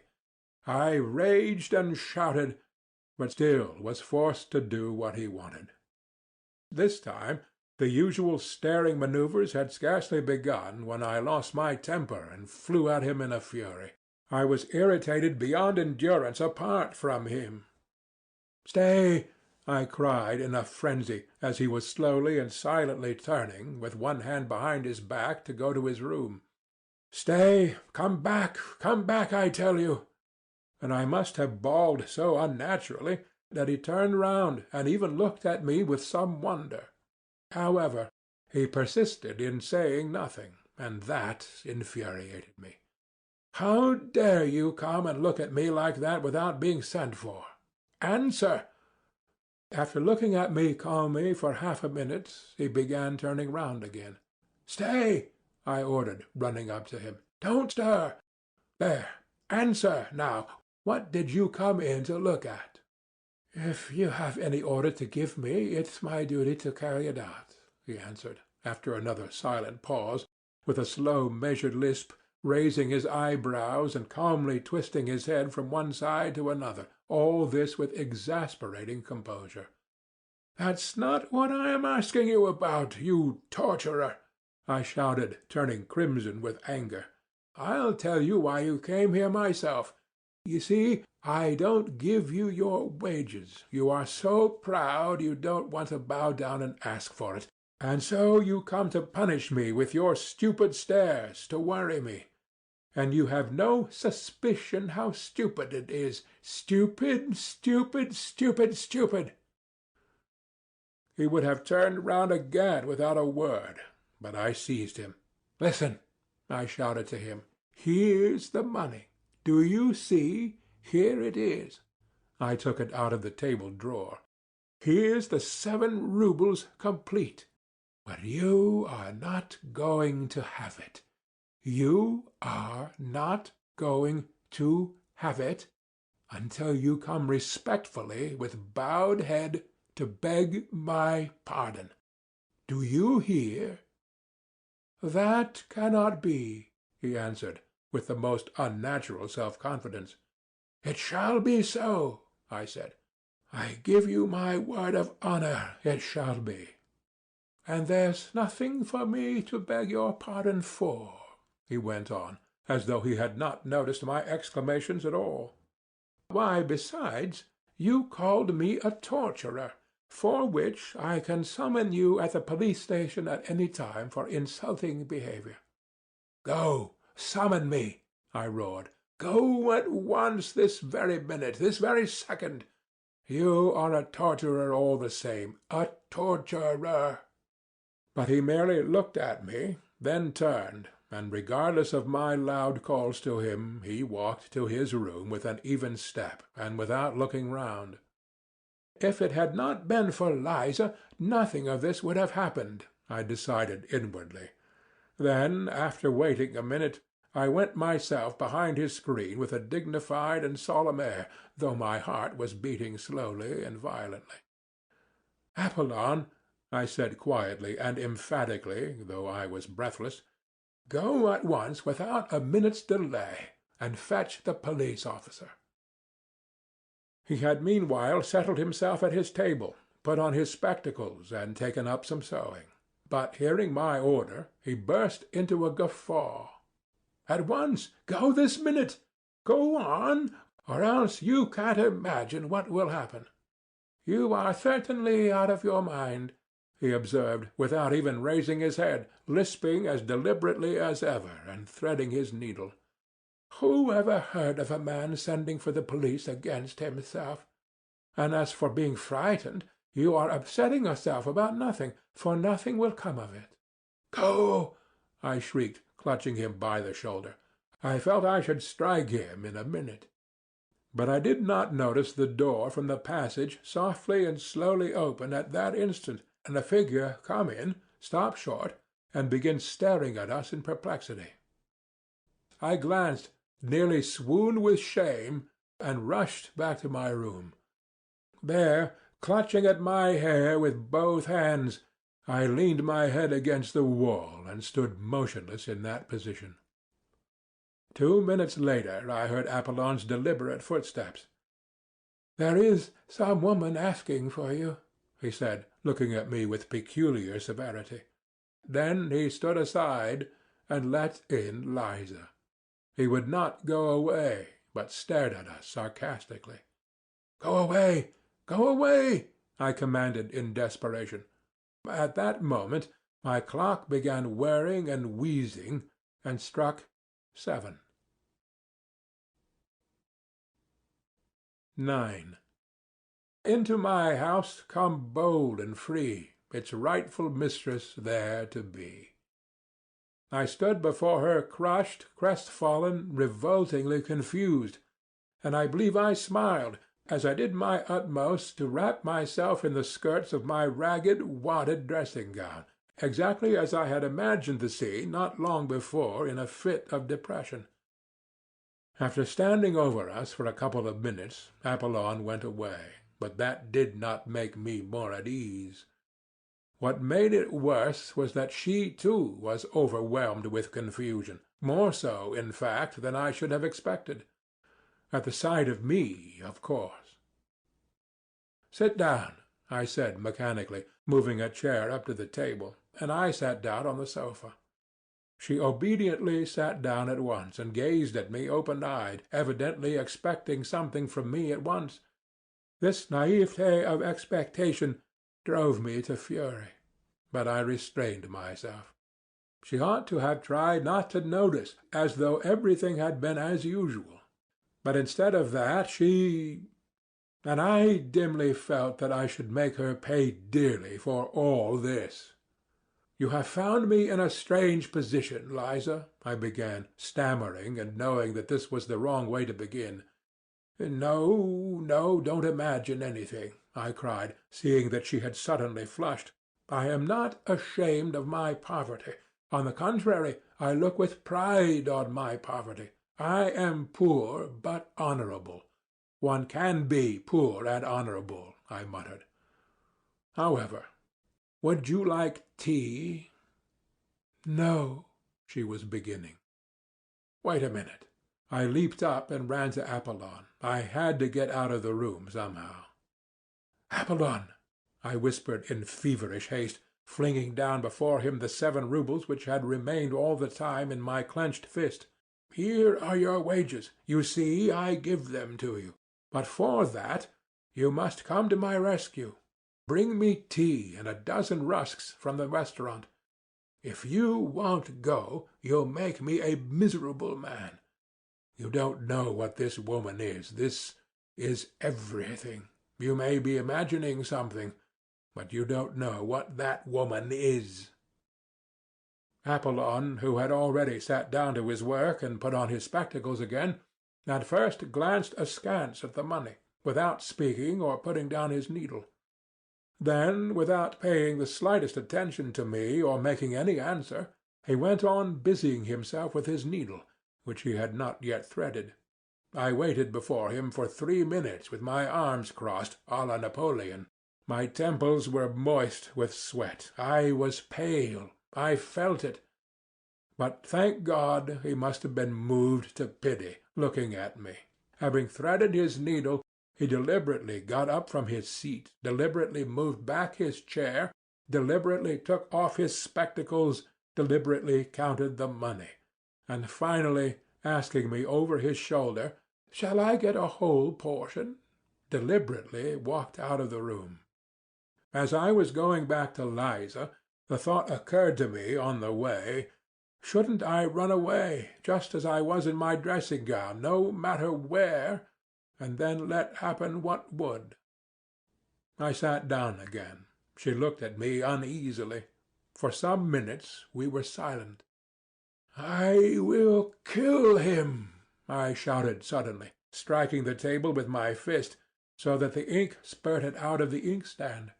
"What are you saying?" she cried, starting. "I will kill him! Kill him!"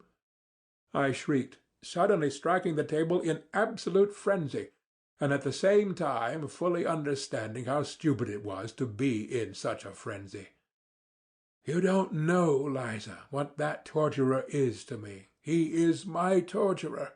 He has gone now to fetch some rusks. And suddenly I burst into tears. It was an hysterical attack. How ashamed I felt in the midst of my sobs, but still I could not restrain them. She was frightened. "What is the matter? What is wrong?" she cried, fussing about me. "Water! Give me water! Over there!" I muttered in a faint voice, though I was inwardly conscious that I could have got on very well without water, and without muttering in a faint voice. But I was what is called putting it on, to save appearances, though the attack was a genuine one. She gave me water, looking at me in bewilderment. At that moment Apollon brought in the tea. It suddenly seemed to me that this commonplace prosaic tea was horribly undignified and paltry after all that had happened, and I blushed crimson.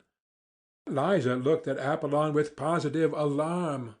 He went out without a glance at either of us. "Liza, do you despise me?" I asked, looking at her fixedly, trembling with impatience to know what she was thinking. She was confused, and did not know what to answer. "Drink your tea," I said to her angrily. I was angry with myself, but of course it was she who would have to pay for it. A horrible spite against her suddenly surged up in my heart. I believe I could have killed her. To revenge myself on her, I swore inwardly not to say a word to her all the time. She is the cause of it all, I thought. Our silence lasted for 5 minutes. The tea stood on the table. We did not touch it.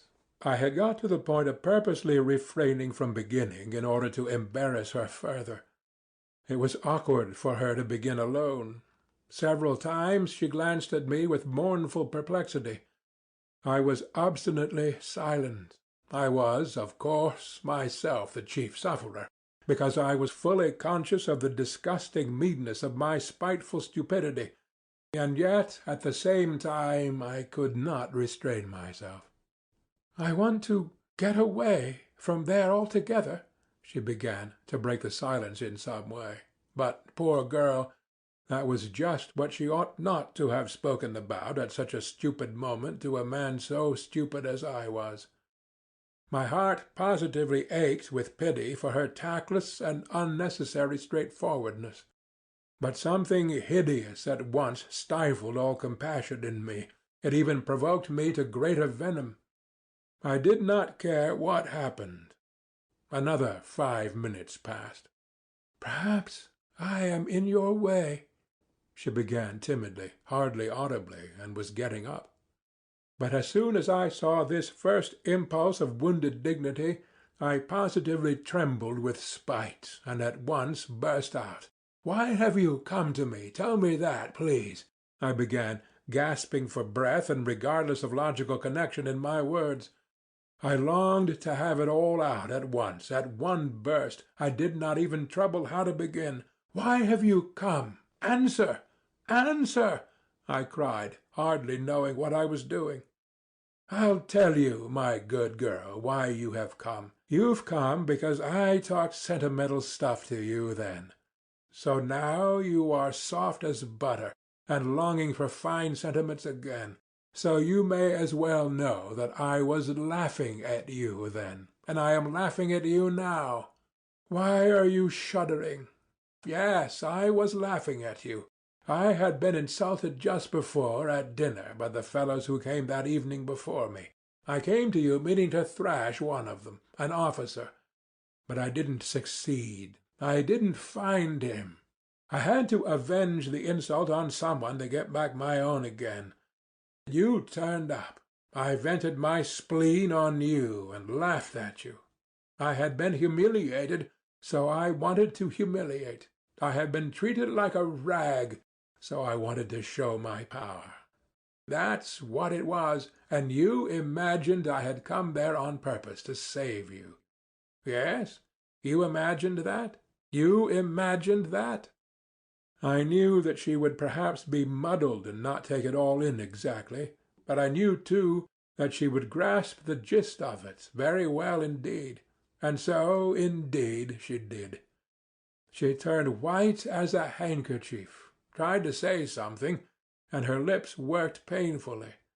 But she sank on a chair as though she had been felled by an axe, and all the time afterwards she listened to me with her lips parted and her eyes wide open, shuddering with awful terror. The cynicism of my words overwhelmed her. "Save you," I went on, jumping up from my chair and running up and down the room before you. "Save you from what? But perhaps I am worse than you myself. Why didn't you throw it in my teeth when I was giving you that sermon? But what did you come here yourself for? Was it to read as a sermon?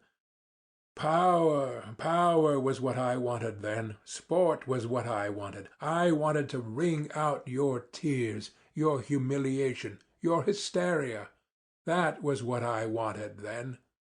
Of course I couldn't keep it up then, because I am a wretched creature. I was frightened, and the devil knows why, gave you my address in my folly. Afterwards, before I got home, I was cursing and swearing at you because of that address. I hated you already because of the lies I had told you. Because I only like playing with words, only dreaming. But do you know, what I really want is that you should all go to hell. That is what I want. I want peace. Yes, I'd sell the whole world for a farthing, straight off, so long as I was left in peace. Is the world to go to pot, or am I to go without my tea? I say that the world may go to pot for me, so long as I always get my tea. Did you know that, or not? Well, anyway, I know that I am a blackguard, a scoundrel, an egoist, a sluggard. Here I have been shuddering for the last 3 days at the thought of your coming, and do you know what has worried me particularly for those 3 days? That I posed as such a hero to you, and now you would see me in a wretched, torn dressing-gown, beggarly, loathsome. I told you just now that I was not ashamed of my poverty, so you may as well know that I am ashamed of it. I am more ashamed of it than of anything, more afraid of it than of being found out if I were a thief, because I am as vain as though I had been skinned and the very air blowing on me hurt. Surely by now you must realize that I shall never forgive you for having found me in this wretched dressing-gown, just as I was flying at Apollon like a spiteful cur. The saviour, the former hero, was flying like a mangy, unkempt sheep-dog at his lackey, and the lackey was jeering at him. And I shall never forgive you for the tears I could not help shedding before you just now, like some silly woman put to shame. And for what I am confessing to you now I shall never forgive you either. Yes, you must answer for it all, because you turned up like this, because I am a blackguard, because I am the nastiest, stupidest, absurdest, and most envious of all the worms on earth, who are not a bit better than I am, but, the devil knows why, are never put to confusion, while I shall always be insulted by every louse. That is my doom. And what is it to me that you don't understand a word of this? And what do I care? What do I care about you and whether you go to ruin there or not? Do you understand? How I shall hate you now after saying this, for having been here and listening. Why, it's not once in a lifetime a man speaks out like this, and then it is in hysterics. What more do you want? Why do you still stand confronting me after all this? Why are you worrying me? Why don't you go? But at this point a strange thing happened. I was so accustomed to think and imagine everything from books and to picture everything in the world to myself just as I had made it up in my dreams beforehand, that I could not all at once take in this strange circumstance. What happened was this. Liza, insulted and crushed by me, understood a great deal more than I imagined. She understood from all this what a woman understands first of all, if she feels genuine love. That is, that I was myself unhappy. The frightened and wounded expression on her face was followed first by a look of sorrowful perplexity. When I began calling myself a scoundrel and a blackguard, and my tears flowed, the tirade was accompanied throughout by tears, her whole face worked convulsively. She was on the point of getting up and stopping me. When I finished, she took no notice of my shouting, "Why are you here? Why don't you go away?" but realized only that it must have been very bitter to me to say all this. Besides, she was so crushed, poor girl. She considered herself infinitely beneath me. How could she feel anger or resentment? She suddenly leaped up from her chair with an irresistible impulse and held out her hands, yearning towards me, though still timid and not daring to stir. At this point there was a revulsion in my heart too. Then she suddenly rushed to me, threw her arms round me, and burst into tears. I, too, could not restrain myself, and sobbed as I never had before. "They won't let me. I can't be good," I managed to articulate. Then I went to the sofa, fell on it face downwards, and sobbed on it for a quarter of an hour in genuine hysterics. She came close to me, put her arms round me, and stayed motionless in that position. But the trouble was that the hysterics could not go on forever, and, I am writing the loathsome truth, lying face downwards on the sofa with my face thrust into my nasty leather pillow, I began by degrees to be aware of a far-away, involuntary, but irresistible feeling that it would be awkward now for me to raise my head and look Liza straight in the face. Why was I ashamed? I don't know, but I was ashamed. The thought, too, came into my overwrought brain that our parts now were completely changed, that she was now the heroine, while I was just a crushed and humiliated creature, as she had been before me that night 4 days before. And all this came into my mind during the minutes I was lying on my face on the sofa. My God! Surely I was not envious of her then. I don't know. To this day I cannot decide, and at the time, of course, I was still less able to understand what I was feeling than now. I cannot get on without domineering and tyrannizing over someone. But there is no explaining anything by reasoning, and so it is useless to reason. I conquered myself, however, and raised my head. I had to do so sooner or later. And I am convinced to this day that it was just because I was ashamed to look at her that another feeling was suddenly kindled and flamed up in my heart, a feeling of mastery and possession. My eyes gleamed with passion, and I gripped her hands tightly. How I hated her, and how I was drawn to her at that minute! The one feeling intensified the other. It was almost like an act of vengeance. At first there was a look of amazement, even of terror, on her face, but only for one instant. She warmly and rapturously embraced me. 10. A quarter of an hour later I was rushing up and down the room in frenzied impatience. From minute to minute I went up to the screen and peeped through the crack at Liza. She was sitting on the ground with her head leaning against the bed, and must have been crying. But she did not go away, and that irritated me. This time she understood it all. I had insulted her finally, but there's no need to describe it. She realized that my outburst of passion had been simply revenge, a fresh humiliation, and that to my earlier, almost causeless hatred was added now a personal hatred, born of envy.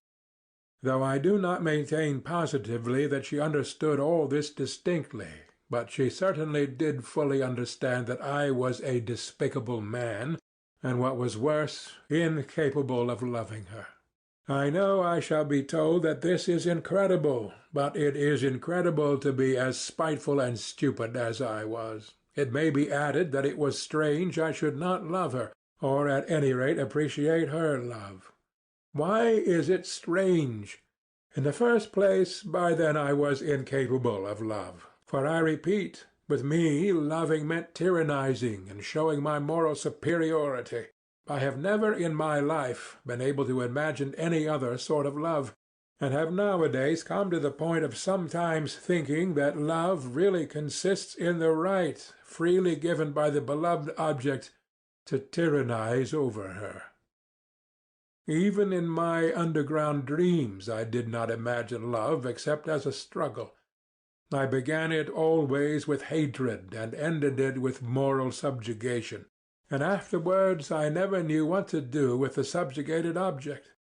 And what is there to wonder at in that, since I had succeeded in so corrupting myself, since I was so out of touch with real life, as to have actually thought of reproaching her and putting her to shame for having come to me to hear fine sentiments, and did not even guess that she had not come to hear fine sentiments, but to love me, because to a woman all reformation, all salvation from any sort of ruin, and all moral renewal is included in love, and can only show itself in that form.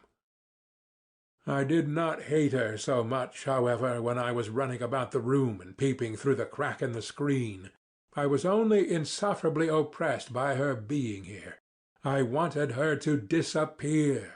I wanted peace, to be left alone in my underground world.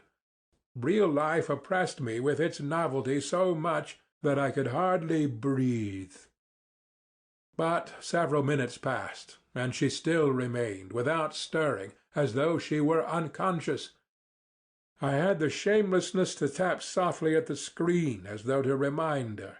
She started, sprang up, and flew to seek her kerchief, her hat, her coat, as though making her escape from me. 2 minutes later she came from behind the screen and looked with heavy eyes at me. I gave a spiteful grin, which was forced, however, to keep up appearances, and I turned away from her eyes. "Good-bye," she said, going towards the door. I ran up to her, seized her hand, opened it, thrust something in it, and closed it again. Then I turned at once and dashed away in haste to the other corner of the room, to avoid seeing anyway. I did mean a moment since to tell a lie, to write that I did this accidentally, not knowing what I was doing, through foolishness, through losing my head. But I don't want to lie, and so I will say straight out that I opened her hand and put the money in it from spite. It came into my head to do this while I was running up and down the room, and she was sitting behind the screen. But this I can say for certain. Though I did that cruel thing purposely, it was not an impulse from the heart, but came from my evil brain. This cruelty was so affected, so purposely made up, so completely a product of the brain, of books, that I could not even keep it up a minute. First I dashed away to avoid seeing her, and then in shame and despair rushed after Liza. I opened the door in the passage and began listening. "Liza! Liza!" I cried on the stairs, in a low voice, not boldly. There was no answer, but I fancied I heard her footsteps lower down on the stairs. "Liza!" I cried more loudly. No answer. But at that minute I heard the stiff outer glass door open heavily with a creak and slam violently. The sound echoed up the stairs. She had gone. I went back to my room in hesitation. I felt horribly oppressed. I stood still at the table beside the chair on which she had sat and looked aimlessly before me. A minute passed. Suddenly I started. Straight before me, on the table, I saw a crumpled blue 5-ruble note, the one I had thrust into her hand a minute before. It was the same note. It could be no other, for there was no other in the flat. So she had managed to fling it from her hand on the table at the moment when I had dashed into the further corner. Well, I might have expected that she would do that. Might I have expected it? No, I was such an egoist, I was so lacking in respect for my fellow creatures, that I could not even imagine she would do so. I could not endure it. A minute later I flew like a madman to dress, flinging on what I could at random, and ran headlong after her. She could not have got 200 paces away when I ran out into the street. It was a still night, and the snow was coming down in masses and falling almost perpendicularly, covering the pavement and the empty street as though with a pillow. There was no one in the street, no sound was to be heard. The street lamps gave a disconsolate and useless glimmer. I ran 200 paces to the crossroads and stopped short. Where had she gone? And why was I running after her? Why? To fall down before her, to sob with remorse, to kiss her feet, to entreat her forgiveness. I longed for that. My whole breast was being rent to pieces, and never, never shall I recall that minute with indifference. But what for? I thought. Should I not begin to hate her, perhaps even tomorrow, just because I had kissed her feet today? Should I give her happiness? Had I not recognized that day for the 100th time what I was worth? Should I not torture her? I stood in the snow, gazing into the troubled darkness, and pondered this. And will it not be better, I mused fantastically, afterwards at home, stifling the living pang of my heart with fantastic dreams, will it not be better that she should keep the resentment of the insult forever? Resentment? Why, it is purification. It is a most stinging and painful consciousness. Tomorrow I should have defiled her soul and have exhausted her heart, while now the feeling of insult will never die in her heart, and however loathsome the filth awaiting her, the feeling of insult will elevate and purify her by hatred. Perhaps, too, by forgiveness. Would all that make things easier for her, though? And, indeed, I will ask on my own account here an idle question. Which is better, cheap happiness or exalted sufferings? Well, which is better? So I dreamed as I sat at home that evening, almost dead with the pain in my soul. Never had I endured such suffering and remorse. Yet could there have been the faintest doubt when I ran out from my lodging that I should turn back half-way? I never met Liza again, and I have heard nothing of her. I will add, too, that I remained for a long time afterwards pleased with the phrase about the benefit from resentment and hatred, in spite of the fact that I almost fell ill from misery. Even now, so many years later, all this is somehow a very evil memory. I have many evil memories now, but hadn't I better end my notes here? I believe I made a mistake in beginning to write them.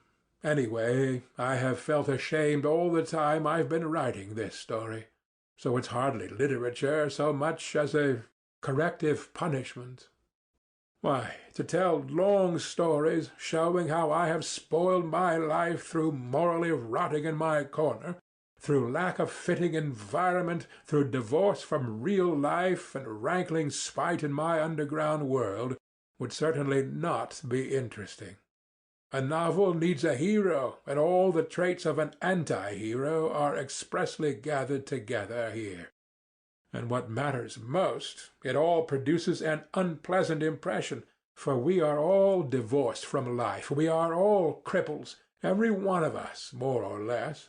We are so divorced from it that we feel at once a sort of loathing for real life, and so cannot bear to be reminded of it.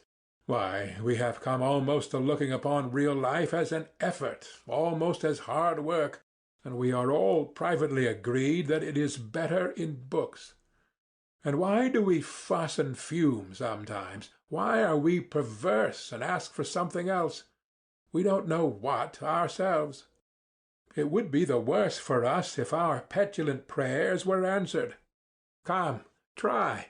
Give any one of us, for instance, a little more independence, untie our hands, widen the spheres of our activity, relax the control, and we, yes, I assure you, we should be begging to be under control again at once.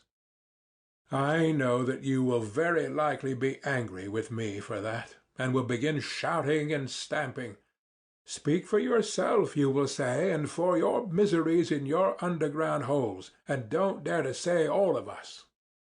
Excuse me, gentlemen, I am not justifying myself with that all of us. As for what concerns me in particular, I have only in my life carried to an extreme what you have not dared to carry halfway, and what's more, you have taken your cowardice for good sense, and have found comfort in deceiving yourselves. So that perhaps, after all, there is more life in me than in you. Look into it more carefully. Why, we don't even know what living means now, what it is and what it is called. Leave us alone without books, and we shall be lost and in confusion at once. We shall not know what to join on to, what to cling to, what to love and what to hate, what to respect and what to despise. We are oppressed at being men, men with a real individual body and blood. We are ashamed of it. We think it a disgrace and try to contrive to be some sort of impossible generalized man. We are still born, and for generations past have been begotten, not by living fathers, and that suits us better and better. We are developing a taste for it. Soon we shall contrive to be born somehow from an idea. But enough. I don't want to write more from Underground. The notes of this paradoxalist do not end here, however. He could not refrain from going on with them, but it seems to us that we may stop here. End of Notes from the Underground by Fyodor Dostoevsky. Translated by Constance Garnett.